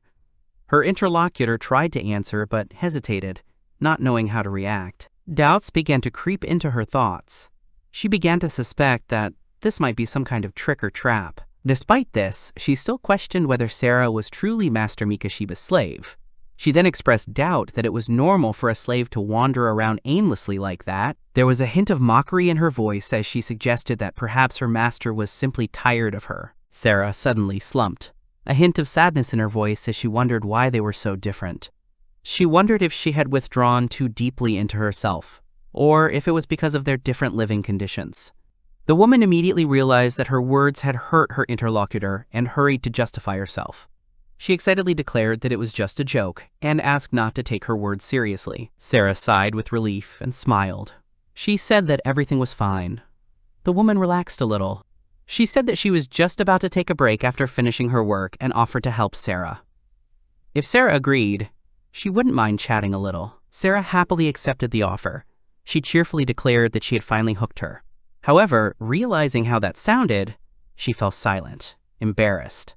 Her interlocutor introduced herself with a slight smile, giving her name Sakuya. There were still doubts in her mind. She couldn't understand what exactly Sarah was trying to show by using such strange expressions. Sarah, noticing this, remarked that Sakuya's name was rather unusual. She then suddenly suggested that they celebrate their new friendship by opening a gift bottle. Sakuya looked at her in surprise. She frowned and reminded her that she still had work to do. so she couldn't afford to drink. Sakuya and Sarah spent their time drinking alcohol. During the drinking session, Sakuya enthusiastically declared that there was nothing better than drinking while she could avoid work. She enjoyed the moment and did not hide her emotions. Sarah, feeling the increasing effects of the alcohol, weakly agreed with her words, saying them with noticeable uncertainty. Sakuya, not wanting to let her partner slack off, enthusiastically offered her another drink, categorically stating that no excuses would be accepted. Sarah, hearing such an insistent tone, involuntarily shuddered, realizing that it would be impossible to refuse. In her mind, she began to wonder how quickly the situation had gotten out of her control, since the original plan was to just get Sakuya a little drunk, thereby loosening her tongue and getting some useful information. The realization that she was now in a bad situation was alarming, and made her mentally cry out to Mr. Ryoma for help. Sakuya looked at her with a smirk, and, with a hint of superiority in her voice, doubted that Sarah seriously hoped to get her drunk, to the point where she would lose control of herself. A moment later, she admitted that she had actually been faking her drunkenness, using it as a way to get her interlocutor to spill all the information she wanted. Meanwhile, in the very center of the camp, Ryoma was feeling uneasy, wondering if Sarah was really okay. Rora, confident in her ally's abilities, tried to dispel his doubts by expressing her firm belief that Sarah could handle it. Leona, who was standing nearby, meanwhile discovered the loss and, with noticeable irritation, asked those around her if anyone had seen her gift liqueur. Later, when Sarah began to sober up a little, she looked at Sakuya with concern and, seeing something strange, asked if she was okay. What was especially worrying was that something flew out of her mouth, and this moment left her very confused. Sakuya, being somewhat drunk, answered with difficulty, assuring her interlocutor that she was fine, although her speech sounded unnatural. A moment later, she was distracted by what was happening around her and noticed a group of people moving through the water, which immediately caught her attention. Sarah was intrigued by this unexpected interest and decided to answer, assuming that these people were most likely ordinary traders from the surrounding area who had come on business and were now returning back. Sakuya, hearing such an explanation, repeated the word merchants, but her voice clearly showed doubts that she was in no hurry to voice. In her mind, she began to wonder at what exact moment these people had managed to arrive here, because she was sure that they had not been here before. Sarah, sensing a hint of concern, asked Sakuya if there seemed to be something wrong with these merchants. Sakuya, not wanting to reveal her suspicions, hastened to assure that everything was fine and there was no reason to worry. Suddenly, loud cries of crows were heard in the air, attracting everyone's attention with their sharpness and unexpectedness. Sarah noted with surprise that the appearance of the crows was too sudden and their behavior seemed strange. Sakuya, watching the birds, mentally recorded the fact that such long and drawn-out cries meant that something important would definitely happen at night. After a while, she came to the conclusion that the break had been long enough, and in a business-like tone suggested returning to work, emphasizing that the day was drawing to an end and it was already getting dark. As night fell, Sakuya concentrated on lubricating her sword with a special liquid, preparing for the task ahead. She mentally assessed the situation, noting that there were no guards nearby, which made her task much easier. Once she reached the tent, she cautiously entered, confident that her target was sleeping inside. Without wasting any time, she raised her sword and struck, but suddenly realized that instead of a living person, there was only a straw doll in front of her. Looking at the substitution, she exclaimed, realizing that she was trapped. At that moment, Ryoma attacked her, taking advantage of her confusion. Sakuya quickly recovered and struck back, not hiding her irritation at what had happened. Sarah appeared next to him, with a note of regret in her voice, saying that it was the end of the game. Sakuya shifted her gaze and noticed that Rora and Sarah were nearby, which caused a new stream of thoughts to come into her mind. She began to analyze the situation, wondering if this was a shadow cloning technique, but looking at the girls, she realized that they were most likely just twins. Ryoma, without wasting time, hit her with such force that she lost consciousness. When she came to, he addressed her with greetings, noting that he was glad to see her at this wonderful moment. He then said with a slight smile that they now finally had the opportunity to talk calmly. Sakuya, without changing her expression, replied with a hint of sarcasm that perhaps he had confused conversation with torture. She then added that despite her current situation, she was still a shinobi, meaning she was prepared for the worst-case scenario. Ryoma paused in surprise at her words, realizing that she had just called herself a shinobi. Sakuya, realizing that she had made a slip of the tongue, reacted sharply to this and expressed concern that it might have been a trick question. Ryoma, a little confused, asked again what she meant. Sakuya, feeling irritated, said that this conversation was becoming unpleasant and hinted at dishonesty in his actions. She, closely watching his behavior, suddenly came to some conclusion and furiously blurted out an accusation against him, stating that he was planning something indecent with regard to her body. After this, she indignantly noted that, despite the fact that he already had 2 slaves, this was clearly not enough for him. Rora, hearing such words, instantly flared up with anger and in a cold tone declared that anyone who dared to insult her master must die immediately. Sarah, watching the events unfold, only reacted nervously with a short exclamation. Ryoma, realizing that the situation was getting heated, hastened to intervene and suggested not to rush with the magic. He went on to explain that one of the main reasons he captured Sakuya was his personal interest in her identity. Sakuya, still suspicious, expressed her belief that his true goal was to embarrass her. Ryoma, looking at her with displeasure, loudly declared that this was not so. Ryoma looked at Sakuya carefully, mentally noting her external features. Her black hair, deep dark eyes, and tanned skin immediately caught his attention. Despite the dark shade, her skin resembled his own, which made him wonder. This was the assassin who had tried to attack him earlier in Che. She called herself a shinobi, which in itself sounded unusual. Moreover, her name, Sakuya, made him suspicious. Another important factor was her katana, which added even more mystery to the situation. However, despite all these details, he still had doubts that needed answers. Sakuya asked him again, clearly confused, what exactly he meant by some Japan. At that moment, Ryoma was finally convinced that he was dealing with a man who was either hiding something or really didn't know the truth. Without wasting any time, he told her straight out that Japan was the name of a country, and asked her the obvious question of whether she was a native of that place. Sakuya, without showing even a hint of awareness, calmly replied that she had never heard of such a country. She clarified that she did not even know the location of such a country, since she had never heard such a name on the entire Western continent. Ryoma, hearing her words, thought about it. A conversation with a blacksmith came to his mind, who said that the katana is a weapon known in the culture of the Eastern continent.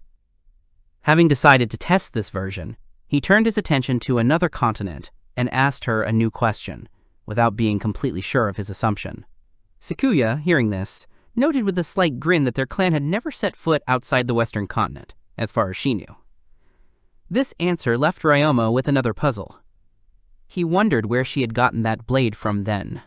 After a short pause, he said that since she had never left the Western continent, where did she get this sword, which was clearly a Japanese weapon? Sakuya, hearing such a strange wording, looked at him skeptically, and with slight irritation replied that she did not understand what he was even talking about. Sakura explained that this katana had been in her clan for many generations, and was considered their traditional weapon, passed down since ancient times. Ryoma, having heard about the clan, came to the conclusion that if the blade really belonged to their family, then there must be other people in this clan who owned similar weapons. Before he could say anything else, an old man who appeared in the tent suddenly intervened in the conversation. This stranger, appearing before them, immediately took the initiative and calmly declared that now he would explain the whole situation. The old man said that their clan was a clan of vagabonds, and that this fate had been prepared for them from the very beginning. Sakuya, seeing him, cried out in surprise, wondering why he was here. The old man, remaining unperturbed, explained that he had come here as insurance. He revealed that the original plan was to allow him to eliminate the target if Sakuya failed. Sakuya, hearing this confession, experienced an internal conflict. Her voice trembled with surprise and slight confusion, but she still did not receive an answer to her questions. Rora looked at the old man suspiciously, then turned her gaze to Ryoma, waiting for his reaction. Ryoma, without showing much emotion, gestured to his men to remain calm and not take any action for now. Ryoma's face noted with a slight mockery that he did not seem surprised by his appearance. Then he suggested two possible reasons for such cold-bloodedness. Either he was a fool who did not understand the seriousness of the situation, or a man so confident in his abilities that he did not even need to attach any special significance to it. Ryoma, hearing these words, chuckled and replied in a serene tone that he was actually quite surprised. He noted that he did not recall inviting the old man here, which sounded like a rather transparent hint. New thoughts arose in the old man's mind. He watched Ryoma carefully, mentally noting that he had managed to completely dispel the anxiety of his subordinates, while remaining completely calm as if he were at home. A moment later, the old man turned to Ryoma, asking him a question with a hint of cunning. He wanted to know why he hadn't killed Sakuya, even though she was an assassin who had tried to kill him. What was even stranger was that Ryoma hadn't even tried to stop him. Ryoma, looking at the old man, noted with a slight smile that if he had been listening to their conversation from the very beginning, then he should already have a version about the true motives. The old man did not argue, but still clarified that he would like to hear this from him personally, to be completely sure. Ryoma, without thinking twice, replied that he came from Earth, and moreover, he was from the same country as their clan. The old man, hearing this confession, nodded as if confirming his own suspicions. Then he calmly said that everything was clear, and that he had suspected from the very beginning that Ryoma was also a person from Hinamoto. Ryoma confirmed his guess, but clarified that, in his era, their country was called Japan. The old man nodded thoughtfully, remembering something distant. Then he quietly said that he had heard that the people of Hinamoto, in modern times, had forgotten how to fight, and had turned into cowardly weaklings. However, thinking about the fact that there was a man with such impressive strength standing in front of him, he couldn't help but wonder if he could be wrong. After a pause, the old man turned to Sakuya, asking how long she was going to remain in a state of shock. Sakuya, still not fully understanding what was happening, quickly confirmed that she was ready. The old man, without wasting any time, ordered her to take off her clothes. Sakuya, hearing this unexpected order, asked in confusion, did he really mean right here and now? The old man, not wanting to listen to objections, firmly stated that there could be no buts. Meanwhile, elsewhere, Duke Gerhard was studying the situation of his troops. His voice sounded irritated as he asked if the reorganization of their army was finished. One of his subordinates, anticipating his master's anger, began to justify himself, explaining that he had encountered much greater problems than expected. The Duke, hearing such excuses, became furious and loudly exclaimed that 3 days had already passed since he gave this order. The subordinate standing in front of Duke Gerhard tried to justify himself with a noticeable worry in his voice, stating that they were having serious problems summoning farmers from the surrounding areas. The Duke's head snapped up, displeasure etched on his face. There was genuine anger in his voice as he demanded to know what exactly had happened. The subordinate sighed heavily, clearly aware that his words would only anger his master even more, but he had no choice. He reported that somehow the news of their army's defeat had leaked out. Moreover, details of the battle had spread among the farmers, and now they were refusing to join their army. The Duke, hearing this, became tense, and then demanded an explanation of what rumors had spread among the common people. The subordinate swallowed uncertainly, but continued his report. According to him, rumors were spreading among the peasants not only about the complete destruction of more than 5,000 soldiers under Sir Kyle's command, but also about how this happened. The farmers said that the enemy had used a mysterious method of changing the course of the river, thereby drowning their army. The most disturbing thing was that the name of the person behind this was being discussed among the common people. Everyone knew that the enemy commander was a cold-blooded and ruthless man known as Mikoshiba. Ryoma, the Duke felt a chill run down his spine. At this point, his patience reached its limit, and he demanded, with all his fury, to know how the peasants could have known the name of the enemy commander. The subordinate spread his hands helplessly, admitting that he had no precise information. He added that even their own troops did not know some of the details that the simple farmers now had. The situation was further complicated by the fact that the peasants were in complete disarray and did not even want to listen to the orders of the authorities. The subordinate said with obvious regret that it would now be difficult to gather even 50,000 soldiers, to say the least. And the Duke, gritting his teeth, clenched his fist, barely containing his rage. Anger flared in his eyes, and he ordered in a harsh voice to suppress all rumors, not wanting to hear any excuses.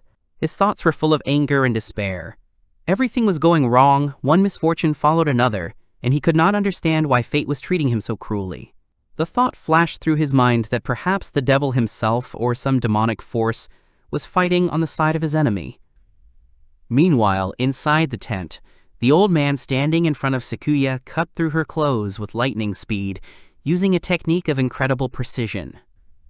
Ryoma watched this movement in amazement, mentally noting that the technique used was reminiscent of yaijutsu, but at the same time was more primitive compared to the modern art of IAI. However, the effect was striking. He couldn't help but admit that the old man's skill was impressive. Cutting through clothing without harming the body required incredible skill, and this man clearly had it. The old man, examining Sakuya's body, nodded, confirming his suspicions. He noticed that the blows had landed right on vital points, and their marks were too small for a normal weapon. Looking at Ryoma, he asked a question, assuming that the blows were dealt by the shaft of a spear. Ryoma calmly replied that he only used his fist. The old man narrowed his eyes, digesting this information. Then, after a short pause, he nodded, agreeing with the conclusions. He noted that if you hit vital points, such a technique could be quite effective. Looked at Sakuya and sighed heavily, then added that her appearance could be deceiving. Despite her youth, she was the person who would lead their clan in the future. After a brief silence, he turned his gaze to Ryoma and noted with mild respect that his skills were truly impressive. Ryoma thanked the old man, and then, taking advantage of the moment, expressed a desire to ask a few questions. The old man looked at him carefully and then nodded, allowing him to speak, but on the condition that he could answer these questions. Ryoma, without wasting any time, said that he wanted to first make sure of one important point. He asked if their clan really descended from a person who was summoned to this world in the past.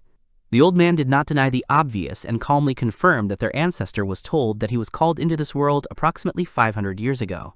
However, unlike modern conscriptions, in the case of their ancestor, it was not just he who was called up, but the entire village in which he lived. Ryoma repeated his words with slight surprise, comprehending the information he had received.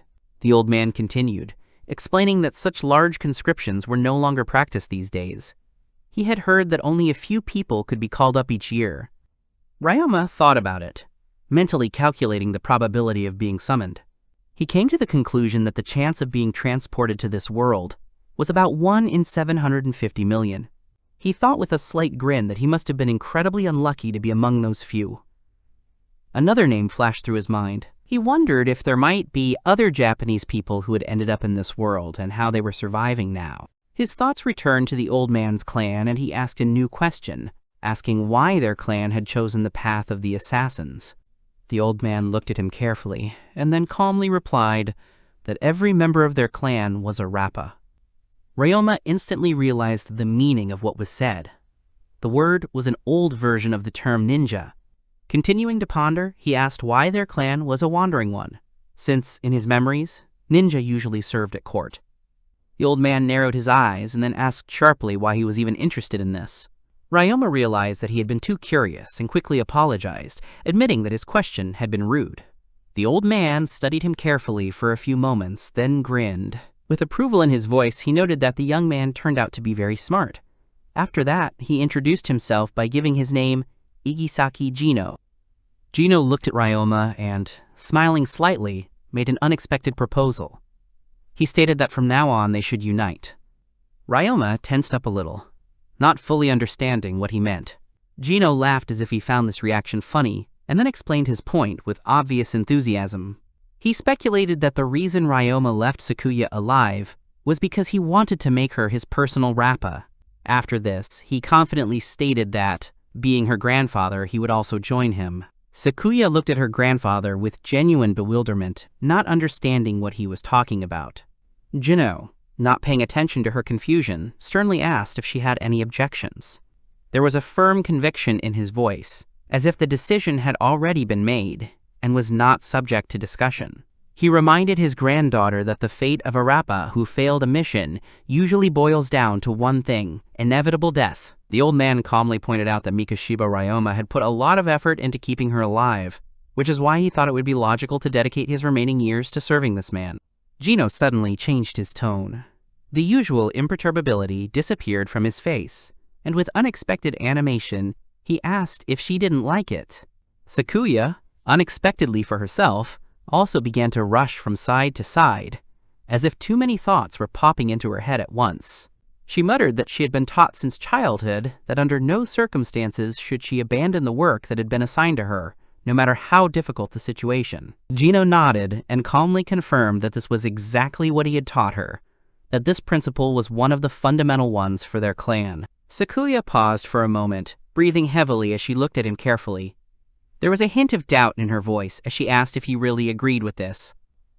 Gino, without a moment's hesitation, firmly stated that he had to do just that.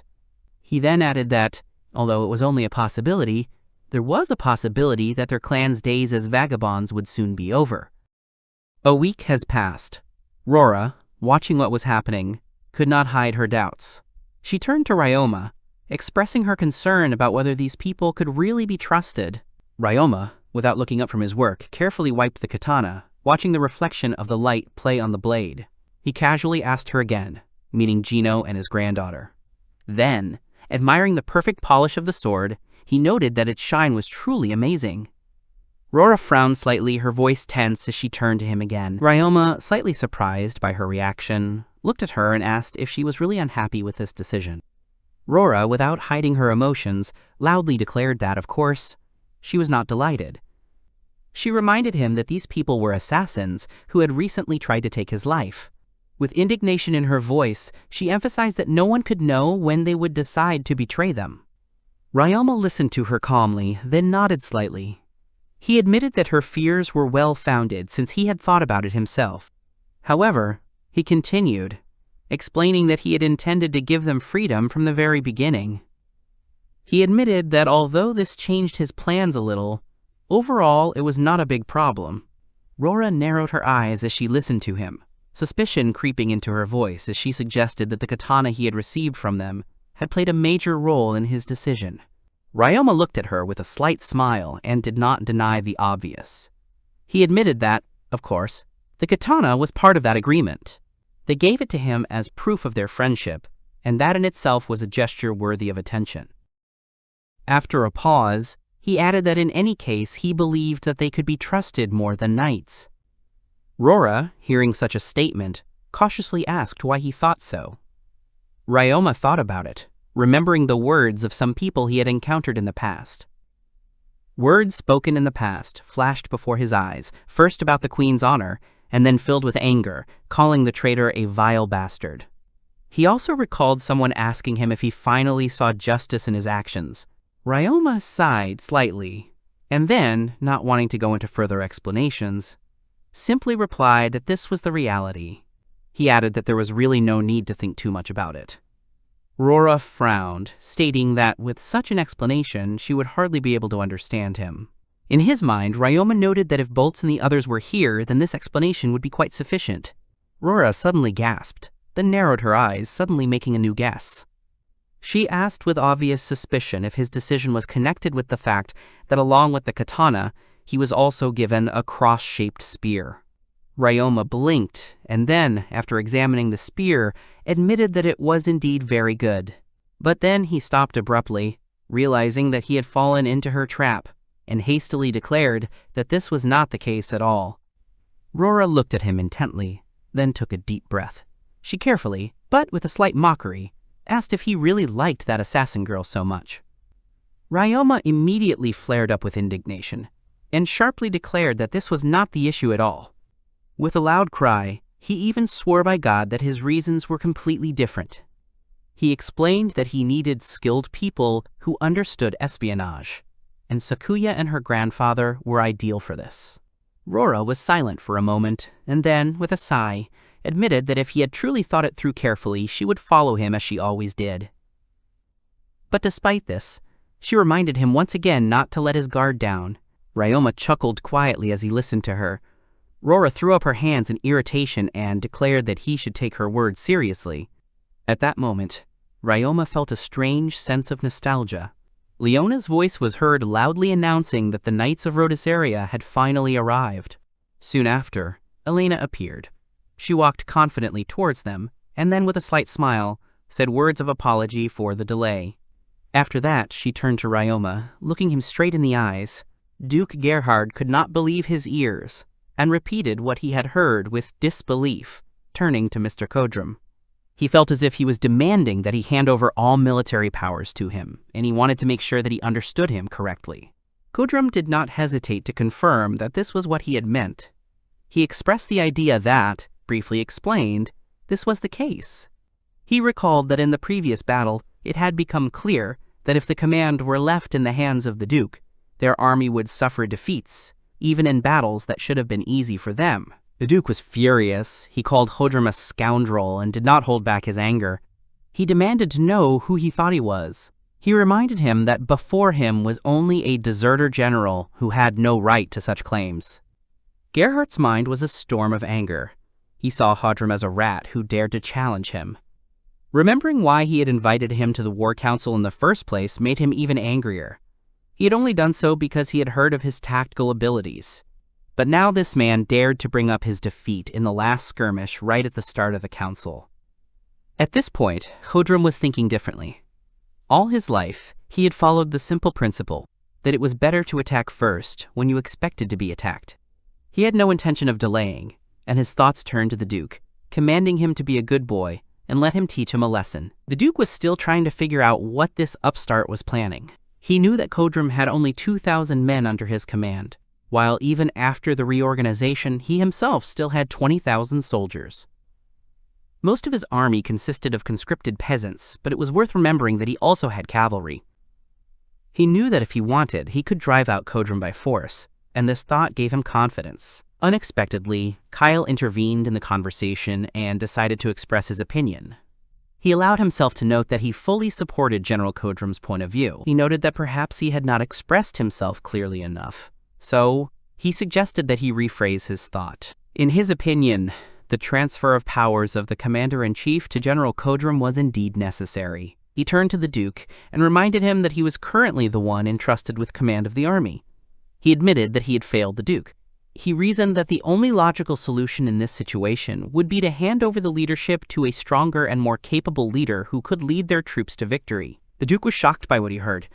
He turned to Kyle, demanding an explanation. He did not hide his indignation and could hardly believe what was happening. He was worried that Kodrum had somehow lured Kyle to his side. Disturbing thoughts raced through his head. He could not believe that such a betrayal was possible. Kyle didn't see anything surprising in this.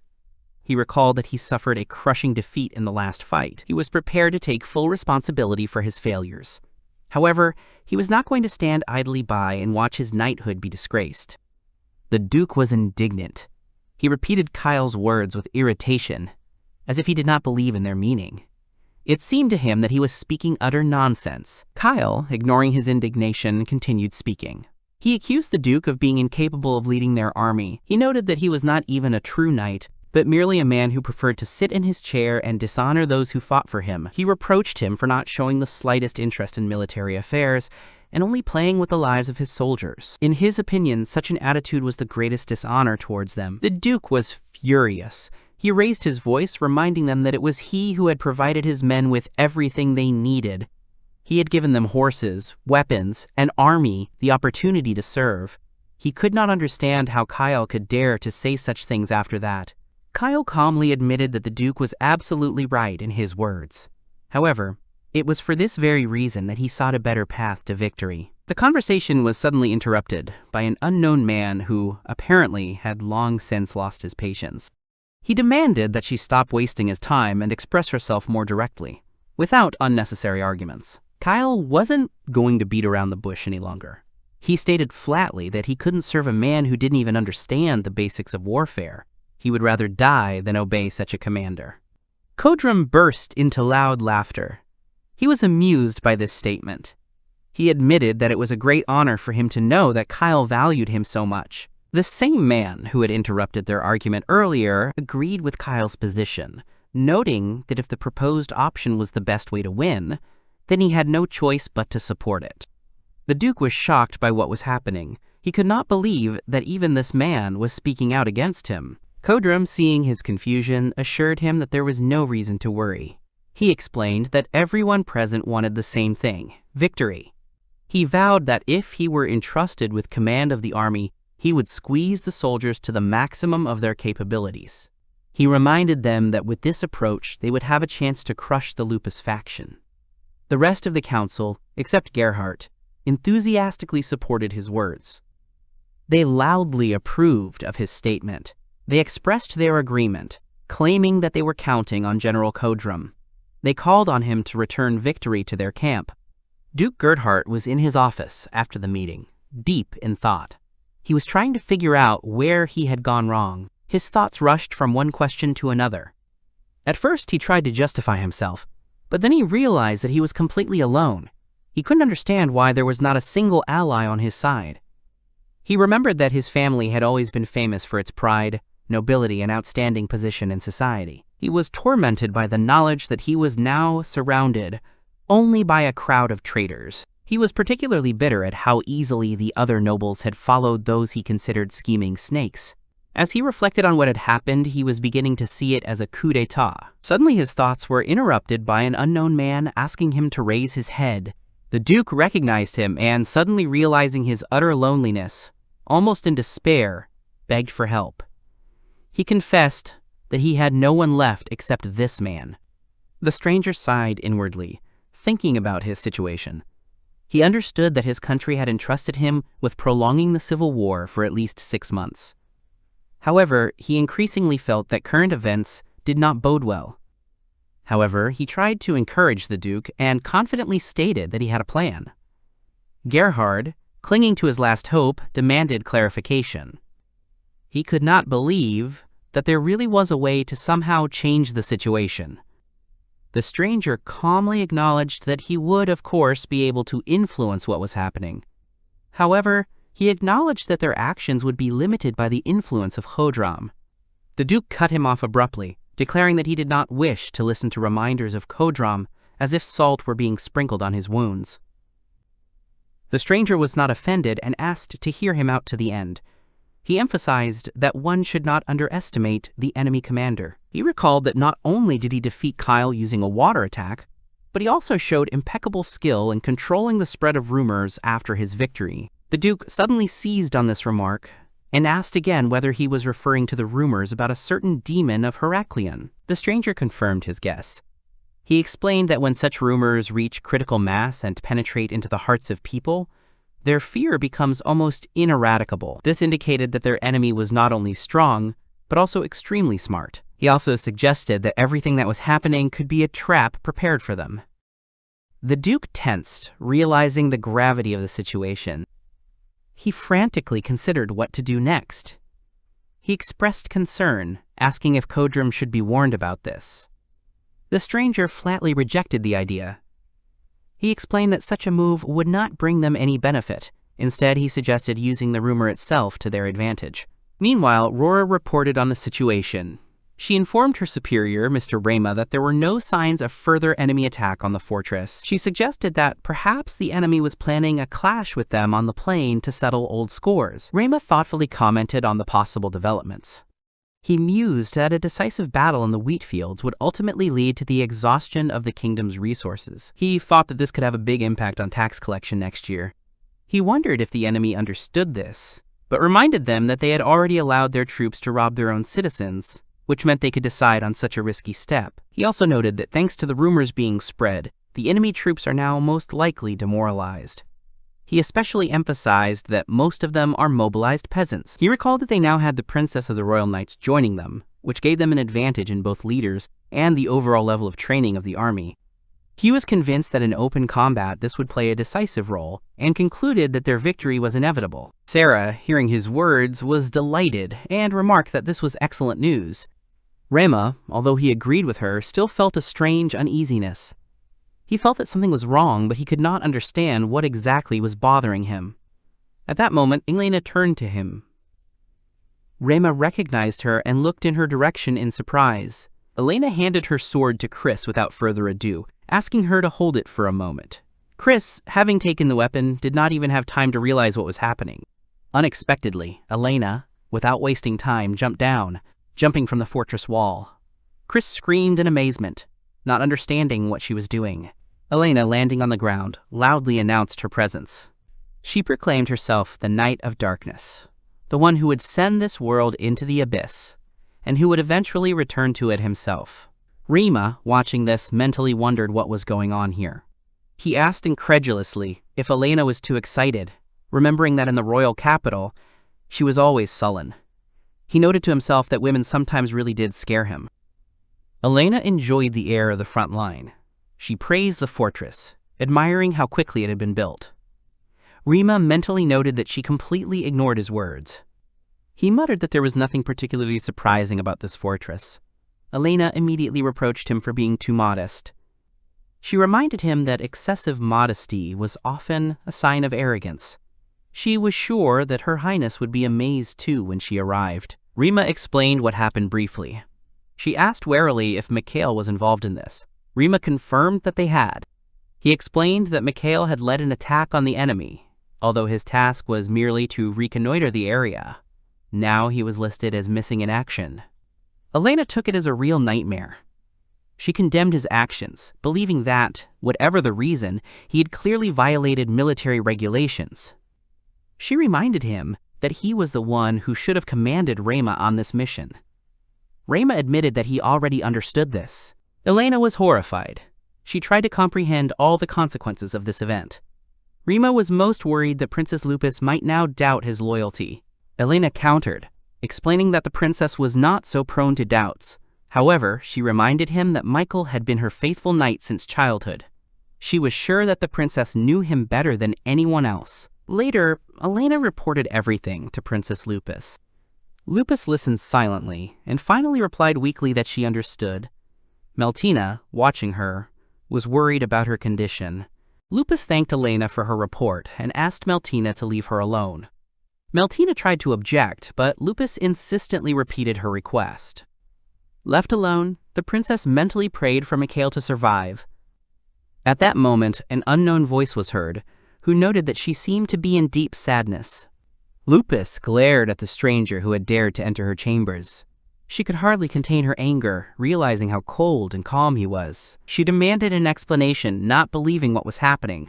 She couldn't understand how this man had managed to sneak in here without raising an alarm. She did not tolerate such insolence and wanted to know who exactly she was dealing with.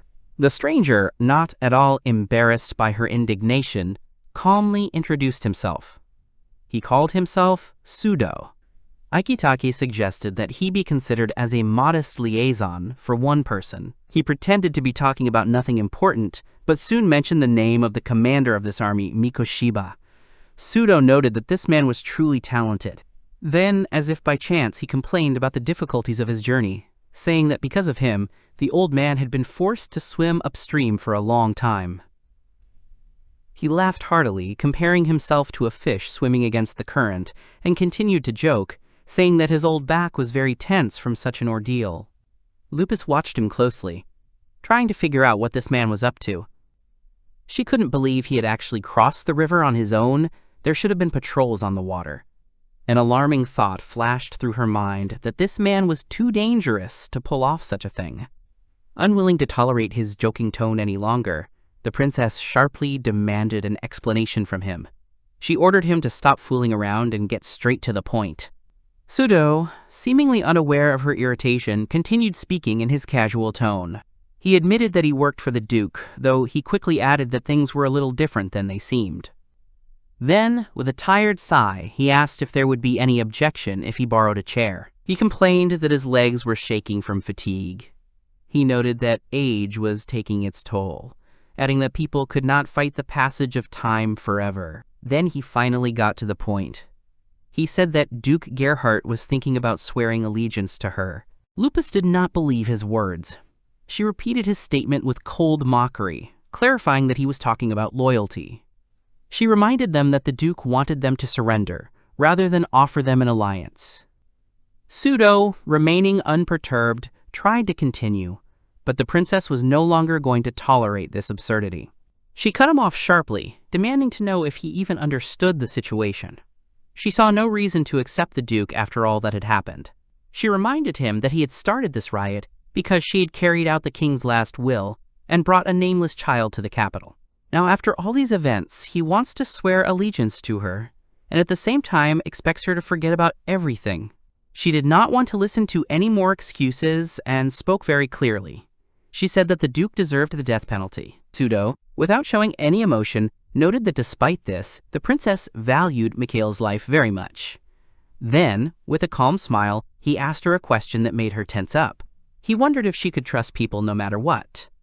Lupus, unable to contain herself, shouted furiously that he should not dare speak to her in such a tone. Suddenly, the air in the room flared with a chakra attack. The princess froze, not understanding what had just happened. Pseudo commented cheerfully on the situation, noting that it was quite dangerous. He expressed mocking surprise at being attacked without warning. Then, with slight irritation, he expressed the opinion that, although he was the intruder, it was probably unfair to treat him so harshly. He then spoke of the weapon itself that had been used to launch the attack. He noted that such a technique was extremely rare. He thoughtfully uttered the word chakra, and added that there was probably only one person here who could use it. His attention shifted to a dark corner of the room. He said Mikashiba Rema's name out loud, and noted with a grin that he was trying to ignore him. He demanded that he stop hiding and finally show himself. Meanwhile, Meltina had crept up to Lupus silently. She called out softly to the princess, urging her to follow her. Lupus, hearing her voice, turned around in relief. Meltina quickly apologized for the mistake she made during the guard and assured that she would be punished for it later. She then loudly informed Mikashiba that Her Majesty was safe. Rima answered briefly, making it clear that the plan could begin. At that moment, the fire suddenly flared up, engulfing the tent. Lupus, seeing this, tried to stop them. She screamed in panic, asking them to wait. Meltina turned to her in confusion, not understanding why the princess was reacting like that. Lupus, despite the danger, asked for water to put out the fire. Meltina tried to object in confusion. She could not believe that the princess was asking to save a murderer. However, to her horror, the fire was already burning too hot for her to help. Pseudo, still calm, chuckled through the flames. He noted with a sneer that this was quite a cruel act. He expressed regret that he had not even been given a break.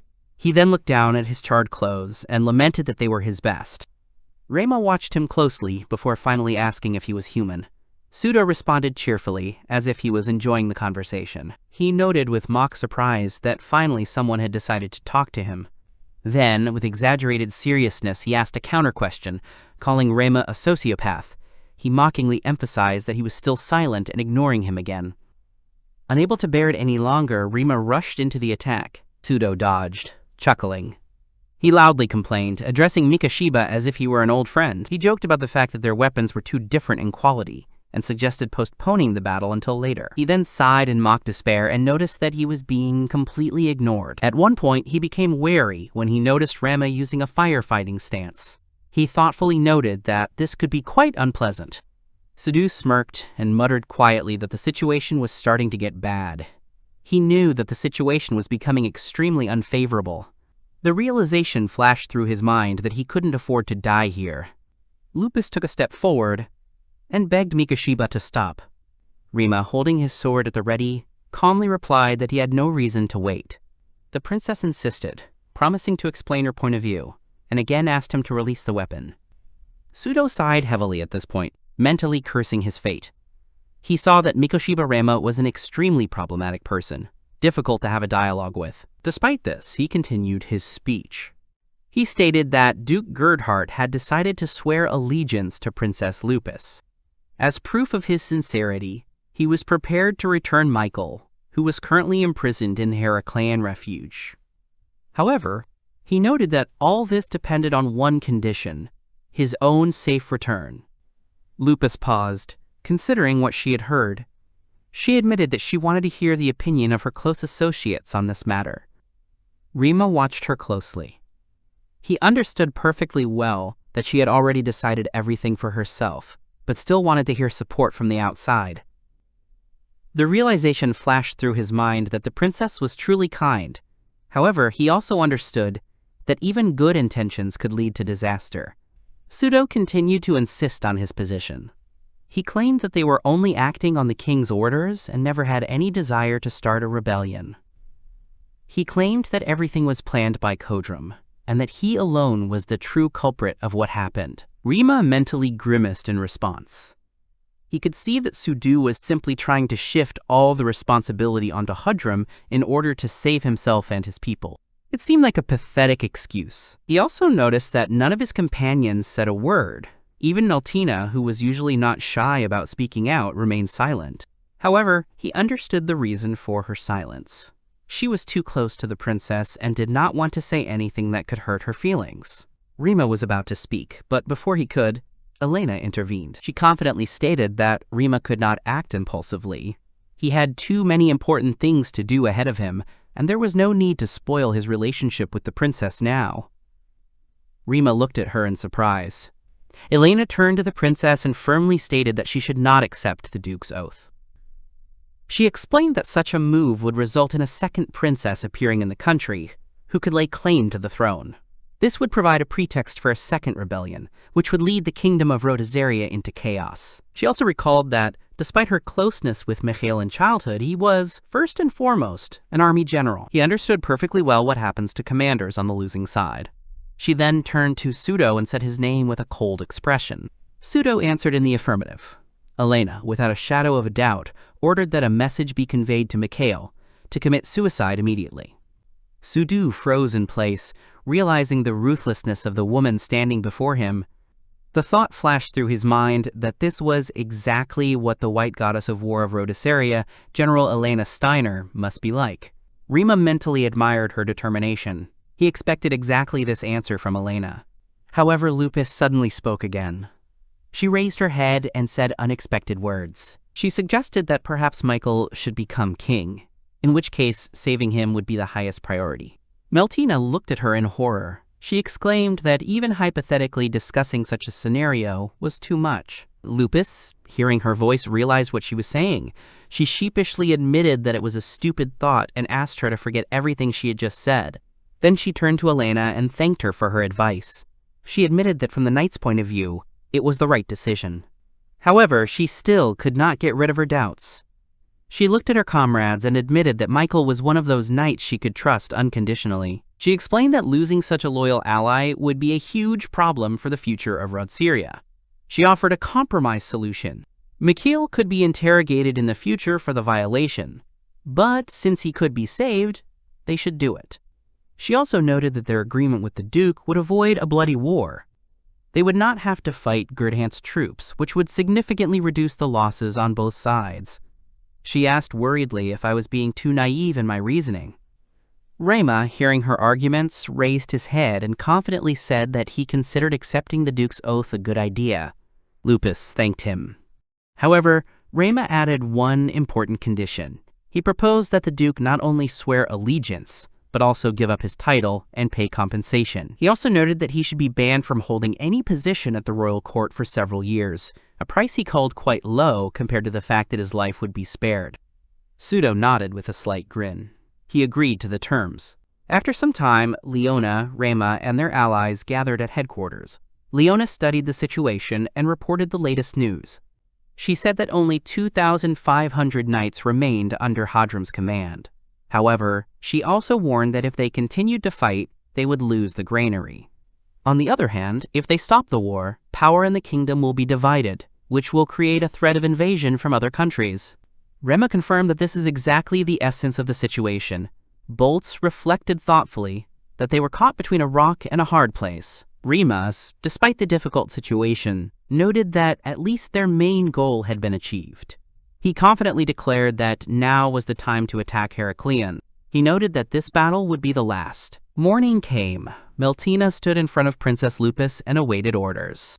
Lupus, having collected her thoughts, loudly gave the command to move forward. The guard noted that the situation was not going well. Since the war had begun, he reported that the devil had arrived to attack them, and reminded them that this was the same devil who had destroyed everyone in the river and was now heading here. According to him, this creature does not care at all who it encounters, be it a nobleman, a simple peasant, or even a woman with a baby, he emphasized that an inevitable catastrophe awaits them because the Heraklion devil himself is approaching. Lupus, without losing time, ordered all troops to march, heading straight for Heraklion. She declared that she wanted the head of Hodrum, giving a direct order to her subordinates. Rima watched the proceedings closely and expressed surprise, noting that the soldiers looked quite inspired. Sarah thought about the situation and expressed her concern, asking him if they were doing the right thing by refusing to participate in the upcoming fight.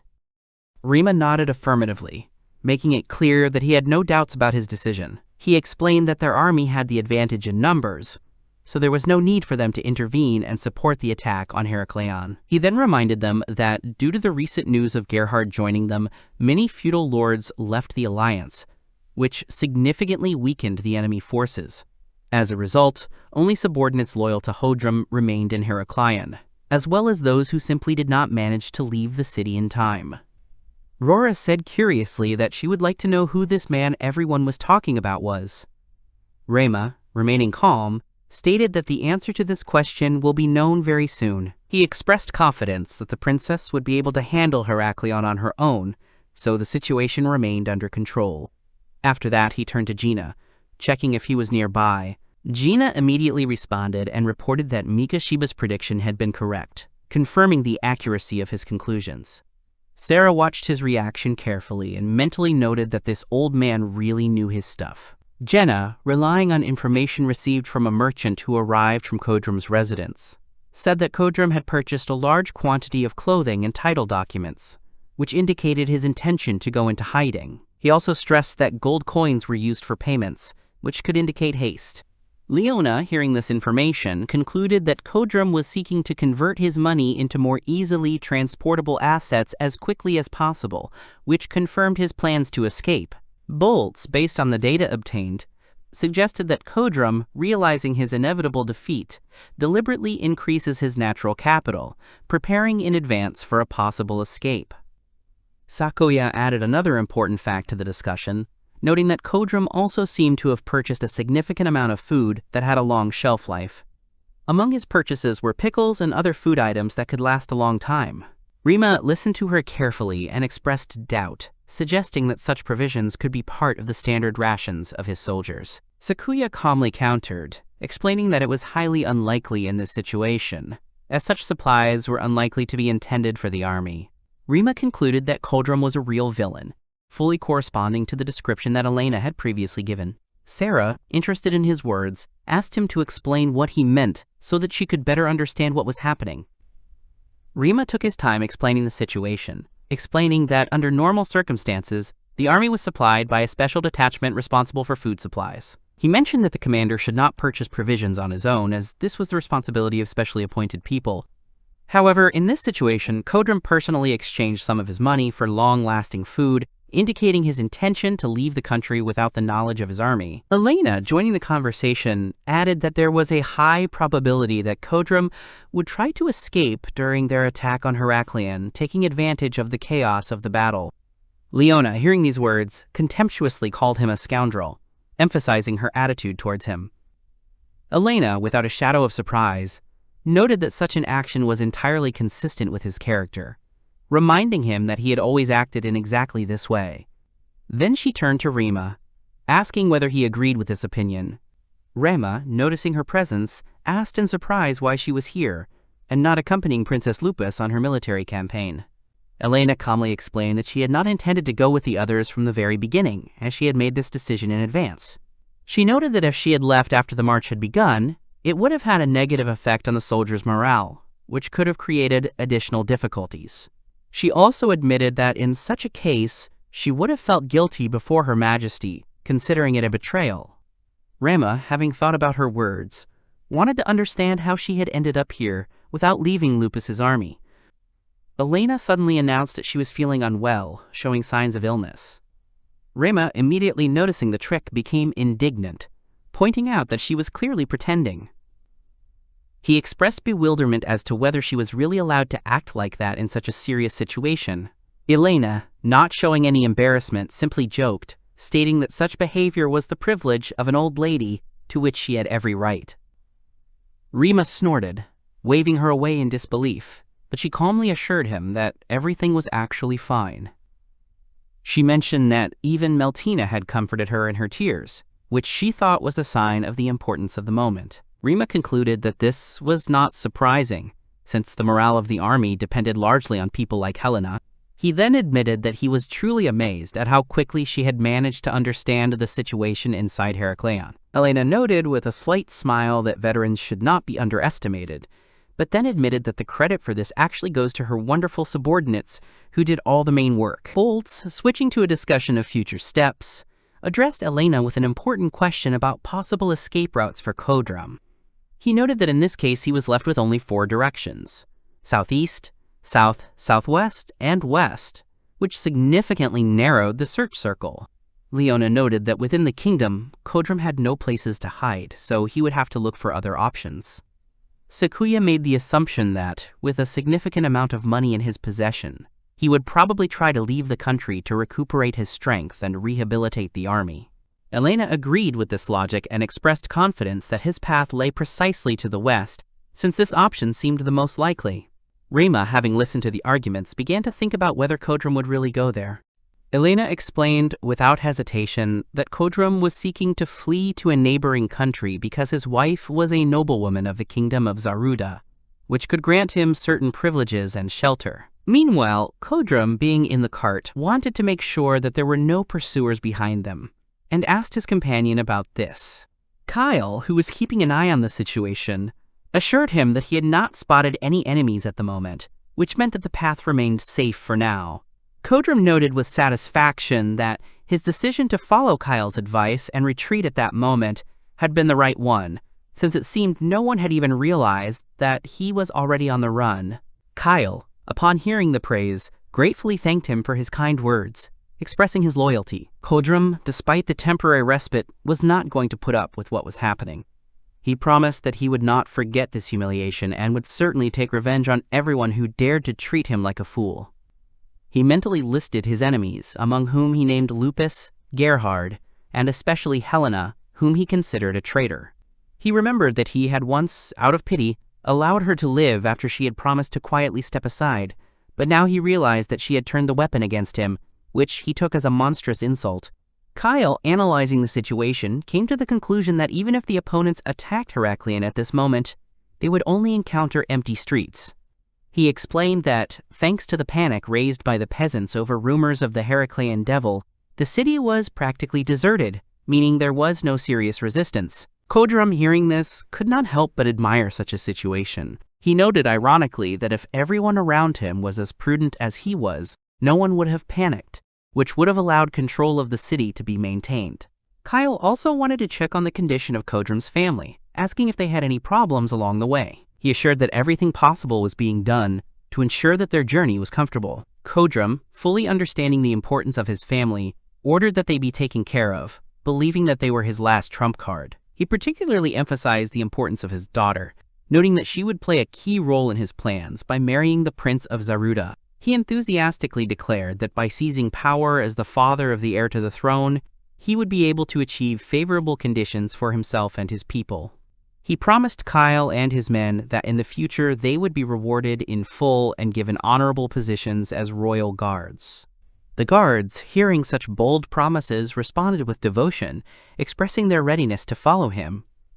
That night, Kyle reported to Hodrum that they would be continuing their journey at first light, so he advised him to rest before continuing on his journey. Kodrum, hearing the voice of his faithful comrade, offered him some wine to lift his spirits. Kyle politely declined, explaining that he had to stay sober because he was responsible for safety. Kodrum did not insist, but noted that under the circumstances, the taste of the wine seemed especially pleasant to him. He calmly noted that his diet would be limited to simple foods for a while, but expressed satisfaction that lightly salted cucumbers went well with riverfish. Kyle, not wanting to be distracted from his duties, apologized and said that he would continue preparations for the next day's crossing. At that moment, Kodrum noticed a change in his voice and immediately became wary. Kyle froze, trying to listen, but then insisted that he just thought he heard something. However, their peace was disturbed by the sudden cry of the guards, who announced an enemy attack. Kyle immediately called for Kodrum, indicating that the situation had become critical. Kodrum, realizing the danger, ordered an immediate departure without wasting time on reflection. His wife, although confused, quickly confirmed that she was ready to follow him. Kyle, analyzing possible escape routes, noted that the road through the mountains towards the kingdom of Zeruda should remain safe, making it the best option for escape. He decided to delay the pursuers, giving Kodrum the opportunity to escape, and urged him to immediately take advantage of this opportunity. The guards who remained with Kyle expressed their readiness to fight and wished him luck. Understanding the seriousness of their situation, Kodrum, trusting his comrade, handed over command to him and stated that they would meet in the capital of Zarud. Kyle, having taken control of the situation, ordered the warriors to remain calm and refrain from using fire. He demanded that all those holding shields immediately line up to form a defensive line. Leona, watching him, confidently declared that the general's head now belonged to her. Kyle, reacting to the attack, blocked her blow with his shield, quickly assessing the strength of his opponent. He noted that this was not an ordinary bandit in front of him, but a very clever and dangerous opponent. Volz, using his magical abilities, began to cast a spell, calling upon the spirits that controlled thunder and asking them to accept blood as payment for the manifestation of true power. He focused on his summoning, launching a lightning shot spell at the enemy. Leona watched the attack with anticipation, hoping that the blow had hit its target. Kyle, however, took the attack calmly, reminding him that his armor was enchanted with anti-magic protection, rendering the spell useless. Boltz, without losing his composure, noted that in this case, before him was not just a warrior, but one who possessed a combination of enchanting and enhancing magic. Leona, hearing his words, only grinned, showing excitement, and praised the general for his fighting skills. She noted with pleasure that he would not give up without a fight, which only added interest to the battle. Kyle, however, arrogantly stated that he was facing unworthy opponents whose strength did not match his level. He unhesitatingly declared that he considered them to be pathetic bandits, incapable of even scratching him, and offered them to leave if they wanted to spare their lives.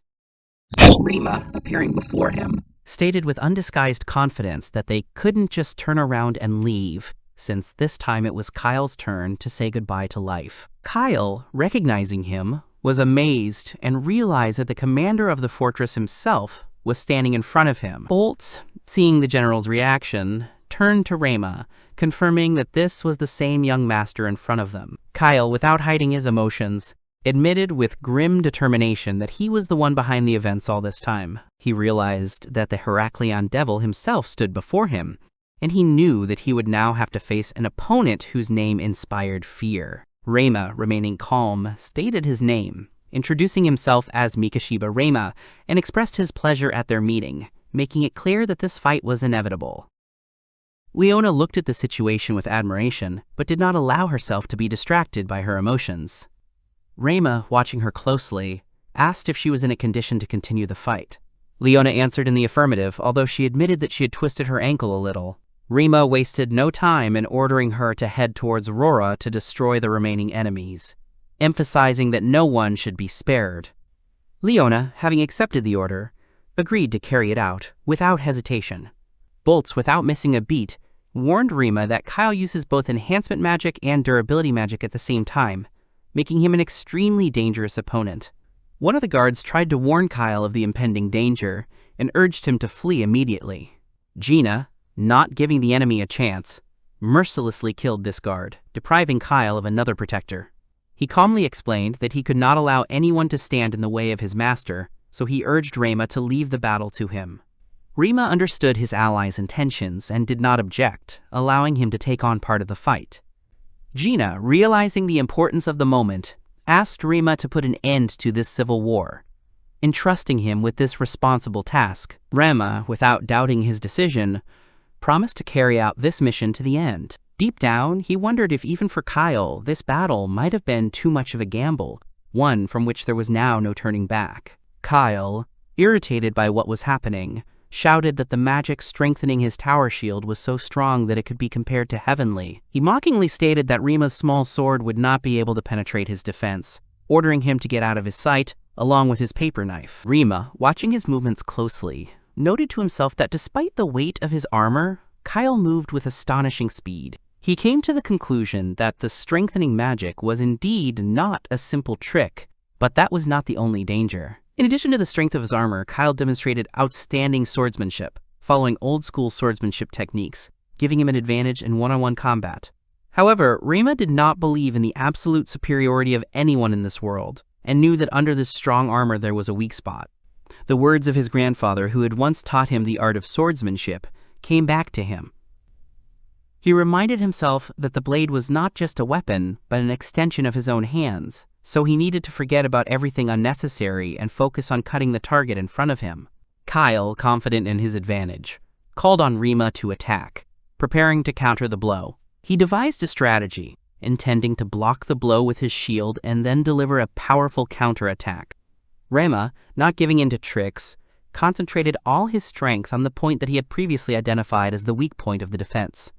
The next second, his sword, driven not only by force but also by calculation, cut through Kyle's arm, causing him to freeze in shock. Kyle, struck down by the blow, could not believe what had happened and realized with horror that his shield had been cut in half. He tried desperately to understand how such a small-looking sword could penetrate his defense. Rima calmly explained that he used gravity to offset his physical strength, allowing inertia to guide the blade. He called this style of martial art a technique that came from Earth, but noted that without his sword, this maneuver would not have been possible. Kyle, in a semi-conscious state, bitterly realized that his life would end in this place, when there was only one step left to the kingdom of Zeruda. Despite this, he found some irony in the situation, believing that even such an ending could be called a success. Rima, without regret, pointed out that Kyle had fallen victim to his own overconfidence, both in his own strength and in magic. Kyle bitterly admitted that he had indeed been overconfident, but noted that he had only heard such words from Michael before. Rima realized that the man standing before him was the one who framed Mikhail, and reminded Kyle that it was his mistake that led to them eventually joining Princess Lupus. Kyle, gradually realizing what was happening, realized that Rema was the same low-class adventurer who had participated in escorting Princess Radine to Heraklion. Rima confirmed this, clarifying that they accepted the quest from the guild not of their own free will but under duress.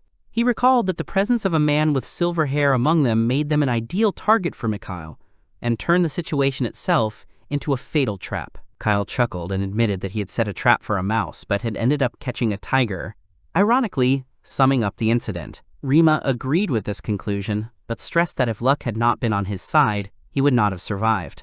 Kyle, realizing his end, asked Rima to fulfill his final wish by allowing him to die with dignity as a proud knight. Rima, showing respect for his opponent, agreed to accept his challenge. Kyle, feeling grateful, thanked him for the gesture, feeling that he was indebted to him. Meanwhile, elsewhere in the battle, Helen was engaged in a fierce battle with the guards accompanying Kodrum. The guards, realizing the critical situation, called on each other to protect the general and his family, realizing that their fate depended on it. Chris watched in horror as Elena destroyed the knight with the enhancing magic in the blink of an eye. He was amazed that in front of him was the legendary white goddess of war from the Syria clan, whose fame was justified by her incredible strength. Chris, holding back his excitement, turned to Elena, reporting that their plan had been carried out exactly as she had predicted. He stressed that all that was left for them now was to capture Kodrum and behead him to end this long conflict. Elena agreed with cold determination, noting that Rima had done an amazing job in ensuring their victory. Chris, impressed by Rima's actions, admitted that his strategy of leaking information into the enemy camp and surrounding the enemy was genius. He wondered how Rima could have such outstanding tactical skills, and wondered who he really was. Elena, sensing her anxiety, asked if he was afraid of Rima. She admitted that before the operation she had promised him that she would return home safe and sound, but now she doubted whether she could keep that word. Chris, realizing the meaning of her words, said her name with concern, trying to understand what exactly she meant. At this point, one of the guards approached them, saying that they had captured Kodrum, but then corrected himself, calling him General Albert. Kodrum's wife, hearing this, called out to him in fear, and their daughter ran to him with tears. Chris, without hesitation, gave the order to remove them away from the prisoner, realizing that their fate was already sealed. Kodrum, looking around at the people surrounding him, suddenly recognized a familiar face among them. He turned to Elena with contempt, calling her a plebeian imp who had once been in his detachment. He noted that her appearance was still as hideous as ever, and added mockingly that he had wondered all this time where she had disappeared to. However, according to him, it did not matter. Then, suddenly changing his tone, he announced his surrender, loudly demanding that his rights be respected. He reminded them that since he had officially surrendered, he should be tried according to the law, and therefore they should immediately escort him to Princess Lupus. To strengthen his position, he tried to portray himself as a victim of circumstances, claiming that it was all Gerhard's fault for setting him up. The guards, hearing these words, could not contain their indignation. One of them, barely holding back, called Kodrum a bastard, exclaiming that he seemed to have no sense of shame at all. Another, with a grin, noted that Kodrum never changed. Elena, standing before the prisoner, calmly replied that his behavior even calmed her down. She pronounced his name with cold clarity, emphasizing her contempt. Calmly Reform, looking at her with irritation, asked in bewilderment who she was. Chris, intervening, angrily reminded him that Mrs. Elena Steiner was standing in front of him and would not allow him to pretend that he had forgotten her. Kodrum, hearing the familiar name, froze, taking in the situation. He could not believe that in front of him was actually the same Elena. He noted that he was sure of her participation in the march on Heraklion, but then shrugged, stating that it no longer mattered.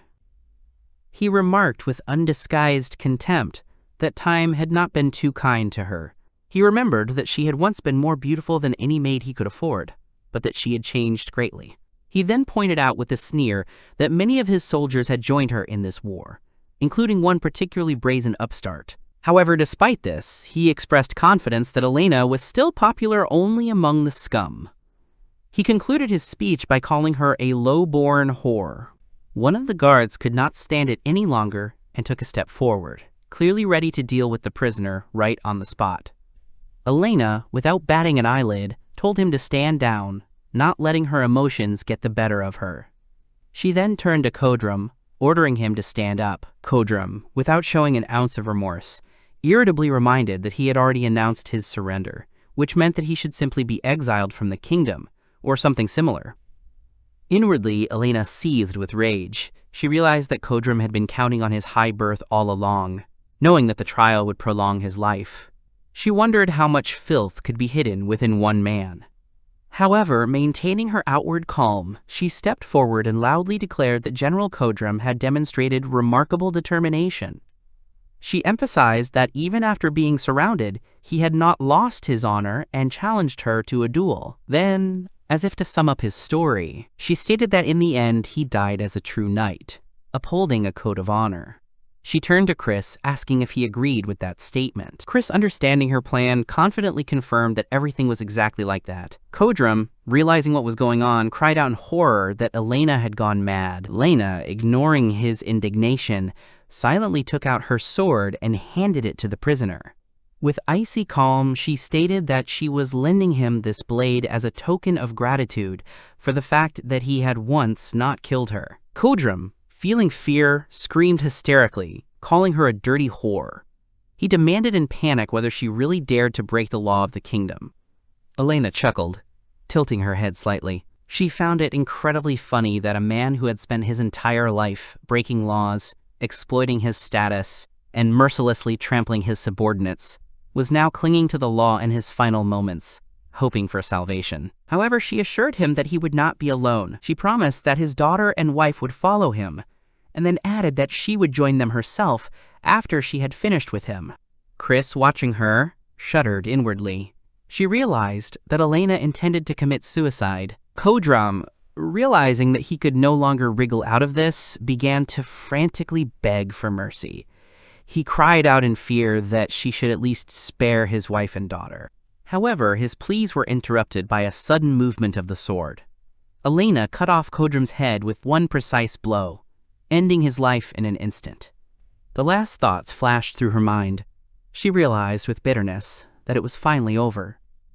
She quietly whispered the names of her dear people, Celia and her husband, mentally apologizing to Rima for not being able to keep the promise she had made to him. Chris walked up to her, looking closely at her face.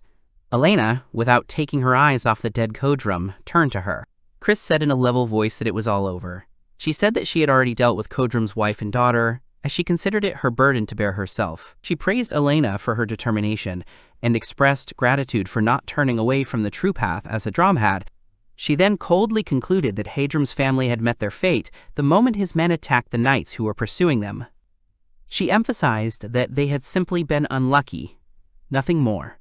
Elena, having listened to her words, nodded silently. She accepted what she heard and did not add anything. Meanwhile, at the other end of the kingdom, Princess Lupus stood in a daze, not believing her eyes. She couldn't believe what was happening. Meltina, her closest advisor, hastened to report that Heracleon was practically abandoned. She reported that only a few people remained in the city, a few mercenaries who had not managed to leave, a small part of the administrative staff, and a couple of nobles. She expressed confidence that it would not be difficult to suppress the remaining ones, which meant that the civil war would come to an end. Lupus, not yet fully comprehending what she had heard, only muttered in confusion that she understood. Meltina, on the other hand, was relieved. She happily noted that today had been a lucky day, since they had managed to avoid major casualties. Lupus, lost in thought, did not share her joy. Deep down, she couldn't believe that this was really the end. She felt that the war had ended too quickly, and that her contribution to the victory had been insignificant. She realized that with the death of General Kodrum, according to Alberg, the leader of the rebel army, the civil war that had been tearing apart the kingdom of Rhodoceria for months had indeed ended. However, there was no joy inside her, only a bitter taste of victory. Lupus returned to the capital, where she was greeted by jubilant citizens. The people gathered in the streets, joyfully greeting their queen, expressing gratitude for the end of the war. The villagers admired the way she led her troops into battle, proving why she was called the Warrior Queen. Many were confident that Meltina would soon take up the position of captain of the royal guard, which would strengthen the country's defense. When the crowd saw Helen, there was a cheer. They knew that it was she who had defeated the traitor Kodrum, fulfilling their wish to see him fall. Some were discussing Chris standing next to her, marveling at her beauty. Some recognized her immediately, while others couldn't remember at first. Then the eyes of the inhabitants turned to Boltz and Leona. Their appearance caused alarm among the people, especially because of Boltz's missing arm. Leona, catching these glances, felt out of place. Some began to speculate that they were mercenaries who had played a major role in the war, while others discussed rumors of the Heracleon monster, a warrior who had killed 10,000 soldiers in the blink of an eye, using water magic. One of them added that the man was not only huge, but also rumored to be a womanizer who could kill with just one wrong look. Another expressed concern that such a man would serve in the queen's army, wondering whether it was safe. Rima, hearing these conversations, sighed in disappointment, noting that such words were offensive. When the townspeople recognized him by face, they were confused. Many expected to see a teenager, but Rima looked different. Later, at the royal council, Lupus tried to comprehend what had happened and understand how they should proceed. Meltina noted that this victory was not just resounding, but even stunning. Lupus agreed, summing up. She recalled that Rema had managed to convince Baron Burgistan and Hernan to abandon their neutrality and join them. He had also brought back Elena, whose military experience had greatly strengthened their army. She continued, explaining that his actions had cornered Hodrum, leading to his execution and allowing her to maintain control over the knights.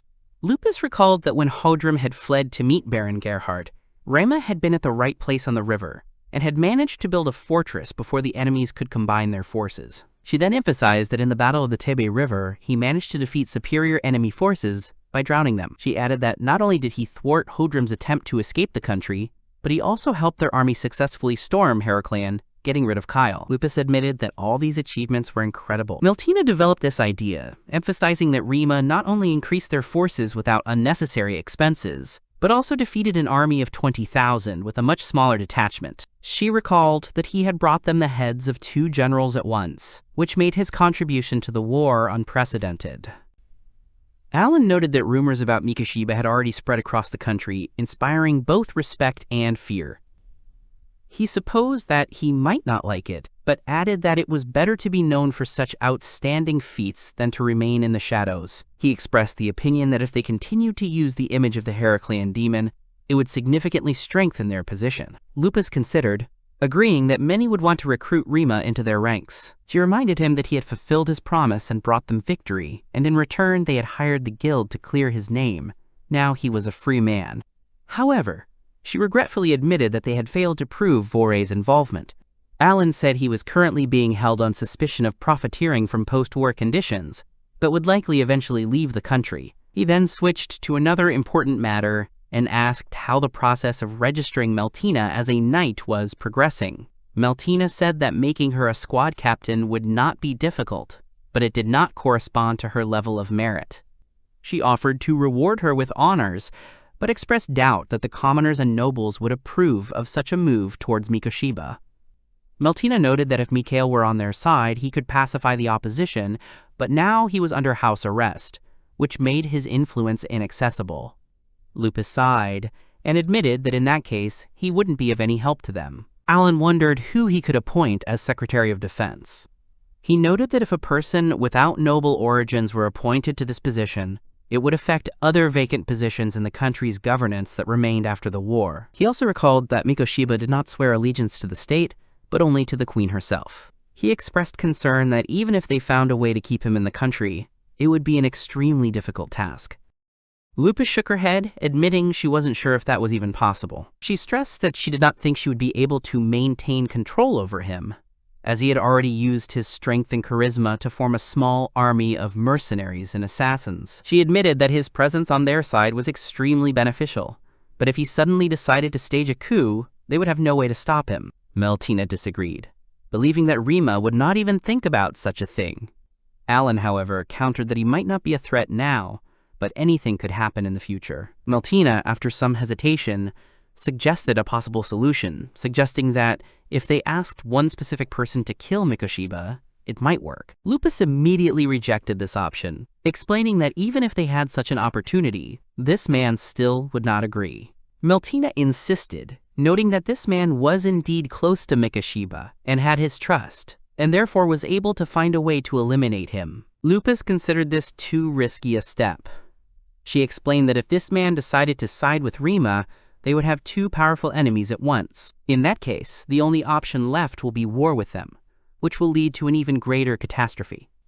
Alan, hearing this argument, admitted with a gloomy expression that, in that case, they really had no way out.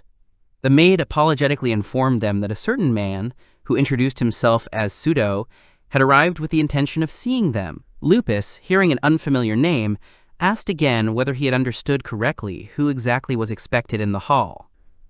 The maid, continuing to maintain a respectful tone, inquired whether they would allow this person to enter. Meltina, with determination, insisted that the guest should be allowed to enter, expressing this by an order that admitted of no objection. Pseudo, entering the room, greeted Meltina with respect, addressing her as Majesty. Meltina, seeing Pseudo, could not contain her emotions and loudly exclaimed that she could not believe his insolence, since the appearance of this man was unacceptable to her. Pseudo, not surprised by her reaction, calmly asked what exactly she meant by making such statements. He assured her that his intentions were entirely good, as he had only come to congratulate her on her coronation. Pseudo reminded her that he always kept his promises on the battlefield and expressed his hope that he would be able to earn more trust from her. Meltina did not want to listen to his further reasoning and abruptly interrupted him, expressing irritation at the way he spoke. Pseudo watched her reaction carefully and concluded that something was bothering her. He noted with feigned concern that such worries might show on her face, which would be highly undesirable. He then casually suggested that perhaps she was thinking about what to do with Mikoshiba. Ryoma. Alan, who was present during this conversation, mentally noted that Pseudo did not waver once and said exactly what needed to be said in this situation. Pseudo continued speaking and suggested that Meltina had many worries ever since he encountered Ryoma. He emphasized that the difficulty of the situation was that he could not be made a knight, but it was also impossible to let him leave the country or eliminate him in any other way. Meltina, irritated by his words, demanded that he watch his language. Lupus, sensing the growing tension, quietly uttered Meltina's name, as if trying to urge her to restrain herself. Pseudo continued speaking, stating that such arguments would not lead her to anything useful. Lupus realized that since Pseudo had started this conversation, it meant he had a certain plan, and she expressed it out loud, making it clear that she was willing to listen to his proposal. Pseudo, satisfied with her reaction, commended her insight, and stated that with such a queen, the country would definitely prosper. Pseudo stressed that Ryoma's existence is an undeniable problem, but hasty measures in this situation are unacceptable. He proposed an alternative solution, which was to keep him in the country without allowing him to influence politics. To do this, he argued, he should be given high honors without being given the title of knight or nobleman.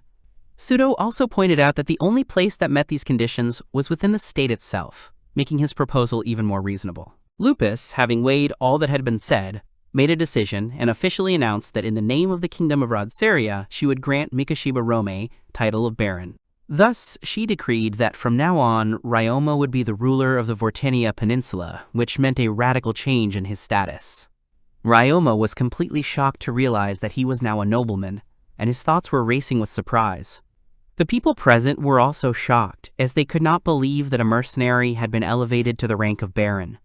One of them voiced his doubts out loud, noting that Vortenia was a very unusual land that could not be considered an ordinary possession.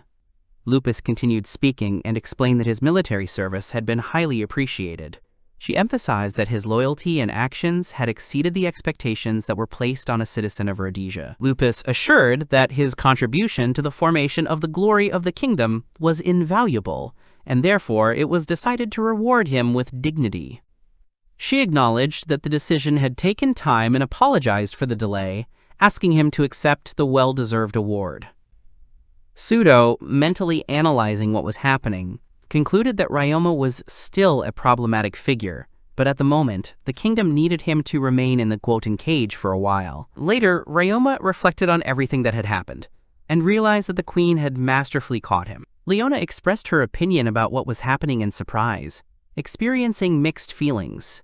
Ryoma compared his situation to historical events, recalling the fate of Liu Bang, who was exiled by Shang Yuem in Bashu. He also noted that his situation was much more preferable than Han Jian's. Leona showed curiosity and tried to get more details from him, but he advised her not to think about it too deeply. Leona looked at Rema with a slight smile and expressed the opinion that there was nothing wrong with his situation. She noted that he had gone from being a common mercenary to a nobleman, which in itself was a great achievement. Boltz crossed his arms and thoughtfully asked if Rima could ever refuse such a position. He then noted that although the lands were vast, he had heard many bad things about these parts and doubted that one could easily survive here. Rima calmly replied that he was connected to too many people to simply refuse and leave.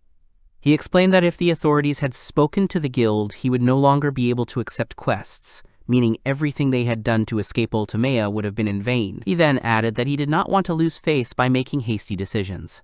Elena, who had remained silent until then, thanked him and said that she had to fulfill her promise. Sarah, hearing these words, cried out in surprise, not understanding what they were talking about. Rora became noticeably nervous and began to stutter, asking why they were suddenly acting so strangely. Rima calmly explained that Elena had promised him a duel when the war was over. Elena added with a slight smile that she found it strange to see him not on horseback. Rima replied indifferently that he did not know how to saddle horses. Elena shrugged and remarked that he should learn, since he was now a member of the nobility. Rima sighed heavily and said that he didn't ask for such a status, then added that if he lost, he would ask her to take care of him. They started the battle. Elena, watching his stance, mentally noted that it was indeed Ryoma's fire stance standing in front of her. A moment later, she suddenly announced that she had changed her mind. Rima was slightly surprised and reminded her of the promise, but a moment later Elena staggered and fell. Rima took a worried step towards her, but she waved him off and admitted defeat. Then she sighed wearily and admitted with a slight smile that the duel had been a ruse. She explained that her real goal was to make sure he wouldn't let her do something stupid. She then added that he could be a bit of an oddball at times, not thinking his actions through completely. Rima thought for a moment, then admitted that he was interested in her as a valiant warrior. Elena looked at him with narrowed eyes and noticed that he did not care about his elders at all. Rima calmly replied that she was still young, Elena. She smiled, thanked him for the compliment, and asked him that he was 16 years old. Rima nodded, confirming her words. Elena suddenly pushed him. Rima, slightly stunned, tried to understand in confusion what was happening. Elena assured him that everything was fine, then asked him to let her steal a minute from him. Rora, watching their interaction, worriedly told Elena to take her time and calm down. Elena, not paying attention to her words, calmly said that she was absolutely calm.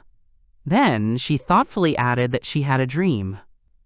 She admitted that she would like to hold her child in her arms and show him the world that protects him. Rima sighed and remarked that he did not consider himself young enough to be a child. Then he quietly added an apology. Elena froze for a second, not understanding his words. The next moment, Rima bent down and easily picked her up, placing her on his shoulders. Elena froze in shock, not expecting such an act. Rima calmly said that if his parents were here, he would like to fulfill their dream. Elena looked down at him carefully, then took a deep breath and acknowledged his strength. She said quietly that he had won. After a moment, she added seriously that these lands would be an obstacle in his path, but he would definitely overcome them. Then she assured him that regardless of the obstacles, she believed in him. After that, she gently told him to go forward, calling him son. Rima, hearing her words, calmly replied that he understood. Kusuda once again expressed dissatisfaction with Tachibana's actions, irritably reminding them that if no one was home, then all their efforts were in vain. Tachibana, ignoring his partner's objections, firmly stated that they would continue to come again and again until it yielded results. He demanded that Kusuda shut up and follow him, not tolerating any further objections. Kusuda, not sharing his partner's enthusiasm, wondered whether the missing boy was really connected to the case. He recalled that the family had been fully cooperative during the interrogation and had not shown any resistance. Tachibana, disagreeing with his reasoning, insisted that the situation went beyond mere suspicion. He expressed his bewilderment at how a man could simply disappear without leaving a trace, as if he had been transported to another world. He stated that it was necessary to start the investigation anew and continue trying until they came to a result. Meanwhile, the Vortinia Peninsula remained technically part of the Kingdom of Rhodesaria, but was effectively a place of exile for criminals. As a result, there was virtually no civilian population, and the region itself remained an untamed territory. These lands were inhabited by dangerous monsters and half-demons who acted as they pleased, and pirates roamed the coasts, committing robberies. Chaldina, looking around the area, noted with satisfaction that their opponents had been successfully eliminated. Saito agreed with her, adding that otherwise those people could cause them significant trouble. Chaldina reflected on the past and expressed her thoughts about how these people were caught up in the civil war of Rhodesaria. She could not see what advantage could be gained from such participation. Then she mentioned the criminal who had killed Gaius, Volkland, head of the Lodge of Royal Magicians. Sudo, keeping his cool, reminded that they should start from the beginning. He mentioned the three kingdoms of Maest, Rhodesaria, and Zaruda, and explained that Gaius had devised a plan to draw these three weak states into conflict, weaken them, and destroy them. Then, while they were busy fighting among themselves, the Ulthomian Empire would be able to invade their lands without much effort. Sudo explained that this strategy would allow the three kingdoms to be absorbed while maintaining a balance of power with Erniskel in the north and Kiltania in the west. He emphasized that this was the only possible scenario in which the Ultimea Empire could achieve world conquest. Sato thoughtfully stated that everything had been destroyed because of one man. He noted that this man had not only killed Gaius, but had also ruined all their original plans. Sudo, observing his reaction, noted with slight mockery that Sato clearly had a strong dislike for this man. He suggested not to be upset, because he himself was close to losing the doll that he had invested so much time and effort into raising. Chaldina recalled that from the poisoning of the previous king of Rhodesaria to the battle for the succession, everything went according to their plan. She noted with satisfaction that no one had ever guessed who was really behind these events. However, she could not hide her surprise that this man had voluntarily agreed to be exiled to Vortinia. She knew that it was technically a promotion, but in reality, he had simply been removed from the scene. Pseudo, smiling slightly, admitted that the man was an extremely curious character. He recalled that at the last moment he had made additional conditions to ensure that the deal was concluded. In memory pseudo, Ryoma was very emotional about his new position. He loudly declared that the honor he had received was beyond what a mere mercenary could normally achieve. He solemnly vowed to improve the land so that no one would be disappointed in his rule. Then, almost laughing, he declared that he would need about 1,000,000 gold coins to do so, and that he would be very grateful if the necessary amount could be provided immediately. Sato couldn't help but smile when he heard this statement. Sheldina exclaimed indignantly that this was simply absurd, since he would probably ask for the entire income of the Rodsyria. She doubted that even they could raise such a sum. Sado calmly explained that this tactic was often used in negotiations. He explained that making an outrageous demand was meant to shock the other party and then offer a more reasonable option, which was the real goal. As a result, the Kingdom of Rhodesia had to satisfy two demands. The first condition was that Mikoshiba was given absolute power over the laws, military, international politics, and economy of Vortinia. The second condition was that he was exempted from the taxes that the nobility usually paid to the kingdom. In addition to this, he was given 5,000 gold as an investment. Sato, stunned by the amount, mentally calculated that 5,000 gold coins were equivalent to nearly 500 million yen. He could not believe that such a sum had actually been transferred. Sheldina, shocked by what she heard, asked if Lupus had really agreed to these conditions. Pseudo nodded silently, confirming her guess. Sheldina expressed bewilderment at how stupid such a decision was. She emphasized that even the title of Baron in itself was an incredibly generous reward for a simple mercenary. However, if the queen agreed to all the conditions, then in essence, Ryoma was given a status equivalent to a duke. In her opinion, Vortinia had effectively become an independent principality. Sato thoughtfully admitted that the way Ryoma had made Lupus feel guilty for her initial refusal to satisfy his requests was a testament to his remarkable talent for manipulating people. Sudu chuckled and noted that Queen Lupus was still a kind woman who despised intellectual games. However, he also saw this as an opportunity for them. Sheldina expressed her irritated opinion of the queen, calling her a stupid woman who allowed a dangerous man to stay close. Sheldina approached Pseudo, wanting to make sure that the situation was under control. She expressed her fear that the man who had been given so much power might one day turn against them and strike, comparing him to a poisonous snake that could bite at any moment. Pseudo, unperturbed, reminded them that Vortinia was a wild land, where taxes could not be collected. He confidently noted that even with all his talents, this man would not be able to make significant progress in a few years. Pseudo emphasized that as long as Rodsyria had this time bomb, they would not be able to send reinforcements to Zeruda. He saw this as a great opportunity, and explained that according to their original plan, the Ultomian Empire was to take advantage of this moment and launch an invasion of Zeruda. Meanwhile, Elena and the subordinate asked if he was worried about Mikoshiba. He reminded that half a month had already passed since his departure from the capital. If everything went according to plan, he should have already reached the fortress of Ipilos, which served as the gate to Vortinia. Elena thought about his words and admitted that it sounded quite logical. The subordinate suggested that Elena regretted not being able to stop him. Elena replied that the decision had been made by the queen herself, and she was forced to respect it. There was restrained bitterness in her words, but she firmly stated that all she could do now was to protect her ruler and to do her utmost to preserve peace in the country. The subordinate thought about her words and casually mentioned that he had heard rumors about the queen's intention to lift Michael's house arrest. Elena calmly confirmed that Her Majesty was still worried. She noted that the queen still had no confidants that she could fully trust.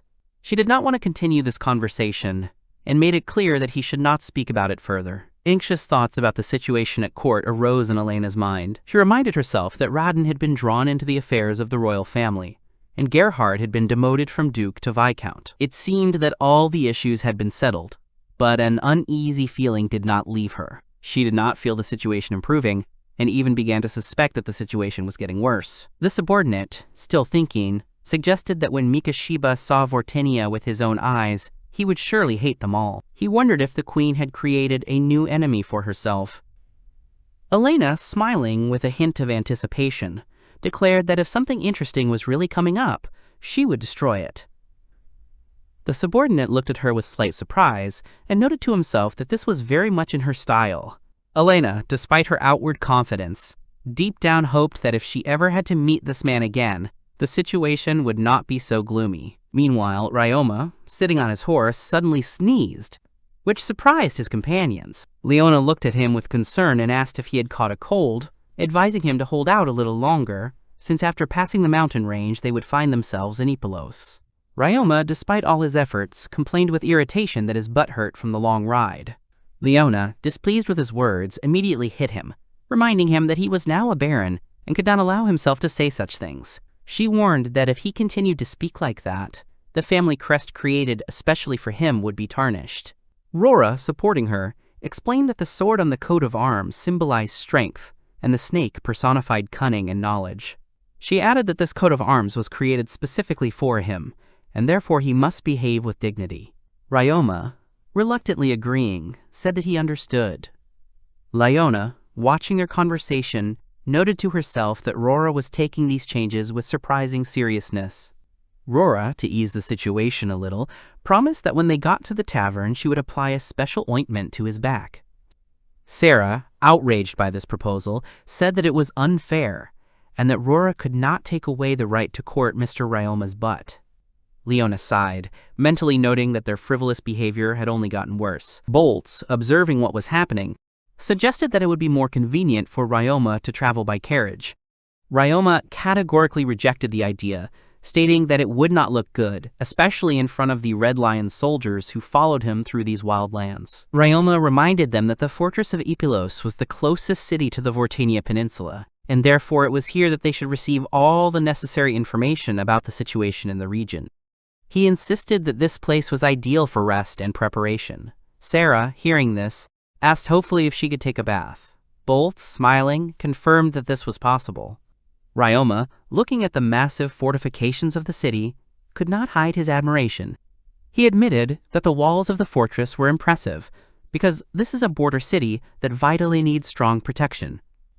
Ryoma thought about how the walls were built not only to protect against Zarazara, but also against the monsters from the peninsula. Boltz confirmed his thoughts by mentioning that Ipilos was often referred to as, quote, the lid of Hell's cauldron, which indicated the extreme danger of Vortenia. Once outside the fortress walls, Ryoma, sitting at the table and eating, thought about the state of affairs. He noted grimly that ruling these wild lands with a force of only 30 men, including all the Red Lions, was practically a suicidal undertaking. Rora suggested recruiting mercenaries who fought alongside them in the war, as after it ended, many of them went their separate ways. Ryoma rejected the idea, explaining that he wanted to leave some of his allies in the main territory. Ryoma added that they couldn't rely on fighters alone, and so he also needed to explore the land, acquire equipment, and establish trade routes to supply food. Ryoma expressed a desire to find people who were capable of not only fighting, but also accumulating the knowledge necessary for the development of these lands. Sarah, hearing his reasoning, was a little confused but understood what he was getting at. Rora suggested that she and her sister go to the markets to look for merchants willing to cooperate. Ryoma approved of the idea, but asked to be careful in choosing. Boltz, after thinking about what was said, decided to visit the Adventurers Guild to find out more information about the situation in Vortenia. Ryoma noted with satisfaction that the plan was beginning to take shape. He turned to Gina, instructing him to gather all possible information about the people who had power in this city. He was interested in everything: their families, characters, weaknesses, strengths, and any other useful information. Genu listened carefully to the task and agreed that such information was indeed necessary to gain the support of influential people. He assured Ryoma that he would do his best and exceed his expectations. Leona expressed a desire to look for bodyguards to ensure the safety of the future ruler of these lands. Ryoma instructed her to gather 200 of the best fighters, but warned that the contract with them would only be for 1 year. He explained that they needed to be made to understand that they had a chance to become full knights if they proved themselves. However, at the moment their resources were limited, as no income was expected at first. Sarah, showing curiosity, asked what Ryoma himself would be doing during this time. Ryoma thought about it and then decided that it was worth trying to meet with the city manager, Count Salzburg. He admitted that he was not sure that the man would agree to a meeting, but at least he would try to show that he had made an effort. Since he would have to cooperate with this man in the future, it was important to immediately state his position. Ryoma explained that the Count would probably not like the fact that a nobleman of lower rank had passed through his city without bothering to greet him respectfully. Leona noted with displeasure that the Count seemed too proud to allow such a thing to happen. She admitted with irritation that being a nobleman was a real headache. Jinu, assessing the situation more rationally, noted that in order to understand whether this person deserves trust, it is necessary to meet him in person. Ryoma fully agreed with this and suggested that they take a short break to rest before the tasks ahead. He reminded everyone that he was counting on their success. Sarah, Rora, and Leona went off to run errands, leaving Ryoma and Gina alone. Ryoma, having made sure that Gina remained, addressed him directly. Gina confirmed that he was nearby and listening. Ryoma, not hiding his curiosity, asked him directly why he had tagged along with them.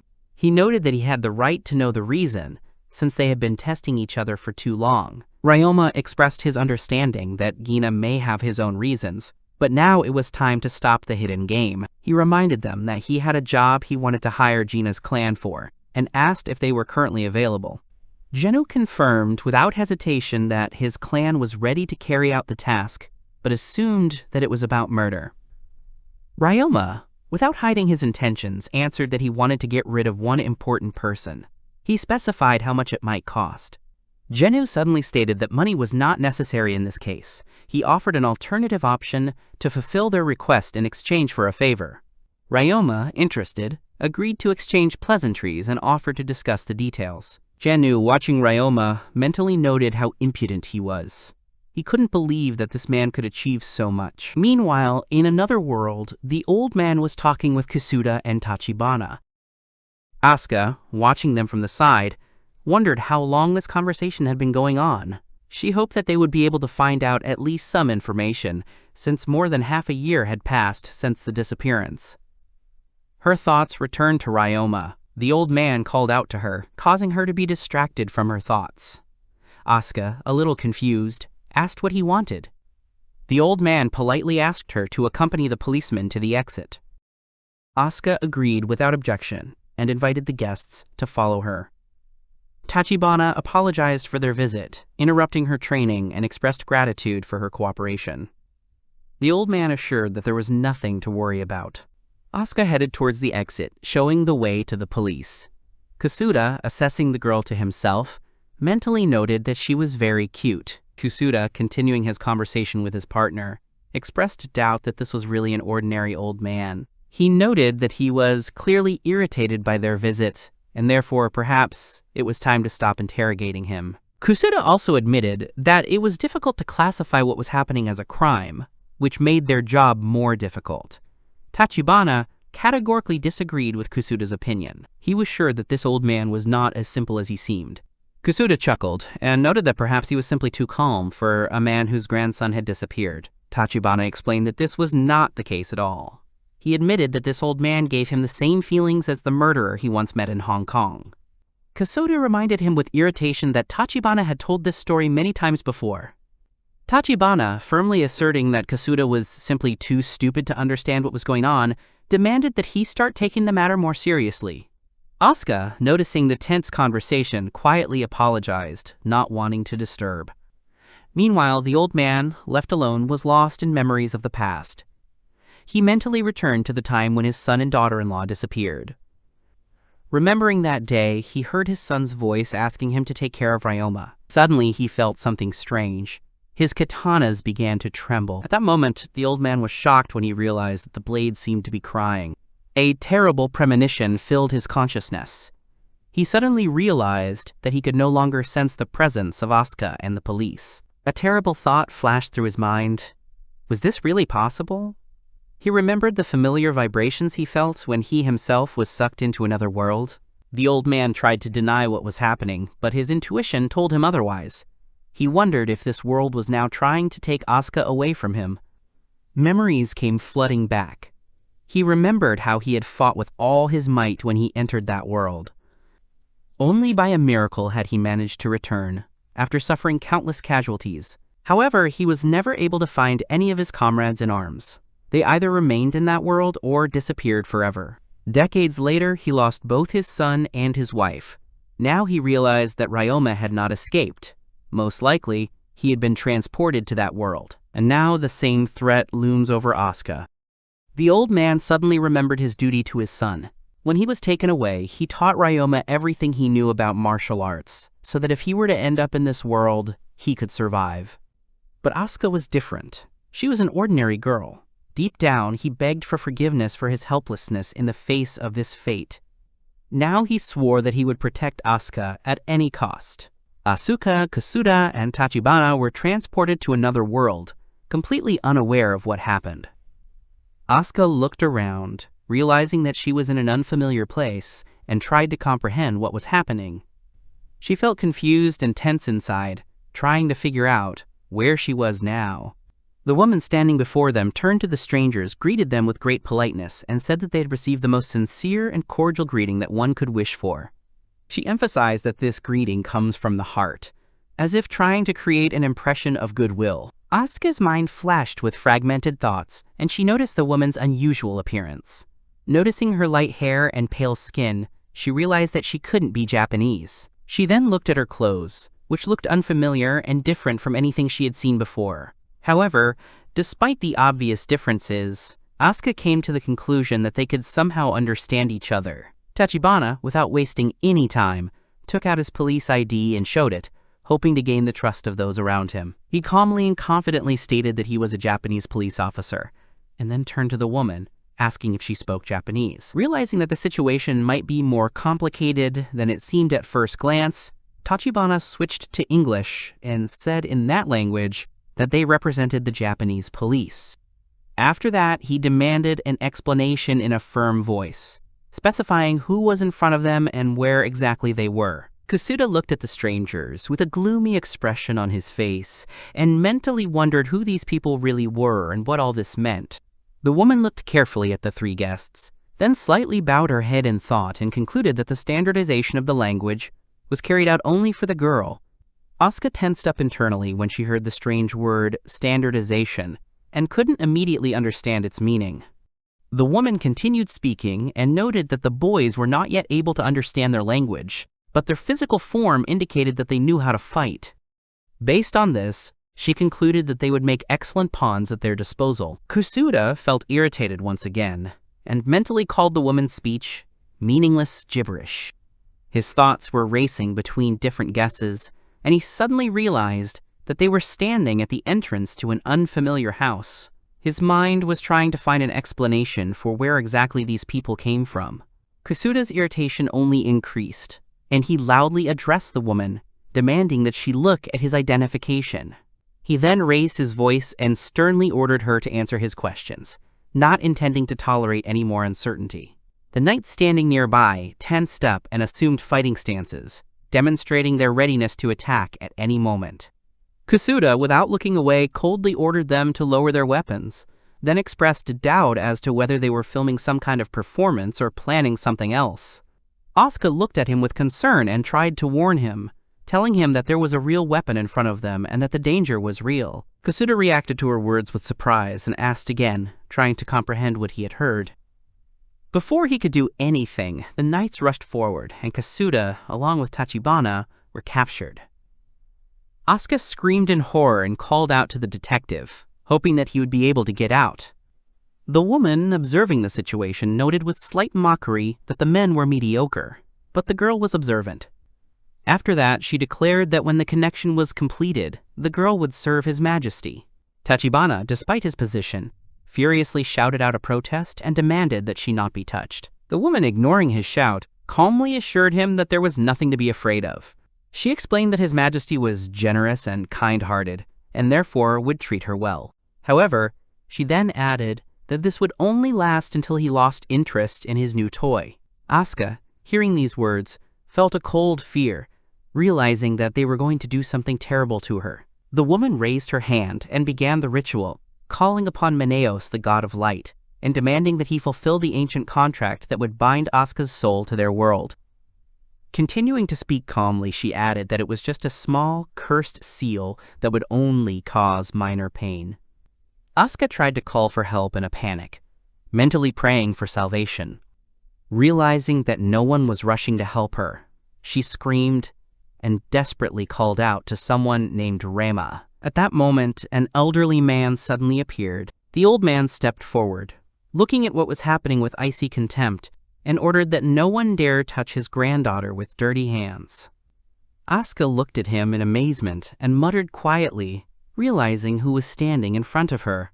The old man looked at her carefully and asked worriedly if she was hurt. The knights, noticing the stranger, immediately tensed up and demanded to know who he was. The man noted with a slight grin that they were making a grave mistake because they could not properly assess their opponent. Then he added that their stances were too open. Without delay, he attacked and dealt with the knights with lightning speed. After that, he looked at the emblem and concluded that they were knights of the kingdom of Verzibia. He added with relief that it was good, that it was not El Nezgir or the cult of the god of light. Asuka froze in place, realizing that her grandfather had just killed people, and it was impossible to believe. The woman, overcome with rage, barely contained her anger and repeated several times that such a thing could not be forgiven. Then, shaking with rage, she shouted that she would not allow some pawn summoned from another world to deprive her of her right hand. Hatred burned in her eyes, and without hesitation, she threatened to cut her offender into pieces and feed him to the pigs. The old man, without wasting any time, cold-bloodedly took her life. He then said contemptuously that instead of making empty threats, she should immediately cast a spell or take other actions that could save her life. Asuka, shocked by what was happening, looked at him and, stammering, asked what was going on. Meanwhile, Tachibana continued to fight the knights, shouting threats and calling for them to surrender. In the heat of battle, he allowed himself to use a crude expression, confirming how tense the situation was. The old man, watching his movements, noted with mild interest that he was using a triangle grip with his legs. He then admitted that the technique itself was not bad, and mentioned that in the old days it was called nanate judo. He then added that nowadays it is more often called kosen judo. However, despite this admission, the old man calmly noted that such a technique would not bring success against an opponent clad in armor. He then turned to Asuka and told her that he understood her confusion, but she needed to understand one important thing. He stated that this place was not Japan. In fact, it was not even on their home planet.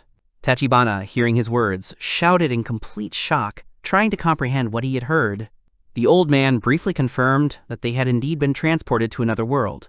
He then suggested that it was most likely that same woman who had done it. Kusuda, standing nearby, frowned, trying to comprehend what was happening, but then irritably admitted that he had absolutely no idea what they were talking about. The old man, looking at him, calmly replied that perhaps this was indeed the case now, but with time he would understand everything.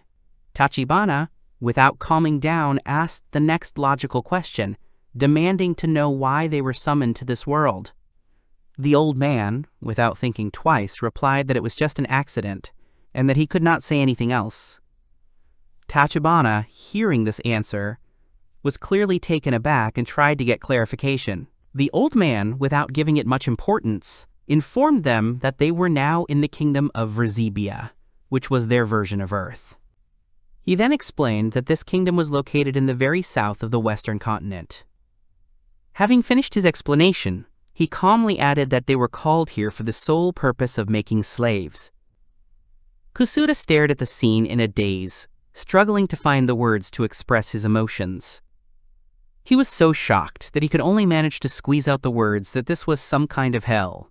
Tachibana, despite his own confusion, tried to calm Kusuda down, realizing that panicking would only make the situation worse. Kusuda, still in a state of shock, suddenly shouted out Tachibana's name, hoping to get some confirmation that what was happening was real.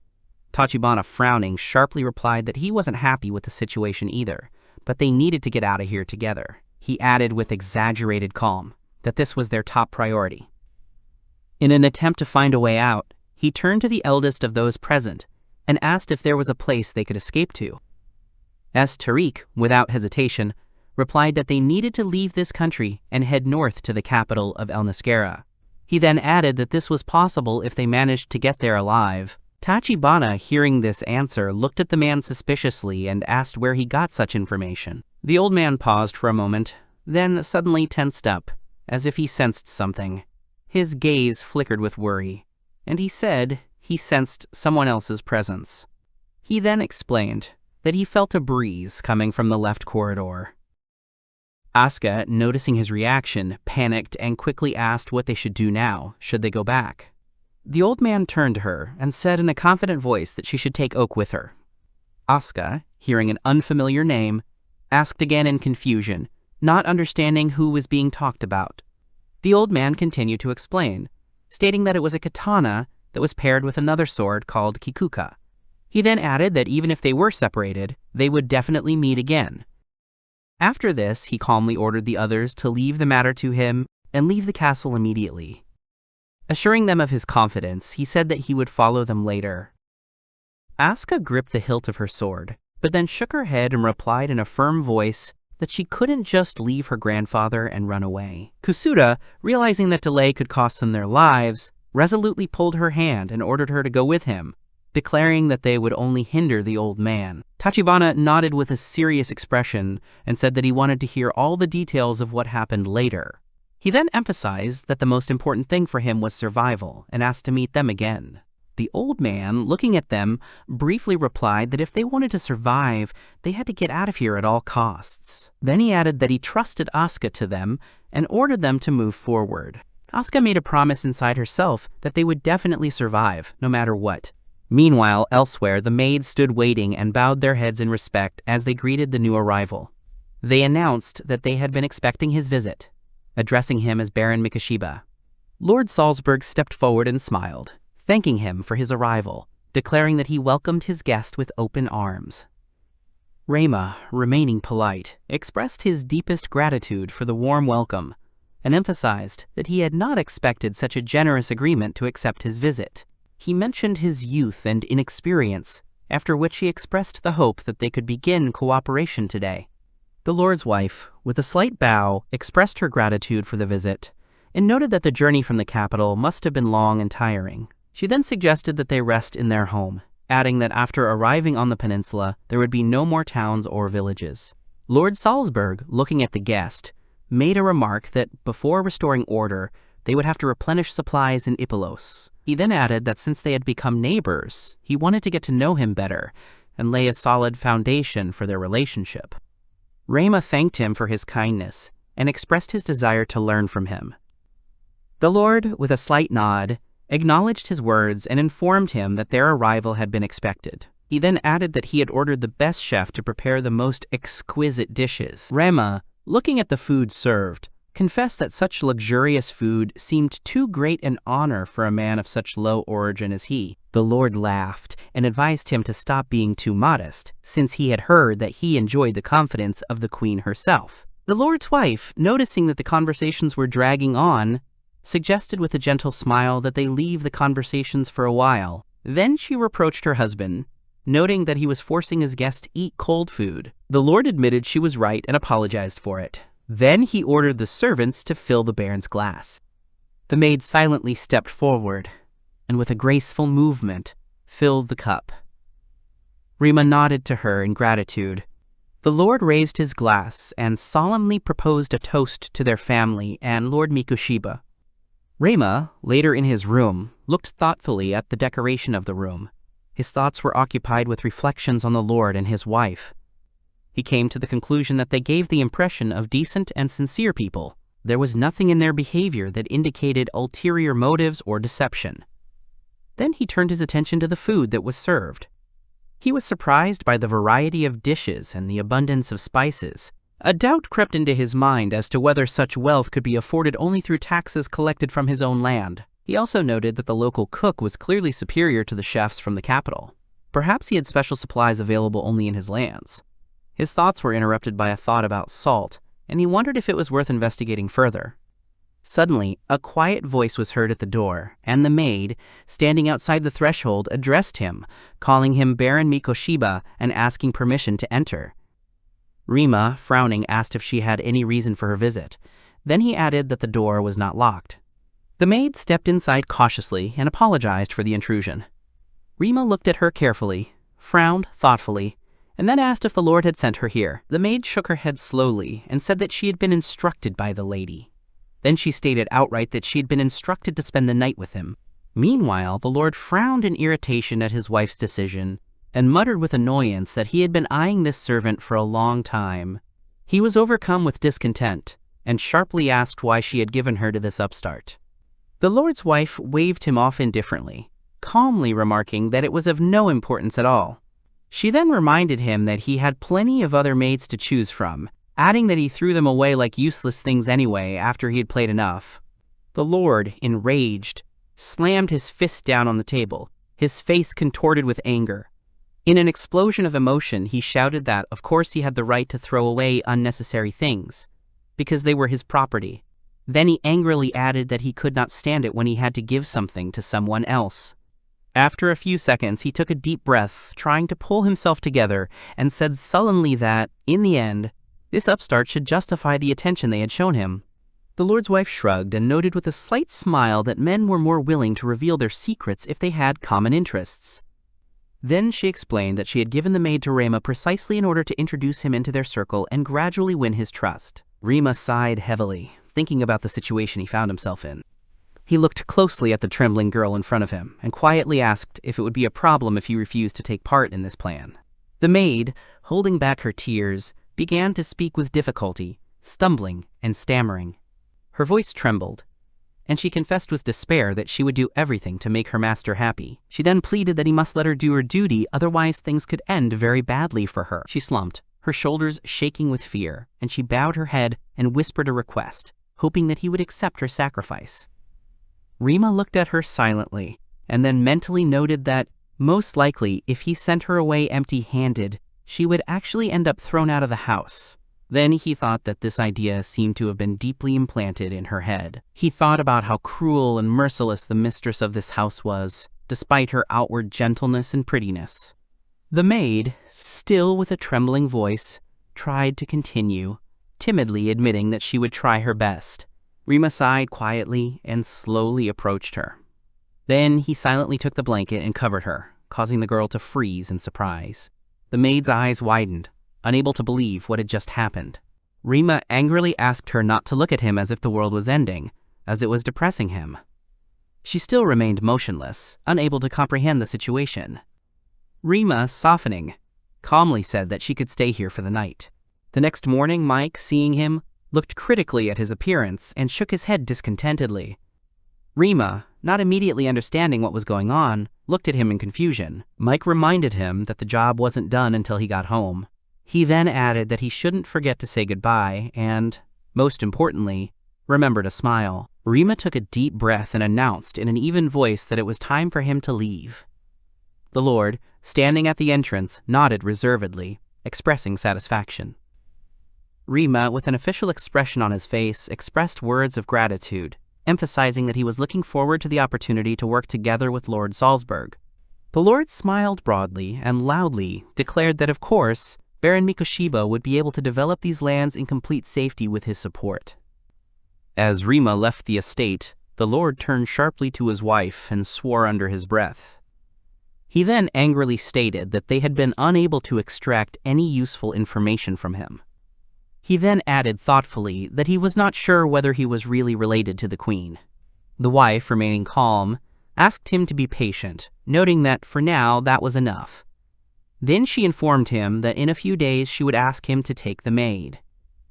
After that, she confidently stated that he would not be able to do anything with the peninsula without their help. Then she emphasized that their job was only to keep a close eye on him and not let him do anything stupid. Meanwhile, Rima, sitting in the cart, sighed, thinking about the past evening. Mike stretched lazily and muttered that it was really hard to do something he wasn't used to. Rima, looking at him, ordered him to hurry, since it was time for them to return home. Mike narrowed his eyes, grinned, and slyly said that in exchange for this trip, Rema probably got a fun night. Rima frowned and asked what exactly he meant. Mike, smiling contentedly, noted that his intuition should not be underestimated, since it was thanks to it that Bolt sent him on this mission. Rima was silent for a second, and then, smiling slightly, admitted that Bolts had indeed planned everything well. Mike sighed mockingly and said that he should have been commended for the situation. He then added that he was surprised by the hospitality of the hosts, since for the first time in a long time, even he was given a separate bedroom. He noted that the food and drinks were also of the highest standard. Rima, after listening to him, nodded briefly and replied that the same was true for him. Mike sighed heavily and admitted that, frankly, it was a little scary, and it kept him from sleeping. Rima, with a serious expression on his face, agreed that the owners of the house clearly had ulterior motives, but they were wise not to ignore them. Mike said thoughtfully that it only remained to be seen why they had gone so far in their ostentatious generosity. Rima, considering their behavior, came to the conclusion that they had no need to please a novice nobleman like himself. He then added that he had essentially been exiled to a remote peninsula, and therefore the Lord most likely wanted him to simply get out of sight. Mike nodded and agreed with this conclusion. He then added that the Lord certainly didn't want him to have any doubts about whether he should go to Vortinia. Rema wondered in his heart if Lupus had deliberately set him up with this man. Then he doubted it, reminding himself that the Lord had not taken part in the war, citing the justification of protecting the borders. Having reached his final conclusion, he muttered angrily that it was all nonsense. He then admitted that he did not have enough information and emphasized that they needed to hear other people's reports. Mike laughed and said he would have to report on the amazing welcome party, and especially the night before. Then he chuckled and added that it was a joke. Rima sighed heavily and noted that it was cruel. Mike smiled slyly and said that he was really just joking, then promised that he wouldn't tell anything, especially to the girls. Rama, crossing his arms over his chest, noted that this was not funny at all, since those two were terribly scary when they were angry. Mike, looking at Rima carefully, noticed with a slight grin that he was too easily dismissing the girl's feelings towards him. Then he clarified that Rima was perfectly aware of this. Rima hesitated for a moment, then reluctantly admitted that he did indeed understand what was being discussed. Mike, hearing his answer, nodded slightly and thoughtfully remarked that it must be difficult to leave thoughts of one's world behind. Then he admitted that he himself had never known what it was like to have a place to return to. Rema, after thinking for a moment, quietly replied that he had to accept reality as it was. Then he firmly added that he had actually realized long ago that there was no way home for him. Mike, watching his expression, mentally noted that this was indeed a strange man. He came to the conclusion that Rema can be eerily calm at times, but he is not heartless.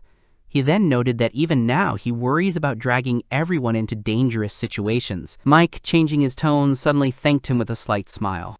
He expressed his gratitude that, thanks to Rema, they were all able to become knights, an opportunity that they would never have had in normal life. He then assured that he had no regrets and stressed that others thought the same. After that, he asked him with a serious expression to continue to do as he saw fit, since they all relied on him. Then he slyly added that if, in exchange for not disclosing information about the previous night, the Baron treated him to several bottles of good drinks, then they would definitely be in the reckoning. Rama, smiling, answered without hesitation that he could drink as much as he wanted. Mike chuckled, pleased with the answer, and smiled as he admitted that the attempt had paid off. Rima, looking at him, was lost in thought. The realization flashed through his mind that life was going on as usual, and now everything depended only on him. Then he finally became determined to move on. Later, when he returned, he was met by Rora and Sarah. Rima, without wasting any time, immediately approached them with a question about trading companies, waiting for a report. Rora and Sarah nodded in unison, confirming that they had the information. Rora began to explain that most of the trading companies in Ippolis had close ties to Count Salzburg, who ruled the city. She then added that all the trading structures were very close to him. She then went on to explain in detail that among all the companies, there are 10 of the largest that have formed an alliance. This alliance has complete control over the economy of Ippolis, preventing anyone from penetrating their market. Sarah added to her words, stating that this alliance was originally created by Countess Julia Salzburg. She then explained that Julia is the only daughter of the head of the trading company Mr., who runs this association. Rima scowled and cursed, realizing the gravity of the situation. He then noted with irritation that the next stage of their plan would be impossible, while the Count had complete control of their life support system. Boltz, who was standing nearby, thought about what he had heard and noted that the trade union had become a dominant force precisely because of the leader's daughter. Leona, squinting, noted with slight surprise that it was strange to see a nobleman marrying a merchant's daughter. Raymond nodded and agreed that such a marriage was suspicious. He then noted that many probably believed that the merchants had simply bought their way into high society using their daughter. He added that this was especially odd, considering that she had become a wife, not a mistress. Rora, continuing to explain, noted that there were rumors that Count Salzburg had previously had serious financial difficulties. She then clarified that perhaps the merchants had offered him investments as bait to win his favor. Rima, after thinking about it, suggested that the reason why a nobleman might swallow his pride in exchange for money might be the military budget. Rora confirmed his guess and explained that most of the budget goes to guarding the borders and fighting monsters from the peninsula. She then added that once every 10 years, there is a major attack from the peninsula. She also explained that at such moments, all the northern houses mobilize their troops to repel the attack. Leona, listening attentively to her explanation, noted that the situation was not much different from a real war. Then she added that it was now clear why these lands were allowed not to participate in the civil war. Boltz, after some thought, concluded that these lands were not particularly hospitable and probably had serious difficulties in providing for their inhabitants. Rima, after thinking about it, came to the conclusion that, despite all these factors, the situation did not look like the Count needed money. After this, he switched to another question and asked about salt, noting that, apparently, the Count controlled its production. Genu, hearing the question, shook his head and replied that there was no salt mining in the Count's territories. Rema, hearing this, thought about it, trying to understand the meaning of what was said. Then he came to the conclusion that the Count was probably hinting at the existence of a stable supply channel for salt. Sarah, after considering what she had heard, suggested that perhaps the Count had access to salt mining outside his lands. She then cautiously hypothesized that the mining might be taking place on the Vortanian Peninsula. Everyone, hearing her words, almost simultaneously came to the conclusion that this was quite likely. Genu, with a slight chuckle, expressed his impression of their ability to quickly come to the right conclusions. He then confirmed that the Count did indeed have a secret source of salt on the peninsula, which he was hiding from the kingdom. Leona's eyes widened as she realized the gravity of the situation. She then pointed out with fury that this was illegal, as such theft was a crime.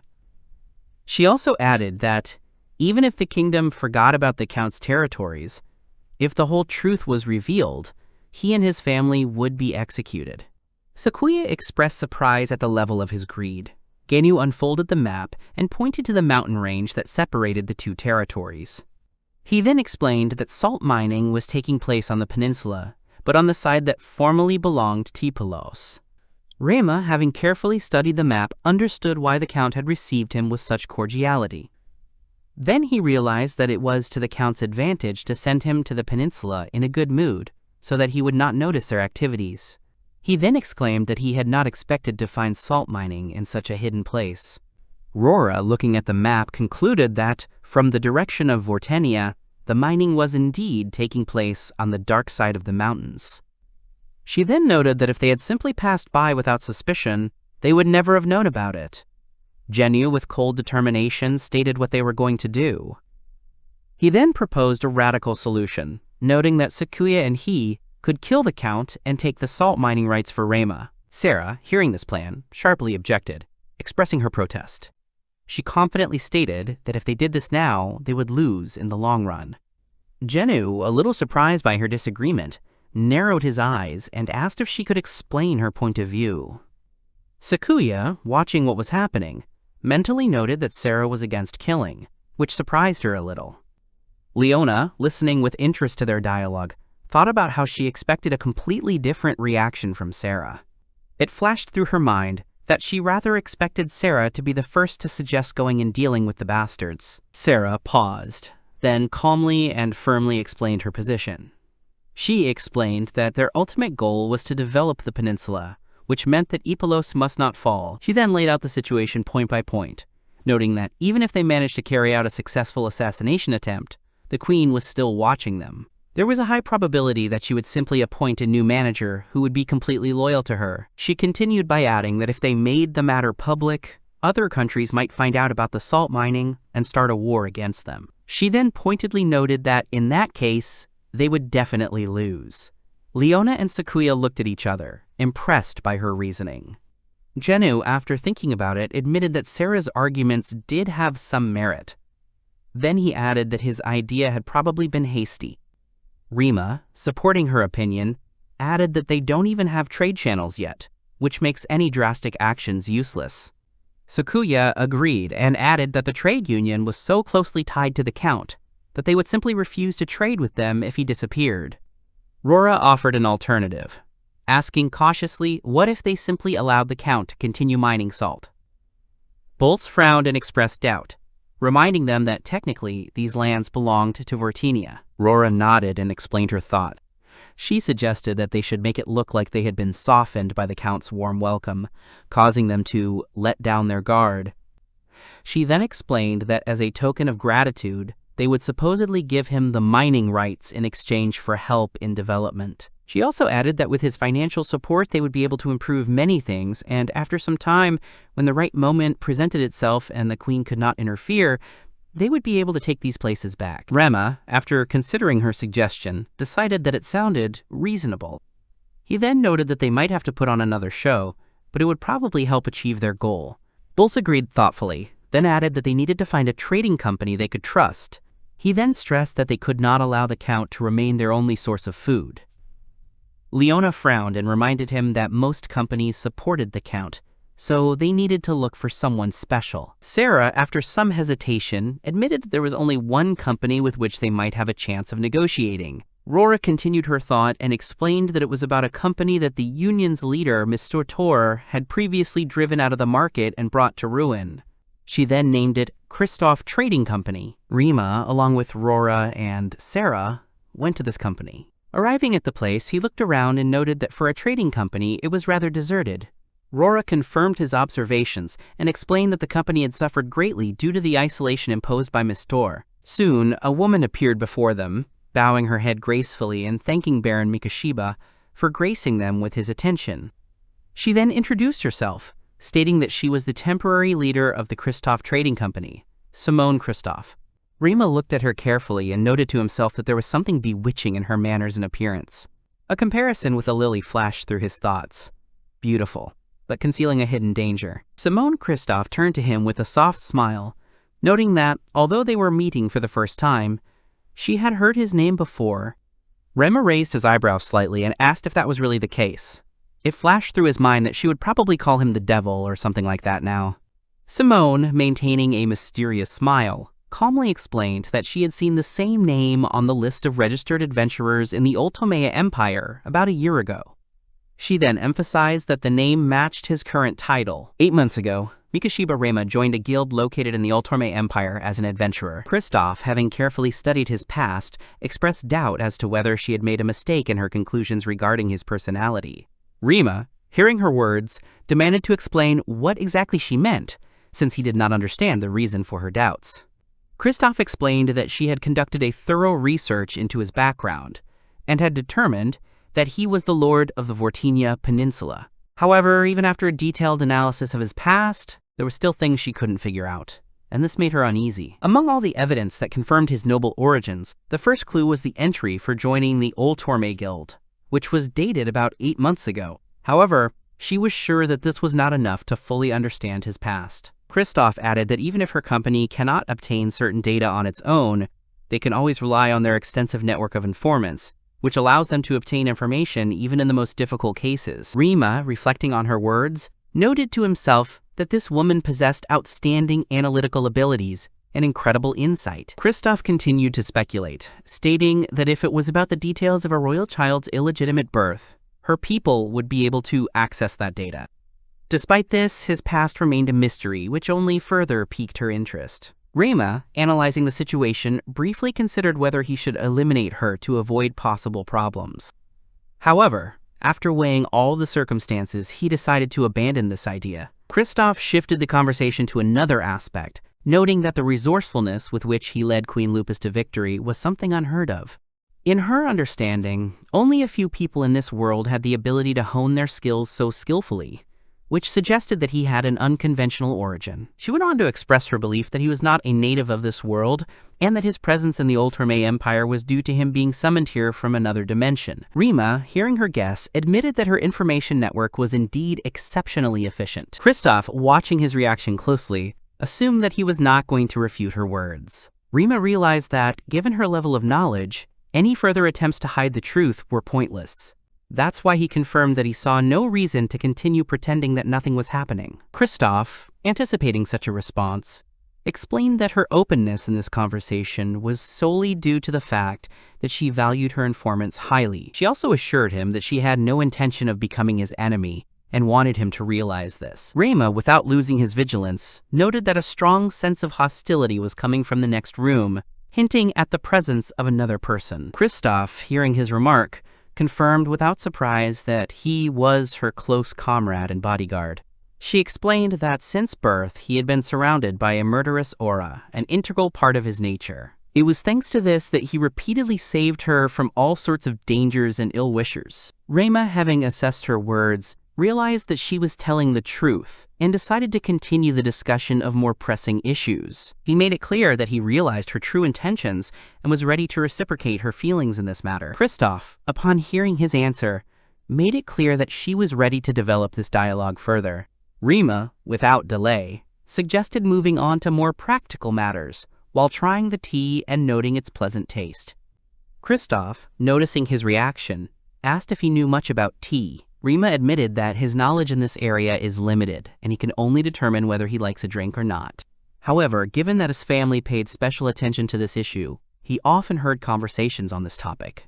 Rora, having tried the tea, noted with admiration that it was brewed truly superbly and had a rich taste. Kristoff explained that the tea leaves used to make it were the pride of Christenia. Only the best quality ones were selected, which ensured such a refined taste of the drink. Reima was surprised to realize that these leaves were coming from Christenia, located in the western part of the continent. Kristoff confirmed his guess and explained that the delivery route was through a western port, after which the tea was sent along the southern sea route until it finally reached them. Reima thought about the specifics of the route, realizing that his choice was not accidental, and remembered the difficulties associated with the Vortenia Peninsula. Kristoff explained that there are no supply ports on the entire peninsula, which is not surprising since the region has virtually no permanent population. Moreover, given that the area has long served as a haven for pirates, sailors prefer to avoid the northern sea route, fearing possible attacks. Reima, reflecting on her words, realized that if a full-fledged port were created on Vortenia and the safety of sea routes was ensured, this would open up completely new prospects. Kristoff enthusiastically supported his idea, expressing confidence that such a move would bring enormous profits. She noted that the northern sea route, with Vortenia as an important intermediary, was of exceptional value, as it would allow trade with other continents. Reima realized that having a monopoly on these sea routes would give them a significant advantage. Kristoff expressed confidence that the peninsula, which everyone considered a hopeless area, could be turned into a place that would generate colossal income. Reima realized that this whole conversation was not just an exchange of information, but a kind of test, the purpose of which was to determine his true intentions. Kristoff noted with a slight smile that he had appeared in her company for the same purpose, so their actions in this regard were quite similar. Reima agreed with this conclusion and suggested that he be addressed by his first name, since the title of Count seemed inappropriate to him in this situation. Kristoff replied that she could not allow herself such a liberty. However, if he himself wished it, then in private conversations she was ready to call him Mr. Mikashiba. Later, Ginu, analyzing the information received, came to the conclusion that the awareness of the Kristoff company was really impressive. He realized that if this organization went over to the side of their opponents, this could have very serious consequences. Mikashiba Rema noted that the Kristoff Trading Company appears to be cooperating with similar organizations both domestically and internationally, using carrier pigeons to exchange information. Leona stressed that, although the company's best days are in the past, its connections, accumulated over its long history, should not be underestimated. Rima turned to Gina, reminding him that during direct cooperation with the traders, bloodshed should be avoided, since they do not like such methods of doing business. Jinu assured that espionage was their specialty, and they would interact with Kristoff's company from the shadows, while providing support to their master. Rima thanked him, but insisted that it was not yet worth starting negotiations with Kristoff, since it was not advisable to provoke the Count now. He recalled that an offer had already been received from Simone, so at the moment it would be more appropriate to negotiate with those companies that were already in allied relations with the Count. Leona agreed with his arguments, acknowledging that this approach was safer. Bolds drew attention to the problem of underpopulation, noting that even if they could get the necessary materials, without people they would not be able to build anything. He recalled that in order to establish villages and create a full-fledged state, residents are needed, and without this, no development is possible. Rima proposed a solution to the problem by saying that people should be allowed to earn money, after which taxes could be collected. In his view, this is ultimately what governments are for. Sarah, hearing his words, expressed the feeling that they were gradually turning into villains. Rora reminded that rulers are responsible for the happiness of their subjects, so such steps are inevitable. Rima acknowledged that people were indeed the most important resource of any state, but at the same time noted that forcibly moving the inhabitants from Ipalos or other countries would be tantamount to stealing property from another lord. He wondered if there were alternative ways to attract people. Rora acknowledged that it would be expensive, but suggested a method that would allow the population to increase without angering neighboring states. Rima showed interest in her words, trying to understand if there really was a way that didn't involve violence. Rora noted evasively that this was not a method that Rima would decide on himself. Sarah, observing the conversation, added that Rima had always been a good person. Rora thought about it, and then, with slight embarrassment, agreed with this opinion. Rima was surprised, feeling that something was being hidden from him, and demanded to explain what exactly was being discussed. Rora finally revealed the essence of her proposal, stating that the solution to the problem could be the purchase of slaves. Rima was confused, not expecting such an answer. Rora continued, explaining that there were many slavers to be found in the dark alleys of the city. She claimed that in this way, the problem of the labor shortage could be solved with just money. Janu agreed, noting that it was indeed a good idea since slave workers were not too expensive, but he expressed doubts about their loyalty. Sakuya added that this method had another advantage, as it would not cause discontent from other countries and lords. Leona suggested that slaves could even be purchased on credit, recalling that Rima was not just a count, but also a hero who ended the civil war. Rima, realizing what he was being pushed towards, expressed indignation that he was being offered to buy people, and on credit at that. Rora tried to calm him down, explaining that no one was forcing him to buy slaves thoughtlessly. She reminded him that after the deal was completed, he would still have the option to grant them freedom if he felt it was right. Leona thought about it, wondering if this meant that there would not be a strict contract between the master and the servants. Sakuya warned that this could lead to a rebellion among the slaves. Sarah shared her personal experience, recalling that both she and her sister were combat slaves, but after being freed by Rema, they voluntarily dedicated their lives to him. Leona understood her train of thought, assuming that they hoped for the same devotion from the other slaves. Bolts strongly disagreed, stating that most slaves could not be trusted as they would betray at the first opportunity. He explained that many of them had lived in extreme poverty since birth and would do anything to survive. At the same time, he admitted that it was impossible to give a clear answer, because Rora and Sarah were truly devoted to Rema and owed their freedom to him. Sarah stated that it was obvious. Rora unexpectedly added that she loved her master, but, realizing what she had said, she became embarrassed and tried to correct the situation. Bolt smiled and noted that their ability to persuade people was the answer to their problem. He suggested that if they could convey to the slaves the value of serving Rema, it would help establish a trusting relationship with them. Rema, despite the arguments offered, admitted that he hated the very concept of slavery. He noted that the system completely ignored people's wishes, and the class division disgusted him. Despite his beliefs, he came to the conclusion that if Fortinia could be used to save these people and profit from it at the same time, then such a compromise could be considered justified. He thanked Boltz for his help and decided to visit the slavers soon. He also announced that Sarah and Rora were to accompany him. Both girls expressed their willingness to carry out the order. Rima thought that his actions looked like he was playing on the feelings of others, but he simply had no other choice. Rora, watching him, realized that he didn't even notice how different he was from the others. She reminded herself that in this world, slaves weren't seen as people. He, however, made no distinction between them, and that was why she was ready to stay with him forever. The slave trader met them and suggested that they look at the assortment and go inside. He proudly stated that his company, owned by Abdul, had the largest selection of slaves in all of Ipolis.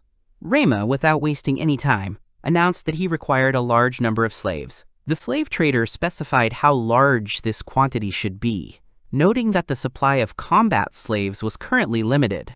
Rima gave him a list of demands, which stated that he needed slaves ranging in age from teenagers to middle-aged people. He specified that the desired number was about 300 people, with equal proportions of men and women. The slave trader, hearing the figure, thought about it and admitted that, despite his reputation as the largest trader in the city, it would be difficult for him to collect such a quantity. Rima replied that if he did not have enough slaves, he should contact other traders and collect the required number on their behalf. The slave trader, being cautious, asked if the teenagers were too young to do the hard work, and suggested choosing adult men instead. He also asked what exactly the slaves were planned to be used for. Rima, not wanting to discuss it with him, briefly stated that it was none of his business. Rora, watching this, realized how lucky they were that she and Sarah had not been separated. She knew that many of those who had ended up here would not have a chance. Rima, seeing that the merchant was hesitating, turned around, intending to leave. The slave trader, afraid of missing out on a big deal, immediately suggested that they go further and inspect the slaves for work. Rima, Sarah, and Rora were shocked by what appeared before their eyes.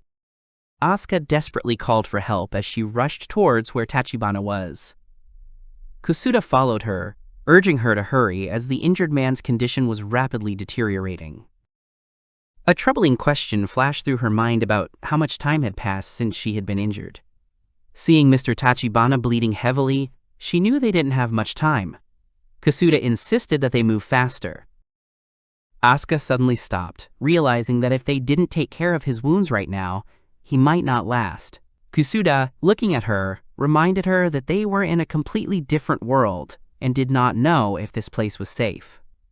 In addition, he asked how exactly she was going to help Tachibana in this situation. Asuka, despite his objections, firmly stated that they couldn't just keep running.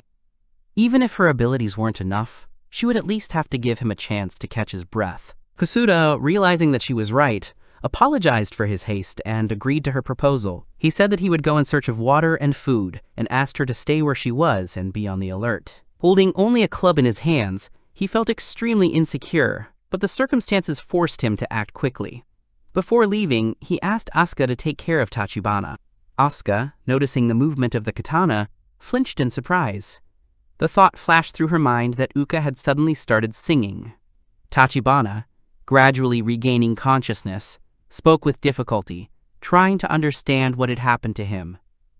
Asuka, still confused, drew his attention to the fact that Uka had suddenly started singing. Suddenly a monster appeared in front of them. Meanwhile, the slave trader continued to speak, not noticing the change in his interlocutor's mood. He suggested that Rama might be interested in breeding slaves, but immediately warned that this was an extremely unprofitable business. According to him, it would take too long for these puppies to grow up, and their productivity would be dismal. The slave trader spoke disdainfully of the origin of slaves, declaring that nothing worthy could come from the lower class. He suggested getting rid of them when they became unusable, and then simply coming back for new ones. He considered this method the most cost-effective, bringing the most benefit. Rama, hearing his words, became furious. Unable to contain his anger, he grabbed the slave trader by the clothes, ready to use force. Rora and Sarah quickly intervened, stopping him before things could get too ugly. Rora, understanding his feelings, tried to calm him down, begging him to suppress his anger before he did something irreversible. The slave trader, realizing that he had gone too far, panicked. Frightened to the depths of his soul, he babbled words of apology, begging for mercy. He felt that he had been rude to the Count's lovers, and now he was desperately trying to make amends. Words of repentance poured out of his mouth one after another, in the hope that Rema would show mercy and let him go. Rema abruptly ordered the slave trader to raise his head and clarified the situation by asking whether he was able to get 300 slaves or not. The slave trader, trembling with fear, immediately assured that he would fulfill the order as the nobleman desired. He swore on his own life that he would not let the client down and would fulfill the deal. Rema nodded with satisfaction and asked what the total cost would be. The slave trader, still nervous, began to explain that the price depended on the age of the slaves, as well as their gender. Rema, noticing his indecision, increased the pressure, demanding in a menacing voice that he name a specific amount. The slave trader winced and, stuttering, voiced the sum about 150 gold coins. Rema mentally calculated the cost, comparing it with yen, and calculated that the price per person was approximately 50,000. Having made his decision, he agreed to the terms, but added that he would pay only half the amount as an advance. He would hand over the rest when he collected the slaves. Later, reflecting on what had happened, he realized that he had encountered the dark side of not only this city, but the entire world he had entered. Rora called out to him cautiously, trying to get his attention. Rema winced and came back to reality, quickly apologizing for his confusion.